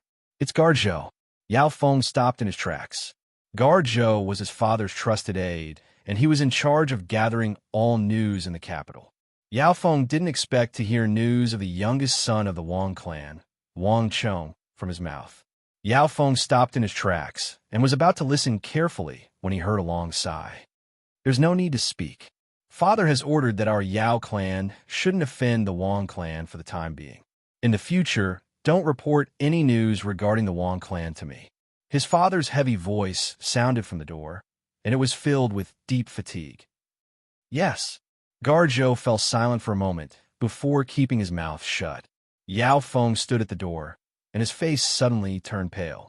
If he hadn't seen it with his own eyes, Yao Feng wouldn't have believed that this was the confident, steady, and intelligent father in his mind. Yao Feng knew the reason. His father had lost the war by the borders. His father had always looked down on Wang Chong's father. However, this time, his father had suffered a crushing defeat. Furthermore, it was in the scheme that he was most proficient in. His father didn't reveal the slightest hint of this matter to keep it a secret. It was impossible for the Wang clan to obtain news from him.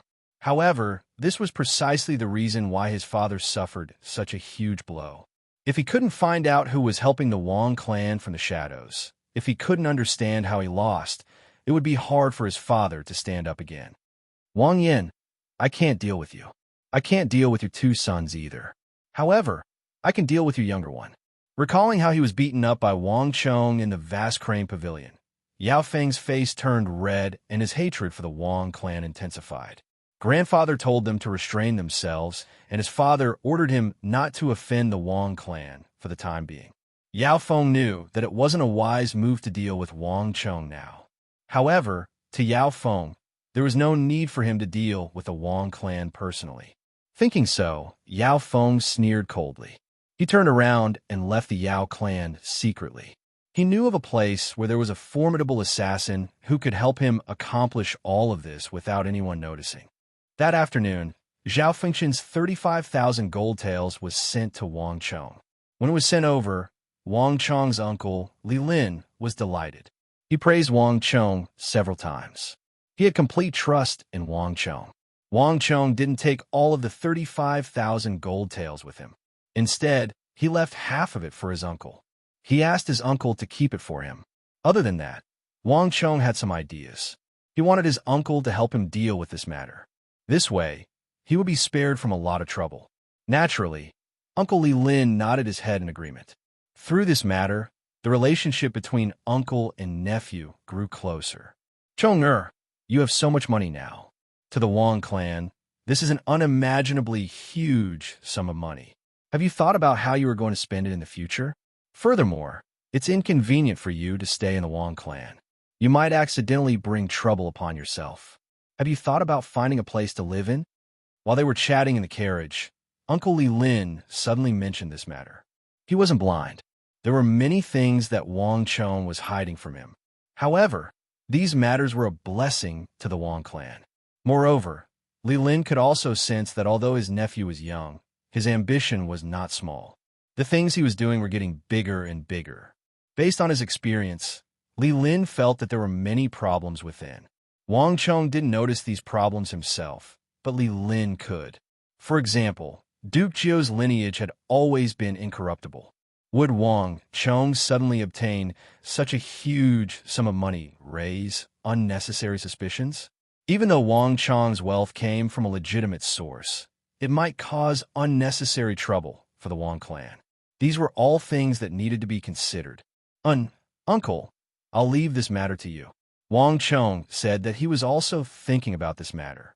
There were many things that were becoming more and more inconvenient for him to do at home. Furthermore, just like what Uncle Li Lin said, there were some things that would be fine if he handled them well, but if he didn't, it might bring trouble to the clan. Putting everything else aside, 30,000 gold taels was something that might attract the covetous eyes of others. This was also the reason why he gave half of the gold taels to Uncle Li Lin. Also, don't tell my mother about this matter yet, Wang Chong said. Don't worry. Li Lin smiled and said with a doting expression. The more he looked at this nephew of his, the more he liked him. If not for Wang Chong, he would have continued to hold that position for many years. Thus, out of gratitude, and as a kinsman, no matter what Wang Chong did, Li Lin approved of it. Furthermore, if the clan were to learn of what Wang Chong had done, he might be restricted or supervised. As a mother, it was inevitable that she would worry about him. This way, Wang Chong wouldn't be able to do as he pleased. Thus, Li Lin was in favor of Wang Chong keeping this matter a secret for now. You could talk to your mother about this later. It'll be the same. Also, Lord Zhao asked me to pass this invitation to you. He said that if you are free, he would like to invite you to the Imperial Army. Chapter 70. Uncle Li Lin handed the invitation to Wang Chong and left. Wang Chong pondered for a moment. Then he brought along 17,000 gold taels and headed straight for the Duke of Wei's mansion. Unlike the Wang Chong clan, the Duke of Wei had a wide range of businesses. He helped Ablonidin and Arloja gather a large amount of rations to transport to Sinnu in the west. Such a large project involved many aspects, and it wasn't something that Wang Chong could accomplish alone. In this aspect, Wei Hao was much better than him. Although Wei Hao wasn't powerful enough to make all the decisions in the Wei family's affairs, Wei Hao didn't care. However, as long as it didn't involve Wei Kingdom's main business, and it was just some insignificant matters, such as selling sword at the Blue Bottle Pavilion, Wei Hao, as the young master of the Wei clan, was still able to make the decision. There was no need for the Duke of Wei's permission. Wang Chong didn't need the Wei family to do anything. He just needed to use their network of business channels throughout the country to purchase some food. Going all the way to the west, after a while, he saw a huge mansion. It was splendid and magnificent. On the signboard above the door, there was a black and gold word Wei, which clearly indicated the identity of this family. This was the Duke of Wei's mansion. Even though Wang Chong and Wei Hao were childhood friends, they grew up together. However, Wang Chong rarely came to the Duke of Wei's mansion. The reason was simple. Wang Chong's father, Wang Yin, and Wei Hao's father, Wei Yuan, did not get along. When Wang Chong and Wei Hao were young, the two families had a good relationship. However, after Wei Hao's father was conferred the title of Duke of Wei, everything changed. The Duke of Wei and his father were both very stubborn, and they often clashed with Wang Chong's big uncle, Wang Jin, in the royal court. As a result, the relationship between the two clans grew increasingly strained. On the other hand, the relationship between Wang Chong and Wei Hao was not affected. Adults play with adults, and children play with children. It was just that he couldn't go to the Duke of Wei's mansion. Duke of Wei's personality was different from his father's. Although his father didn't have a good relationship with Duke of Wei, Wei Hao was always welcomed to the Wang family. Wang Chang's mother would also smile and affectionately call him Xiaoyan and prepare a plate of pastries for him. In the Wang clan, the matters of the adults would never involve the children. However, the Duke of Wei was different. He loved the house and its crow, and hated the house and its crow. He didn't like Wang Chong's father, Wang Yin, so he didn't like Wang Chong as well. That was also the reason why Wei Hao was placed under house arrest when Wang Chong caused a huge uproar. The Duke of Wei had even sent word that Wang Chong was strictly forbidden from stepping foot into the Wei family. However, this posed no threat to Wang Chong at all. Wang Chong found a gate guard that Wei Hao had bribed and passed the message in. Soon, Wei Hao came out. "Wang Chong, why are you here?" Wei Hao hurriedly ran out. As he walked, his eyes were filled with surprise. In the past, Wang Chong would always go to the Eight Gods Pavilion to look for him, and he rarely came to his house. After so long, this was the first time Wang Chong came to the Duke of Wei's mansion. "Stop wasting time and get on the carriage. I have something to talk to you about." Wang Chong beckoned him over and chided jokingly. "Hee hee, you came at the right time. I have something to talk to you about as well." Wei Hao said. "Oh." Wang Chong was surprised. The two childhood friends, who had grown up together, boarded the carriage, closed the door, and the carriage moved forward. "Wang Chong, you asked me to look for a fellow named Zhang Munian. Tell me, why are you looking for him?" Upon entering the carriage, before Wang Chong could say anything, Wei Hao had already spoken up with a grim expression. "You found him." Wang Chong's body jolted, and his face warped. When Wang Chong was looking for Wei Hao, he had been smiling all along. However, at this moment, he retracted his smile, and a grim expression appeared on his face. Zhang Munian was an important part of his plan. To him, he was even more important than the Hyderabad ores and the art of god and demon obliteration. It wasn't an exaggeration to say that even though Wang Chong didn't put much effort into Zhang Munian, he was the one whom Wang Chong was most concerned about. "And I found him." Wei Hao nodded his head. He had grown up together with Wang Chong, so he couldn't be any more familiar with the latter. He immediately sensed the change in Wang Chong's body, and his entire person turned solemn. But even if he were to die, he couldn't understand why Wang Chong would place so much importance on an insignificant figure like Zhang Munian. "But let me tell you this first. I didn't find him in the list of officials, but in the death prison." Wei Hao said grimly. "Death prison?" Wang Chong was taken aback. If that wasn't the case, I wouldn't have spent so much time looking for him. If I wasn't meticulous enough to flip through his name book, I might not have noticed him at all. This is the dossier I had someone make on him. Take a look." Wei Hao carefully took out a dossier from his bosom and tossed it over. The dossier was wrapped tightly in a yellow leather pouch. Clearly, Wang Chong had put in a lot of effort into it. Initially, Wei Hao didn't care much about such things. What he was interested in was martial arts. But as long as this matter was entrusted to him by Wang Chong, he would definitely do his best to carry it out. "Wang Chong, it's not that I want to criticize you, but this person's situation is extremely unique. An insignificant official like him actually embezzled more than 20,000 gold taels. Isn't this a joke? Aren't you being too brazen? I believe you should know how the royal court deals with such corrupt officials. This person has been marked by the Bureau of Punishments, and he will be executed soon. Once his name is on the list, even if my father is the current Duke of the Royal Court, he won't be able to get out. Even though I don't know why you're looking for him, Wang Chong, listen to my words of advice. Don't pursue this matter any further. A person won't be sent to the death prison for no reason. There must be a reason behind the royal court's betrayal. Getting too close to such a person isn't a good thing for you or the Wang clan." Wei Hao didn't expect that the person Wang Chong was looking for would be a death convict. He wasn't worried about him, But the Wang clan had always been incorruptible, and Duke Jiao was highly respected. Wei Hao was worried that if Wang Chong were to get involved in this matter, it would become an excuse for others to attack the Wang clan. Having grown up in such a noble clan, Wei Hao had seen too many political struggles. Thus, he understood a thing or two. A tall tree attracts the wind. It wasn't a good thing for Wang Chong to get involved with a death convict. Wang Chong didn't say a word. With a grim expression, he flipped open Zhang Munian's dossier and began reading through it. The Tang dynasty was a flourishing empire, and they were extremely careful with the approval of death convicts. All information had to be checked thoroughly before they dared to sign their names.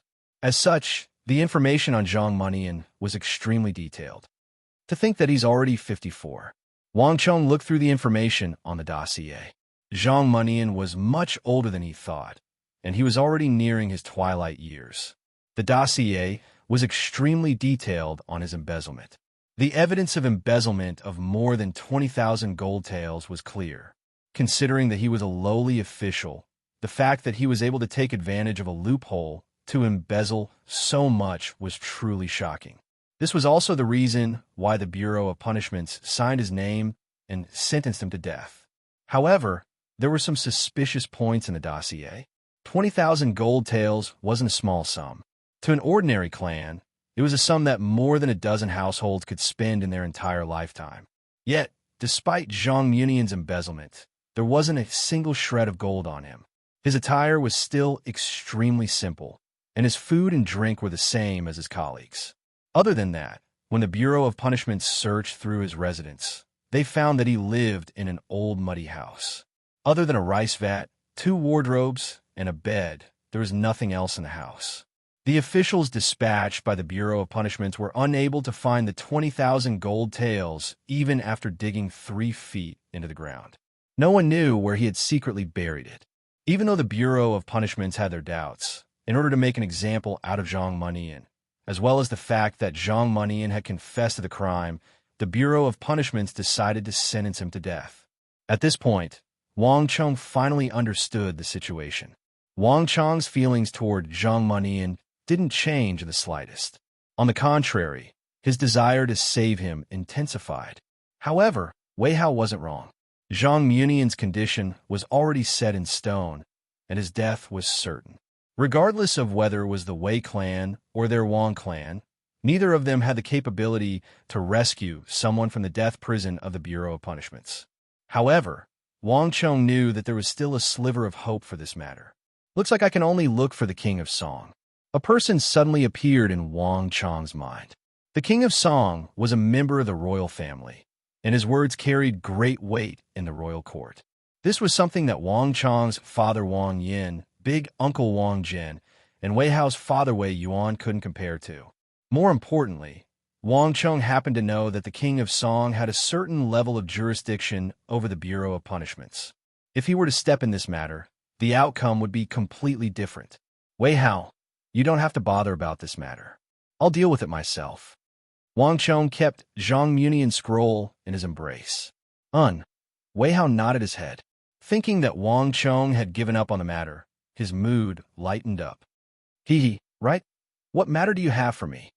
Hearing Wei Hao's question, Wang Chong couldn't help but chuckle. Youngster Wei, it's not that I want to nag at you, but you got beaten up again, right? Why? Is that cousin of yours here again? Wang Chong chuckled as he stared at the red scar at the corner of Wei Hao's eyes. This scar was still fresh, and he had noticed at the moment Wei Hao boarded the carriage. Even though Wei Hao had tried his best to conceal it with a strand of his hair, how could he hide it from Wang Chong's sharp eyes? Wei Hao's act was exposed by Wang Chong, and he collapsed in an instant. What nonsense are you talking about? I accidentally knocked against the door frame when I was leaving the house. Wei Hao tried his best to conceal the matter. In the end, it only made Wang Chong laugh even louder. Here, this is for you. Take it back and study it carefully. Cultivate it well. Wang Chong took out a book from nowhere and tossed it over to Wei Hao. What's this? Wei Hao caught it with both hands as he asked curiously. After flipping through 2 pages, his face warped in agitation. Martial arts technique. Why do you have this? Chapter 71. Wei Hao is a martial arts fanatic. However, His mediocre aptitude meant that he had no fate with most martial arts. This was something that even the Duke of Wei could not change. Therefore, Wei Hao's desire for power was unimaginable. Wei Hao did not expect Wang Chong to give him a martial arts manual. In this era of martial arts, other than those martial arts that were publicized, any martial arts manual was priceless. No faction would get away easily. Wei Hao was pleasantly surprised. Wei Hao flipped through the manual page by page. At first, he was just casually flipping through it. However, he gradually became engrossed in it and was completely captivated. Although he had not cultivated it yet, Wei Hao could feel that the martial arts Wang Chong gave him were much more powerful than what he was currently cultivating. Seeing Wei Hao slowly become engrossed in it, even his breathing became faintly discernible. Wang Chong nodded and smiled at his heart. Wang Chong had always been filled with guilt towards Wei Hao. Wei Hao had always treated him as his best brother. However, due to various reasons, they had a misunderstanding and parted ways, losing this friend. Even so, Wei Hao never gave up on him. In his previous life, Wei Hao ignored his family's opposition and helped him and his family during his most difficult time. At that time, Wang Chong could not help Wei Hao at all. They could only watch helplessly as Wei Hao was washed away by the torrent of the era and the catastrophe, just like the others. In this life, Wang Chong had always wanted to do something for him. Martial arts had always been Wei Hao's weakness. However, his mediocre aptitude limited him. Even the Duke of Wei could not change it. Therefore, even at his final moments, Wei Hao was never strong. Wang Chong had always wanted to help him, but it was not easy to find a suitable martial art manual for him. According to Wei Hao's situation, Wang Chong spent a long time recalling all the martial arts manuals in his mind. Finally, he found one that was suitable for Wei Hao. This was also the reason why Wang Chong only gave it to him after being reborn for so long. Time passed slowly. Wei Hao was engrossed in reading. Wang Chong didn't disturb him and just sat quietly in the carriage. After an unknown amount of time, Wei Hao let out a long sigh and finally lifted his head from the scroll. Mountain Ascension Incantation? What a strange name. Why haven't I heard of it before? Wang Chong, where did you learn such powerful martial arts? Wei Hao looked at Wang Chong in astonishment. It was as if he did not know him at all. Wei Hao didn't know why, but when he flipped open the manual, he felt especially fond of it. It was as if there was a strange force pulling him in, causing him to keep reading. Wei Hao only let out a long sigh of relief when he was done. Wei Hao didn't know where Wang Chong got his martial arts from, but it was obvious that this wasn't the style of the Wang family. It was completely unorthodox, but for some reason, Wei Hao liked it very much. When he flipped through it, he had a feeling that it was tailor-made for him, which made him feel very excited. What? You don't like it? Give it back. Wang Chong stretched out his hand with a straight face. Scram, what you gave to me is mine. Brat, don't even think of taking it back. Wei Hao hugged the Mountain Ascension Incantation tightly in his embrace, as though Wang Chong was trying to dig out his heart. Ha ha! Wang Chong retracted his right hand and laughed heartily. Seeing Wang Chong laughing, Wei Hao couldn't help but laugh as well. The two brothers seemed to have returned to the harmonious relationship they had when they were young. The misunderstanding caused by Ma Zhou had completely disappeared. Brat, take this Mountain Ascension Incantation as a token of my hard work over the past few days. Don't even mention it in the future, right? If there's such a good thing in the future, remember to call me along. Dream on, Wang Chong scolded jokingly. He wasn't surprised that Wei Hao would like this manual. That was because this manual was created for someone with mediocre talent like Wei Hao. It was common knowledge that the majority of people in the world weren't geniuses with outstanding talent, but ordinary people. Although most of these people were destined to not have any accomplishments, nothing was absolute. There was always a chance of survival. The Mountain Ascension Incantation belonged to such a chance. This manual didn't have any requirements on talent, but it required 10 times, 100 times the effort. Clumsy birds fly early. If one's talent couldn't compare to others, then put in more effort. This was the concept of the Mountain Ascension Incantation. This cultivation technique basically had no bottlenecks. From the origin energy realm to the true martial realm, then to the profound martial realm, then the imperial martial realm. This cultivation technique could be cultivated endlessly. The only thing one had to put in was more effort, 100 times or even 1,000 times. The further one progressed, the more effort one had to put in. For this cultivation technique, hard work was its bottleneck. However, even so, Wang Chong didn't have much of an impression of this cultivation technique. In fact, he almost couldn't remember it at all. The reason was simple. Although this cultivation technique was mystical, it wasn't suitable for Wang Chong. Everyone had their own cultivation technique. This cultivation technique might be powerful for Wei Hao, but might not necessarily be the same for Wang Chong. In fact, it might even be inferior to ordinary cultivation techniques. Furthermore, this cultivation technique wasn't fully implemented in his previous life. The reason was simple. There was no time. This cultivation technique required too much time. Furthermore, the number of people who could put in so much effort was probably even fewer than those talented geniuses. Keep this matter to yourself. Don't tell anyone else, including your father. Wang Chong said, "Don't worry. I know.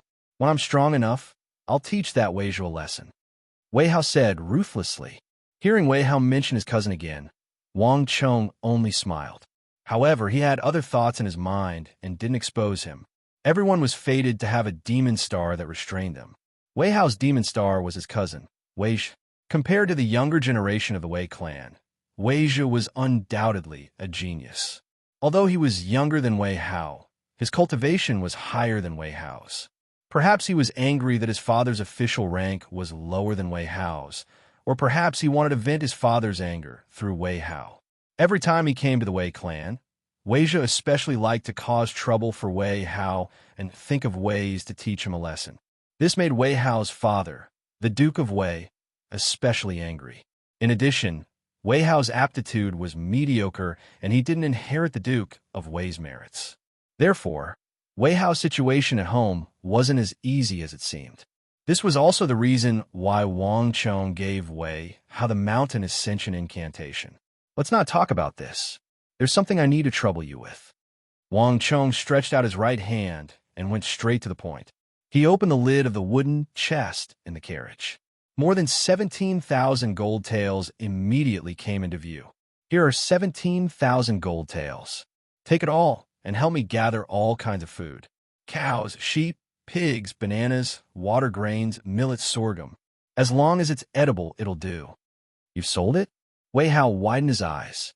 He had given the 37,000 gold taels previously to the two Cindy monks. For another 10,000 gold taels to appear here, it was clear that he had sold the sword. Of the 35,000 gold taels, this is only half of it. Wang Chong nodded. He didn't hide anything from Wei Hao. Don't worry. It's fine as long as there's gold. Leave this matter to me, Wei Hao said. He wasn't the one who had the final say in the Wei clan. However, as long as there was money, it was purely a business transaction. As long as it could earn money, the Wei clan wouldn't reject it. Also, help me with something. Wang Chong whispered his thoughts to Wei Hao. Wei Hao hurriedly nodded his head. No problem. Leave this matter to me. After everything was settled, there wasn't much else to be said. Wang Chong jumped down from the carriage and left it for Wei Hao to transport the gold. Then, he rushed back home. His little sister was currently indulging in pleasure. After receiving a huge sum of several hundred gold taels from Wang Chong, she had become a millionaire. Every day, she would follow behind cousin Wang Zhuyan and have a good time. Sometimes, she wouldn't even return home. The Wang clan was strict, and such a situation was forbidden. However, if it was cousin Wang Zhuyan, as long as she sent a note over, his mother wouldn't pursue the matter. After settling the matters in Sinnu, Wang Chong spent the next few days in peace. He would wake up in the middle of the night to practice his dragon bone art and Herculean fist. Then, he would head to the Ghost Tree District during the day and place down a black stone to play chess with the war god So Young-sun. The days were peaceful and orderly. Come. Everyone, let's toast to young Master Su. I, Zhang Wei, will never bow down to anyone except for young Master Su. Young Master Su has always been the person I respect the most. Zhang Wei, I'm different from you. Young Master Su, let me toast to you. You have always been the person I respect the most. In the capital of the Tang dynasty, who doesn't know of young Master Su? Indeed, given Duke of Su's influence, there is no one in the capital who wouldn't give him some face. Even the Yao clan and Wang clan have to be wary of him. In the Eight Gods Pavilion, a large group of people surrounded Su Bai, fawning on him and fawning on him. Su Bai reclined in his armchair, narrowing his eyes as he raised his wine glass, accepting the compliment from the crowd without any trace of politeness. In the capital of the Tang dynasty, these scions were undoubtedly the most influential scions in the capital. But honestly speaking, Su Bai didn't think much of them. Su Bai knew that they were fawning on him, but there was one thing that they were right about. His father, Duke of Su, Su Fuwei, was definitely one of the most influential figures in the capital of the Tang dynasty.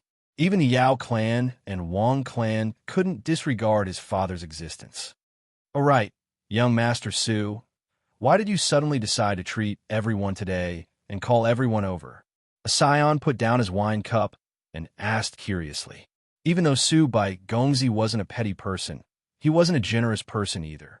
In the Eight Gods Pavilion, it was rare for them to meet him for a meal even once every 3 months. They weren't related to each other, and they weren't close to each other. It was rare for them to meet even once every 3 years. Chapter 72. Hearing those words, Su Bai harumphed, and his expression suddenly turned cold. In an instant, the atmosphere changed. No one could have imagined that Su Bai's expression would change, just like the weather in April. Everyone's heart turned cold, and they immediately shut their mouth. Duke of Su was like the sun in the sky. Even though they came from wealthy backgrounds, how could they compare to Su Bai? Now that Su Bai was displeased, no one dared to speak. To think that all of you would have forgotten about it. Looks like I have to remind all of you. Have you forgotten that we still have 1,000 gold taels with Wang Chong? How can you all forget about such an important matter? Su Bai's face was cold. Everyone immediately came to a realization. They finally understood why Su Bai would treat them at the Eight Gods Pavilion for the first time. Those who weren't close to Su Bai immediately regretted their actions. They shouldn't have come to the Eight Gods Pavilion for Su Bai's sake. Clearly, Su Bai wanted to make use of them to deal with the Wang clan.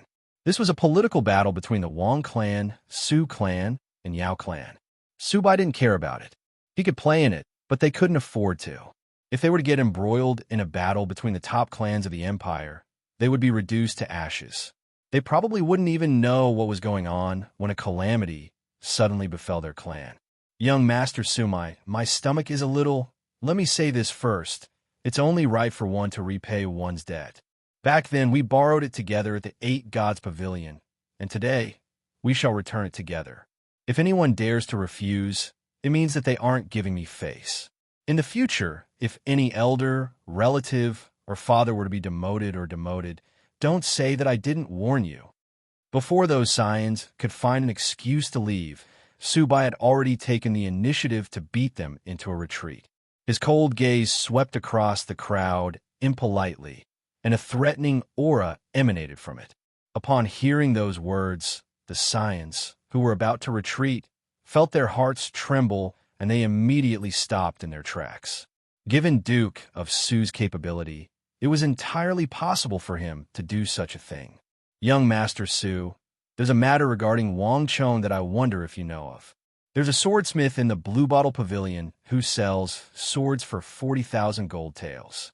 I heard that his name is Wang Chong.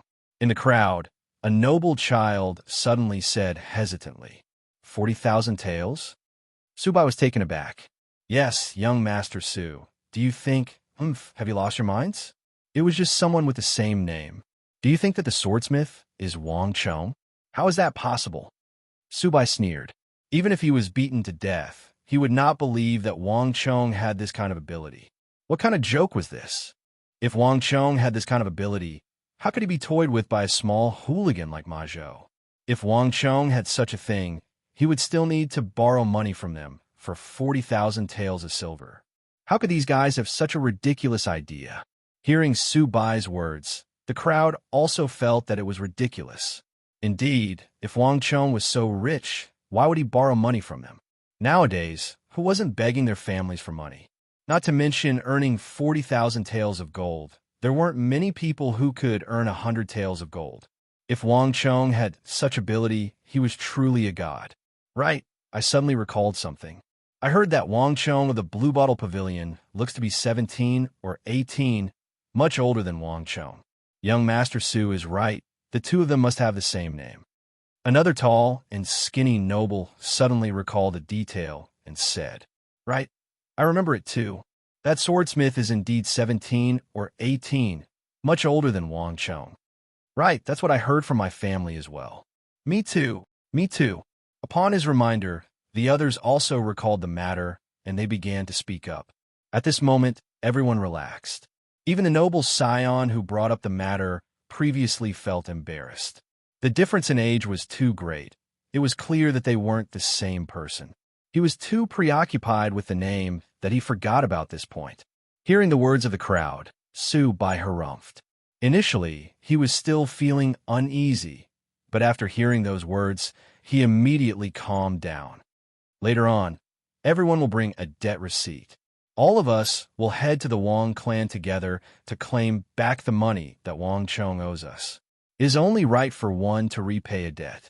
If anything happens, I, Su Bai, will shoulder it. In the future, we will enjoy glory and riches together. I, Su Bai, will guarantee that all of you will be worry-free.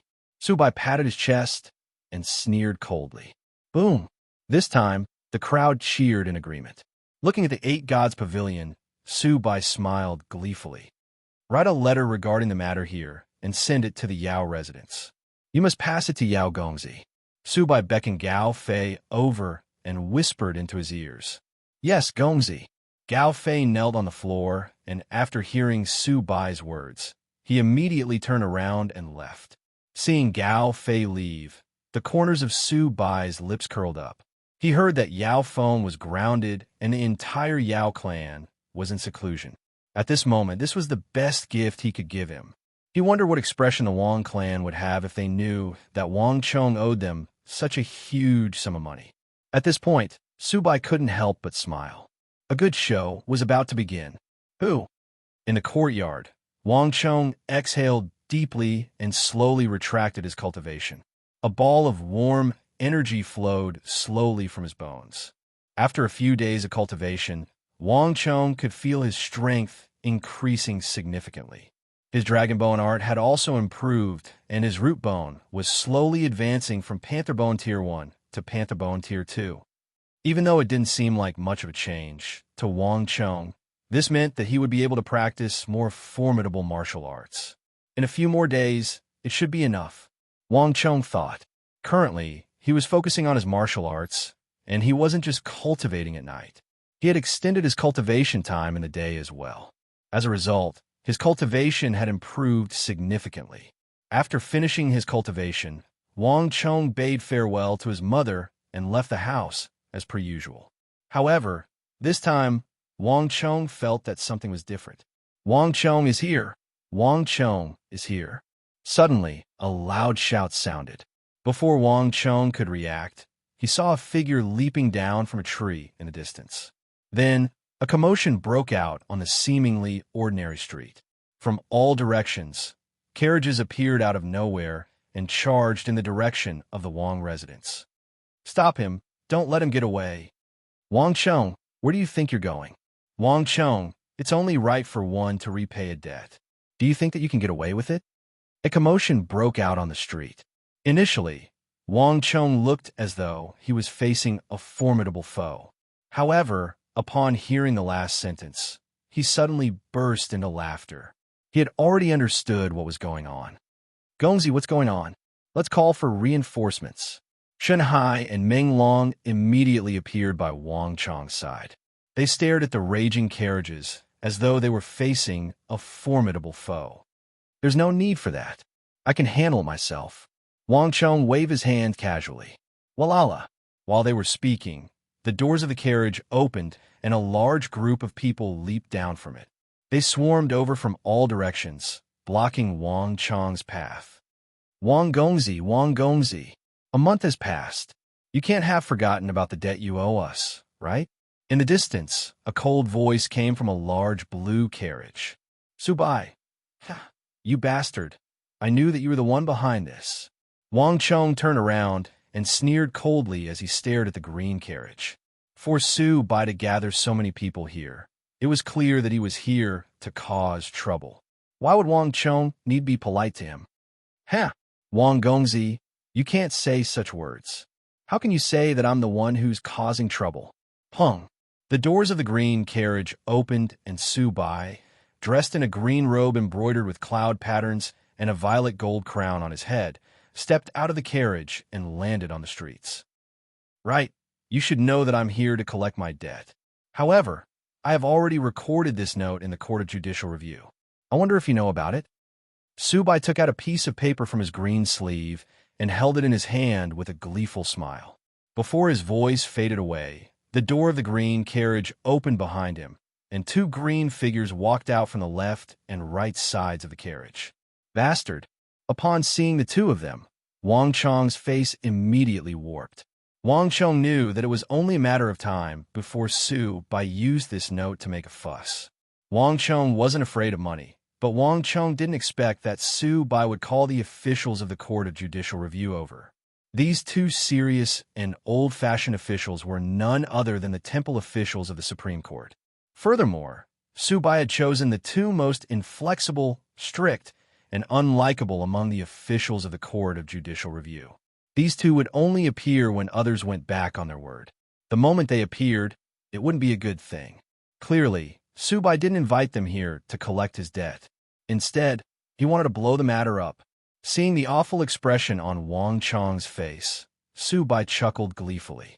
If Wang Chong thought that the Eight Gods Pavilion would only ask for his debt when it was due, he would be underestimating him. How could the son of the Duke of Su residence be so useless? This time, he had specially invited the two most impartial officials of the Court of Judicial Review over. Right now, he was going to teach Wang Chong a lesson in politics. What was the meaning of means? Wang Gongzi, these notes were written by you, right? Su Gongzi said that you owe them 1,700 gold taels. Is that true? The official on Su Bai's left asked. This was a stern-looking old man.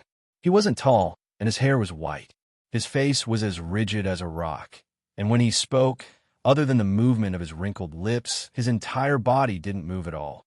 It was as though he was a dried corpse, and just the sight of him was frightening. You should know the laws of the royal court.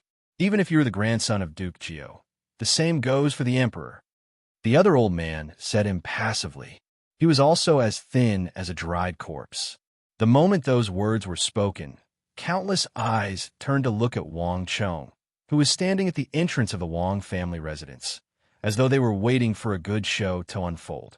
Lords, this doesn't seem to be in line with the rules. Wang Chong ignored Su Bai. Instead, he turned to the two officials of the Court of Judicial Review.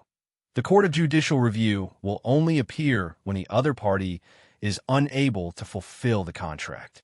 Since the contract hasn't been fulfilled yet, aren't the two of you a little too early? Chapter 73. Even though it's against the rules, Su Bai's words aren't without reason. 1,700 gold taels isn't a small matter. Given your capabilities, there's a high chance that you won't be able to repay it. As long as the Court of Judicial Review feels that there's a high chance that you're going against the contract, they can interfere. This isn't unprecedented.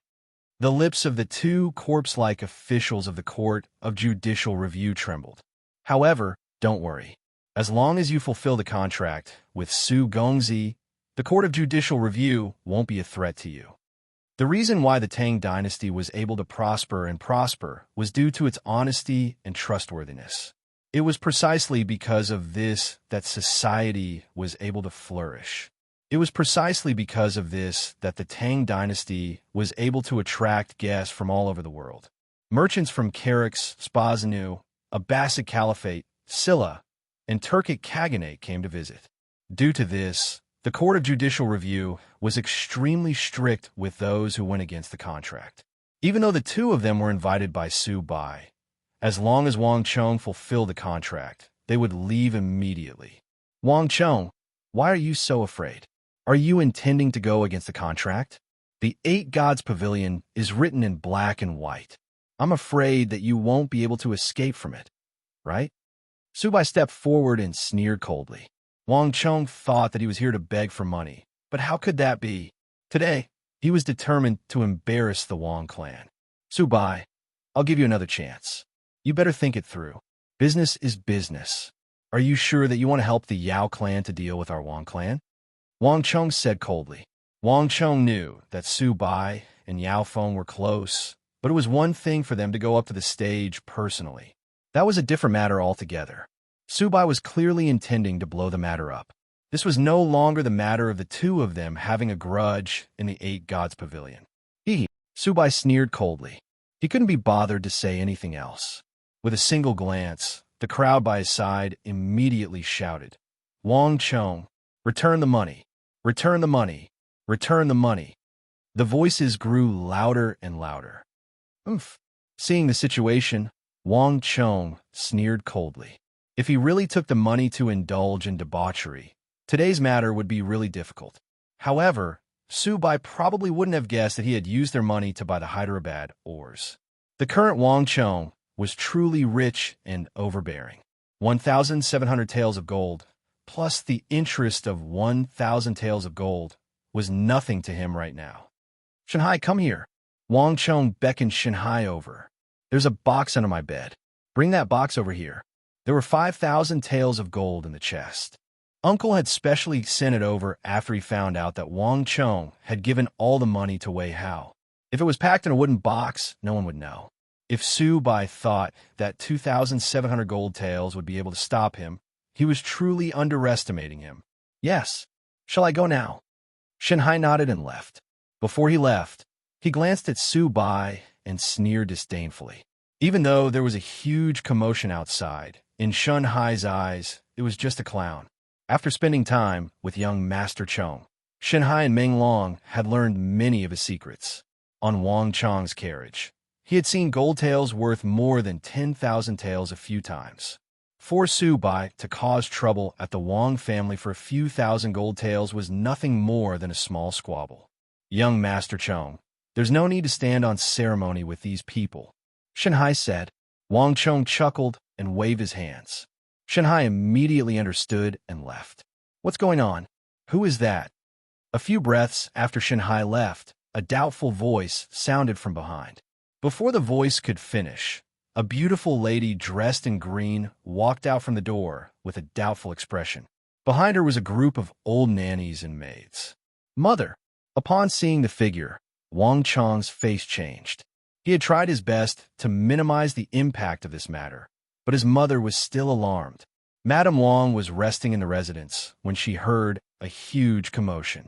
Not knowing what was going on, she came out to take a look.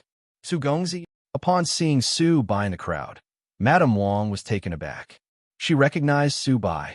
Back then, she had seen Madame Su bringing Subai along in the palace. Why are you here? Madame Wang was astonished. Madame Wang, you came at the right time. Your son owes us 1,700 gold taels. This is written in black and white. We aren't trying to frame you. Subai shook the note in his hand and smiled sinisterly. Right, by the way, this is a 2% interest. What?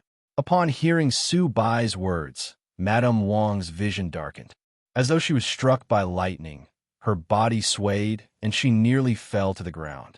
Madame Wang didn't expect that Wang Chong would owe someone 1,000 gold taels behind her back. Furthermore, it was a 2% interest.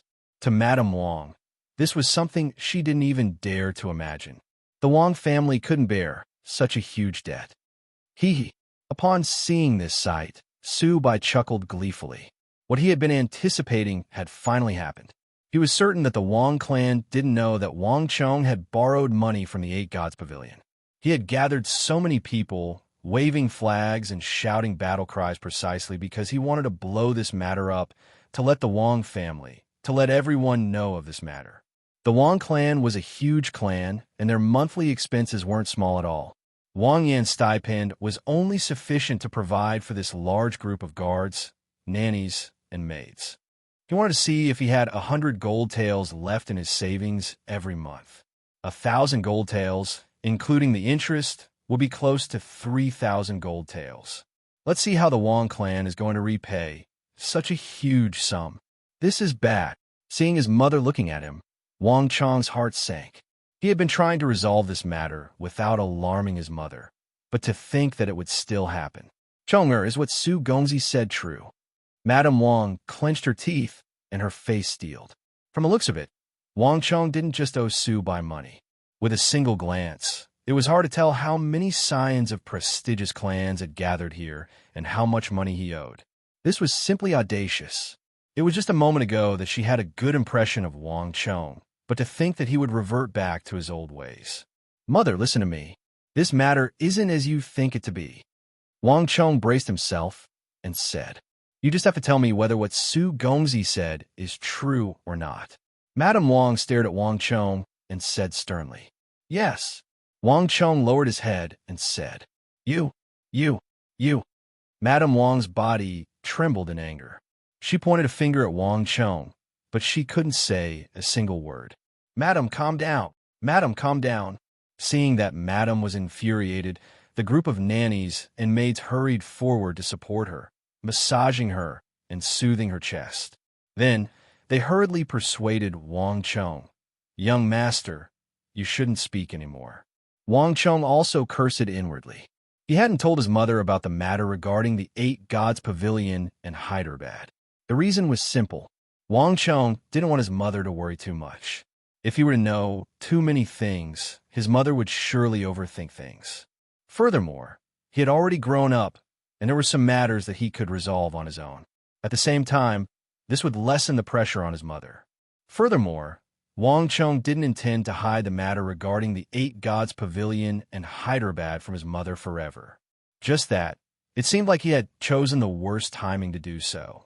Not too far away, Su Bai sneered coldly. Wasn't this scene exactly what he had hoped for? Wang Chong glared at him before turning around to look at his mother. Even though the matter regarding the 8 Gods Pavilion had been exposed, Wang Chong didn't panic in the slightest. Mother, this matter isn't as you think it to be. Even though 1,700 gold taels isn't a small sum, it isn't a problem at all. I can resolve it. Stop bragging. How are you going to resolve it? The crowd burst into laughter. Their family was considered wealthy, but their monthly allowance was at most a few taels of gold. At most, it was a dozen or 20 taels of gold.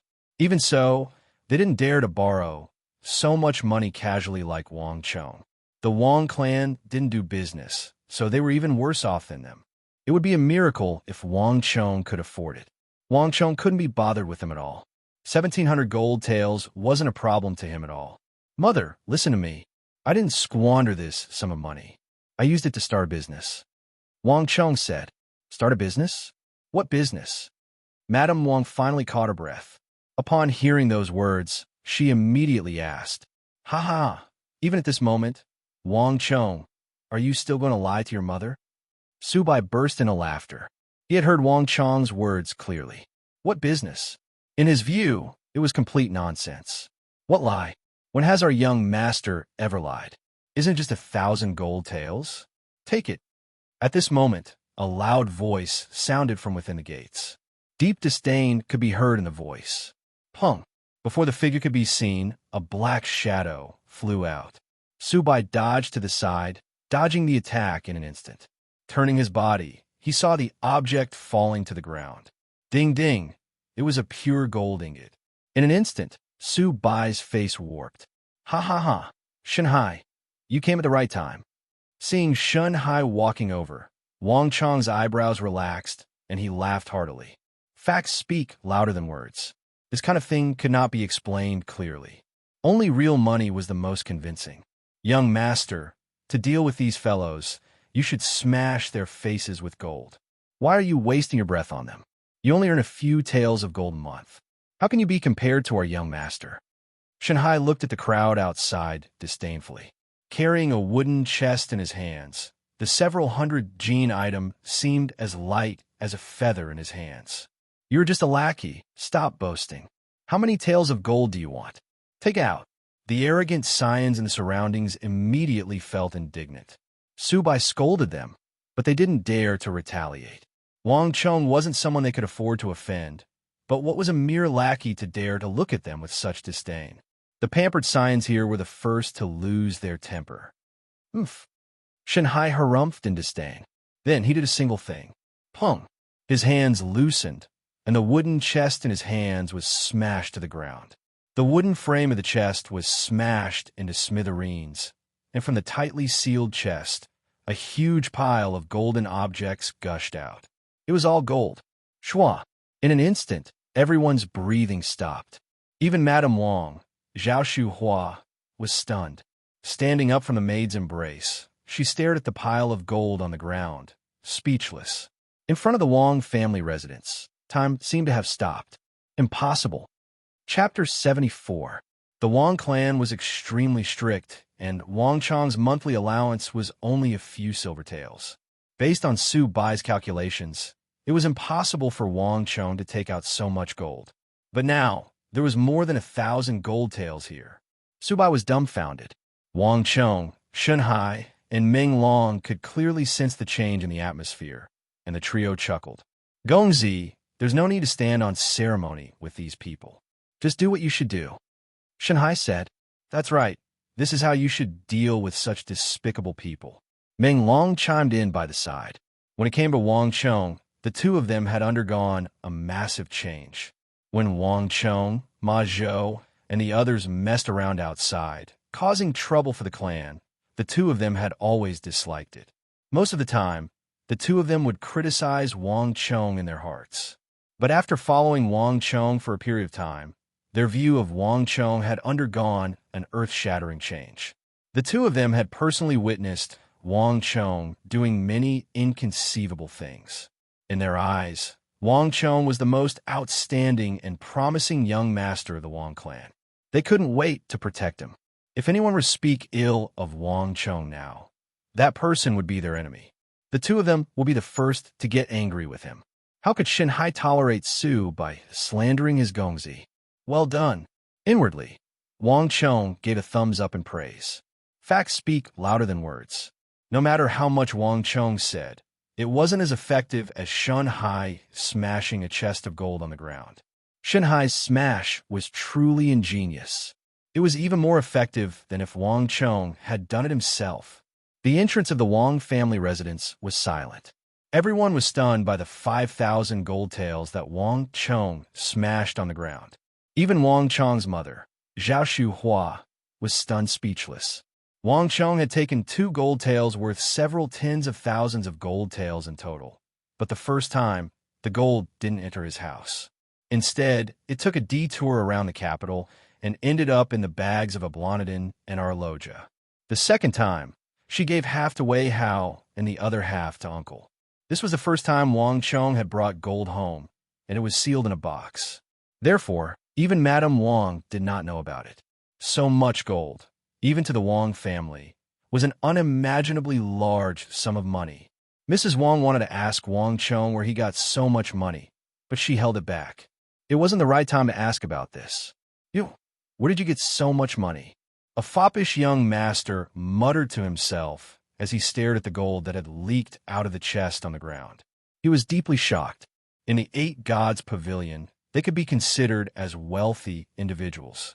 Otherwise, they wouldn't have the money to lend to Wang Chong. But compared to Wang Chong, he was still far behind. There was at least 4,000 to 5,000 gold taels in the chest. To them, it was an unimaginable amount. In an instant, the crowd suddenly felt the huge gap between them and Wang Chong. For some reason, a huge ravine had appeared between them and Wang Chong. They were on this side of the ravine, but on the other side, Wang Chong had already surpassed their level. He had become an existence that they couldn't even look up to. Wang Chong was still the same Wang Chong, but in the eyes of the crowd, there was something intimidating about him. There's no need for you to bother about that. Wang Chong swept his gaze across the crowd and sneered coldly. Isn't it just 1,700 gold taels? You can claim it with the note. Let me tell you something. I was intending to give each of you an extra 100 gold taels, but since you helped Su Bai to deal with me, there's no need for that anymore. This reward can only be left for those who didn't come today. 100 gold taels. I already said that I shouldn't have come. Young Master Chong, this has nothing to do with me. I didn't even shout a single word. I didn't either. Young Master Chong, I'm just passing by.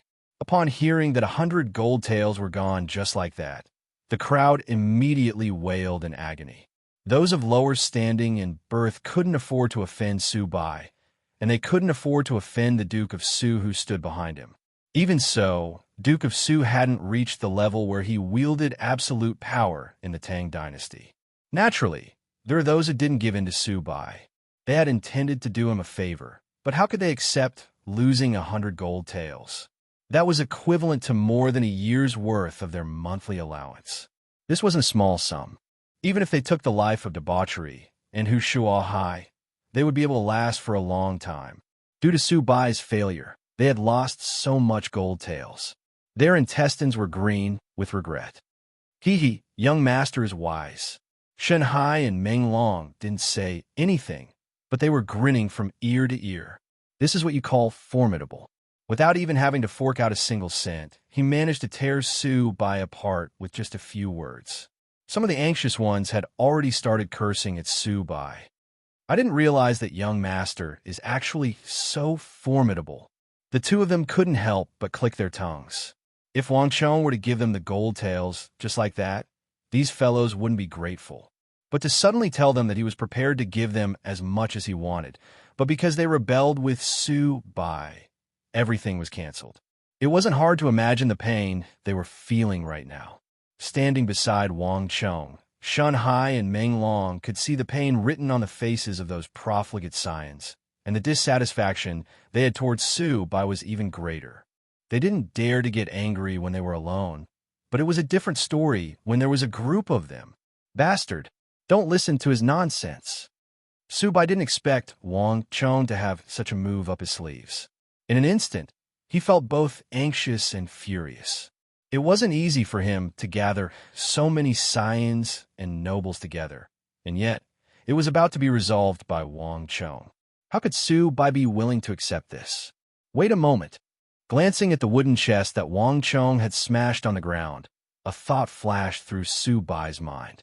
He stepped forward, pointed at the gold taels, and bellowed, "Wang Chong, your Wang clan has never been involved in business. With just you, Wang Chong, how can you possibly get so much gold? Humph. I'm suspecting that your Wang clan has accepted bribes from others." Su Bai stared at Wang Chong with a menacing gaze, as though he was trying to peer into the depths of the latter's heart. He had almost been thrown into disarray by Wang Chong's counterattack. However, Su Bai finally understood the situation. The Wang clan had always been struggling to make ends meet. So how could they possibly have so much gold? Su Bai didn't believe that the Wang clan would be able to save so much money. There must be a problem here. Censor Fu, it is your duty to supervise the officials and enforce discipline.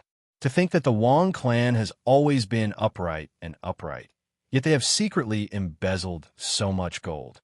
Can you just ignore this matter? Su Bai abruptly turned around to look at the other carriage behind him. The carriage door opened, and a purple-robed, white-haired elder walked out with a dark expression. This elder had been eavesdropping in the carriage for a long time, and upon hearing Su Bai's call, he walked out. Wang Chong didn't recognize this elder, but upon seeing the fish talisman on the other party's waist, his face immediately warped in shock. This was an imperial censor of the Tang dynasty, and a vice minister of the imperial censor at that. In order to deal with him, Su Bai not only summoned the vice minister of the Court of Judicial Review, he even summoned an imperial censor of the Tang dynasty. Su Bai. Wang Chong glared at Su Bai with an incomparably dark expression. If he summoned the vice minister of the Court of Judicial Review, it was likely that he, Wang Chong, would be the only one locked up in the prison of the Court of Judicial Review. However, Su Bai's target wasn't just him, but the imperial censors of the royal court. Instead, it was the entire Wang clan. This was a grave offense against the Wang clan, leaving no room for Wang Chong to salvage the situation. Furthermore, for an imperial censor of the royal court to be hiding in a carriage instead of discussing the affairs of the country in the royal court, listening to the arguments of his children, it was impossible for Wang Chong to believe that Su Bai hadn't been plotting this for a long time. Su Bai, you asked for it. A vicious glint flashed across Wang Chong's eyes. Madam Wang, Wang Gongzi, I saw everything in the carriage. I believe you have heard Su Gongzi's words as well. The Wang clan isn't a wealthy clan, and Duke Jiu's incorruptibility has always been respected by the entire royal court. I don't want to doubt the Wang clan, but this chest of gold isn't something that the Wang clan can accumulate through their salary. As an imperial censor, I am responsible for supervising the officials and upholding discipline. I will have to report this matter to the nobles of the royal court and His Majesty. Censor Fu spoke very slowly, almost spitting out each word one at a time. But every single word he spat out seemed to carry the weight of 1,000 caddies. Around the Wang clan gate, the anger of the crowd was originally focused on Su Bai. But after this censor Fu appeared, all of them fell silent, not daring to utter a single word. Their eyes were filled with fear. In the Tang dynasty, there was no one more fearsome than the imperial censors. If a single wrong word were to fall into the ears of the imperial censors, they could be impeached. In the Tang dynasty, even the most mischievous scion knew that in the Tang dynasty, one could offend anyone but the imperial censors. The area within 10 kilometers of any imperial censor was a forbidden zone, and no scion would dare to mess around them lest they brought trouble to their family. No one could have imagined that Su Bai would hide a censor in the carriage and accompany them to the Wang family residence. Su Bai, that bastard, is he mad? To bring the imperial censor here. Doesn't he know that this is a huge taboo? Everyone was filled with fear and hatred. It was fine for Su Bai to deal with Wang Chong, but for him to bring the imperial censor here, he was throwing everyone into the fire. In order to deal with the Wang clan and side with the Yao clan and King Qi, he was willing to go to any lengths. Everyone wanted nothing more than to distance themselves from Su Bai and that censor Fu, but no one dared to make a move at this moment. If they were to be targeted by the imperial censor, they would be in deep trouble. Su Bai could clearly sense the change in the atmosphere, but he paid it no heed. Instead, he was gleeful, and his eyes were fixed on Wang Chong alone. Wang Chong, do you think that this is all I'm capable of? Since I'm going to use your head to offer to the Yao clan, do you think that I would come without any preparations? Su Bai sneered coldly. Before coming, he had already made ample preparations.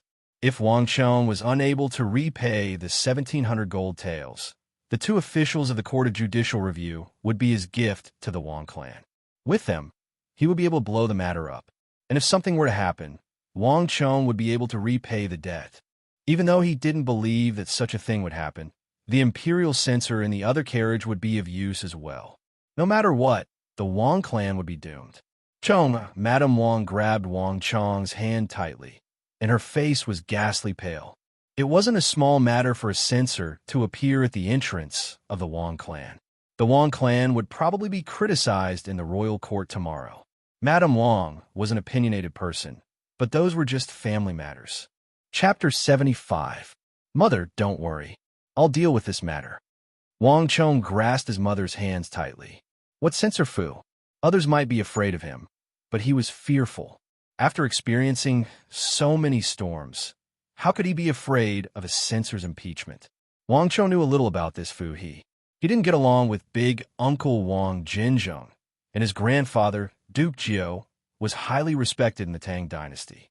However, Fu He seemed to dislike it and often try to find fault with him. On top of that, of all the censors, he was the closest to Duke of Su.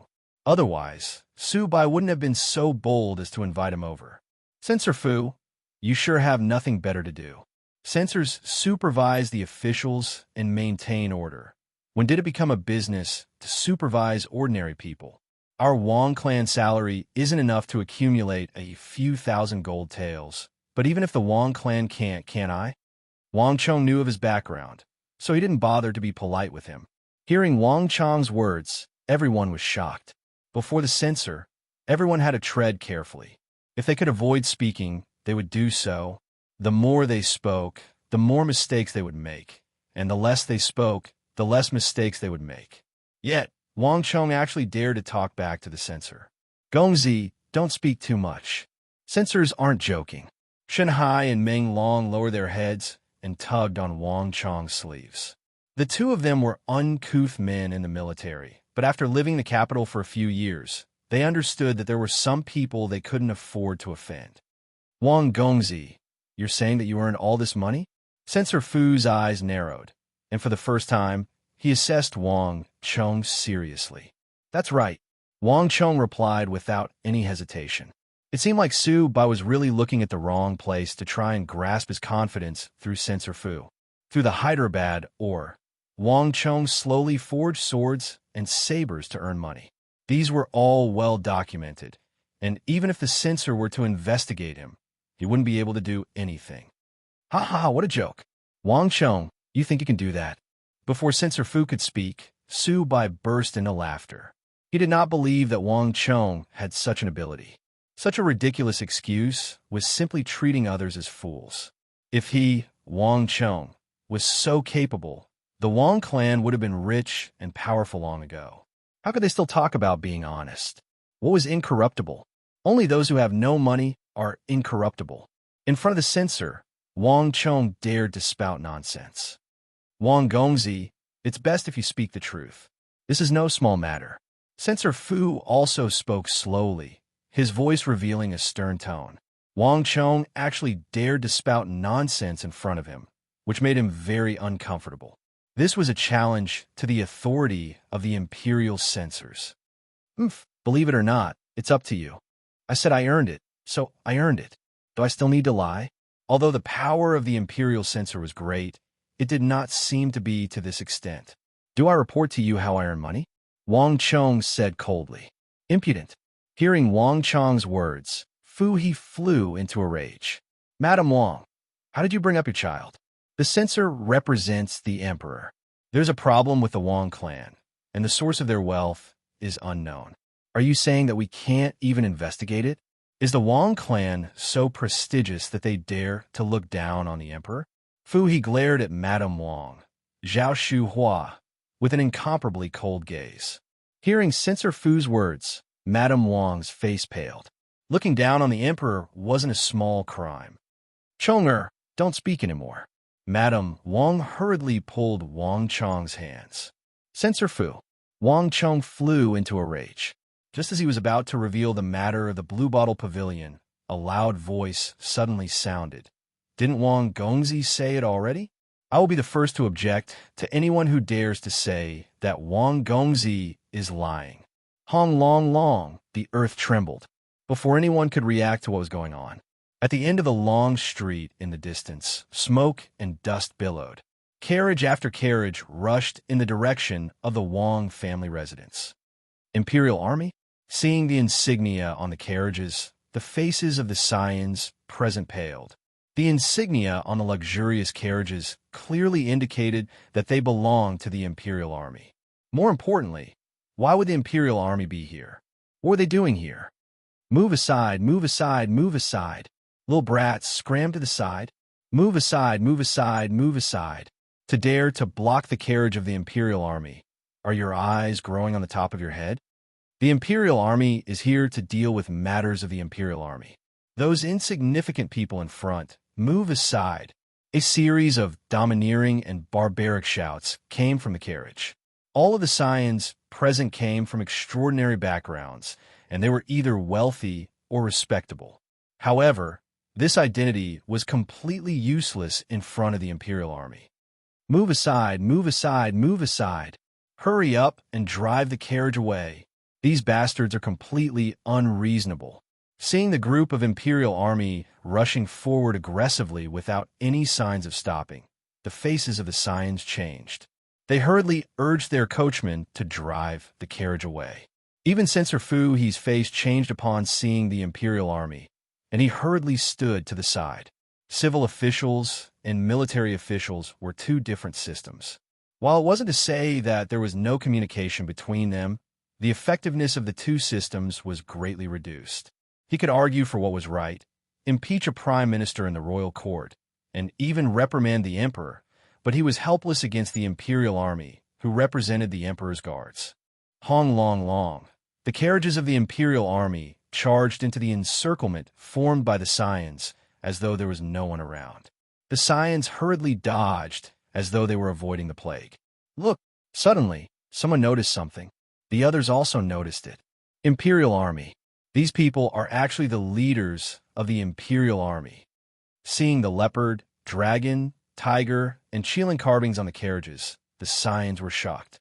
Those who had already retreated 3 to 4 zhang back retreated even further. They had some understanding of the Imperial Army. The bronze carvings on the carriage were in the shape of a leopard, a tiger, a dragon, and a Qilin. Not everyone could use them. Those carvings represented the leaders of the Imperial Army, and those of high standing at that.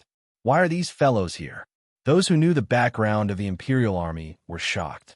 These Imperial Army leaders were like scorpions and tigers. Just a few of them were like little chicks in their hands. They weren't even enough to play with. Oomph. It's you. Sensor Fu, he had retreated to the side, but when he saw the leaders of the Imperial Army, he stopped. Not only did he not retreat, he even walked forward. What are you Imperial Army members doing here instead of guarding the Emperor in the royal palace? Be careful. I might report you for negligence. Ha! Lord Censor, the Imperial Army is responsible for guarding the Emperor, but there's no rule that says that we can't leave the royal palace, right? Besides, do we have to report to you every time we buy a few swords? These Imperial Army leaders all had thick beards, thick brows, and thick lips. With a single look, it was clear that they were arrogant, domineering, and unreasonable people. Buy swords? Gedung, Su Bai's heart skipped a beat. What do you mean? What swords? Censor Fu asked with a dark expression. I can't be bothered to explain it to you. Others might fear censors, but not the Imperial Army. The Imperial Army was the Emperor's guard, and they represented the Emperor. The only ones who could punish them were their superiors and the Emperor. However, censors weren't in this category. Gongzi, there's no need to lower yourself to their level. I am the general of the Soaring Serpent Army, Zhang Song. Pays respect to Gongzi. Isn't it just a few thousand gold taels? How dare they accuse Gongzi for such a small sum of money? I have 50,000 gold taels in my carriage. Gongzi, feel free to take it. They must be blind to not recognize the #1 swordsmith in the world. Gongzi, your swords are truly beautiful. I beseech Gongzi to forge one for me as well. I'll pay any price. Bastard, I haven't even said anything yet. Gongzi, please forge one for me as well. Gongzi, I trust in your abilities. I'm confident in your swords. Just that the gems on the swords aren't all that beautiful. No, I brought it myself. Gongzi, take a look and use these gems. The rest are all yours. I only have one request, and that is for you to forge a more beautiful sword for me. So many requests. Gongzi, I'm different from them. Whatever you forge, I want it. Help me forge a sword as well. Under the dumbfounded gazes of the crowd, those arrogant and domineering Imperial Army officers turned around and bowed to Wang Chong, making it so that no one dared to look them in the eye. Their fawning manner left one unable to believe that they were the arrogant leaders of the Imperial Army who barged into the hall earlier on. What is going on? The crowd was dumbfounded, unable to react to the situation. When did Wang Chong possess such magical powers to make these Imperial Army soldiers so humble? Madame Wang was also dumbfounded. The old nannies, maids, and servants stared at one another before turning their gazes to Wang Chong. The sight before them was simply too inconceivable. Only Wang Chong could explain it. Wang Chong didn't know whether he should laugh or cry. He couldn't understand what was going on either. This group of Imperial Army soldiers came too suddenly, leaving him completely clueless. He could only vaguely guess that it had something to do with the woozy steel sword that he had forged. However, he couldn't understand why they would suddenly appear at this moment. Wait a moment. Are you sure you aren't mistaken? Is the person you're looking for really Wang Chong? A voice suddenly sounded by the side. Su Bai walked out from the crowd. His expression was terrifyingly calm. He didn't believe that Wang Chong was the #1 swordsmith. Upon seeing these people, his first thought was that they had come to the wrong place or the wrong person. Who are you? Why are you making ruckus here? Are you blind? You don't even recognize the #1 swordsmith in the world. Even we don't dare to call Gongzi by his name, but this lad dares to do so. Get out of here and stand over there. Master, don't be angry. This lad isn't worthy of your anger. Why don't you teach him a lesson for you?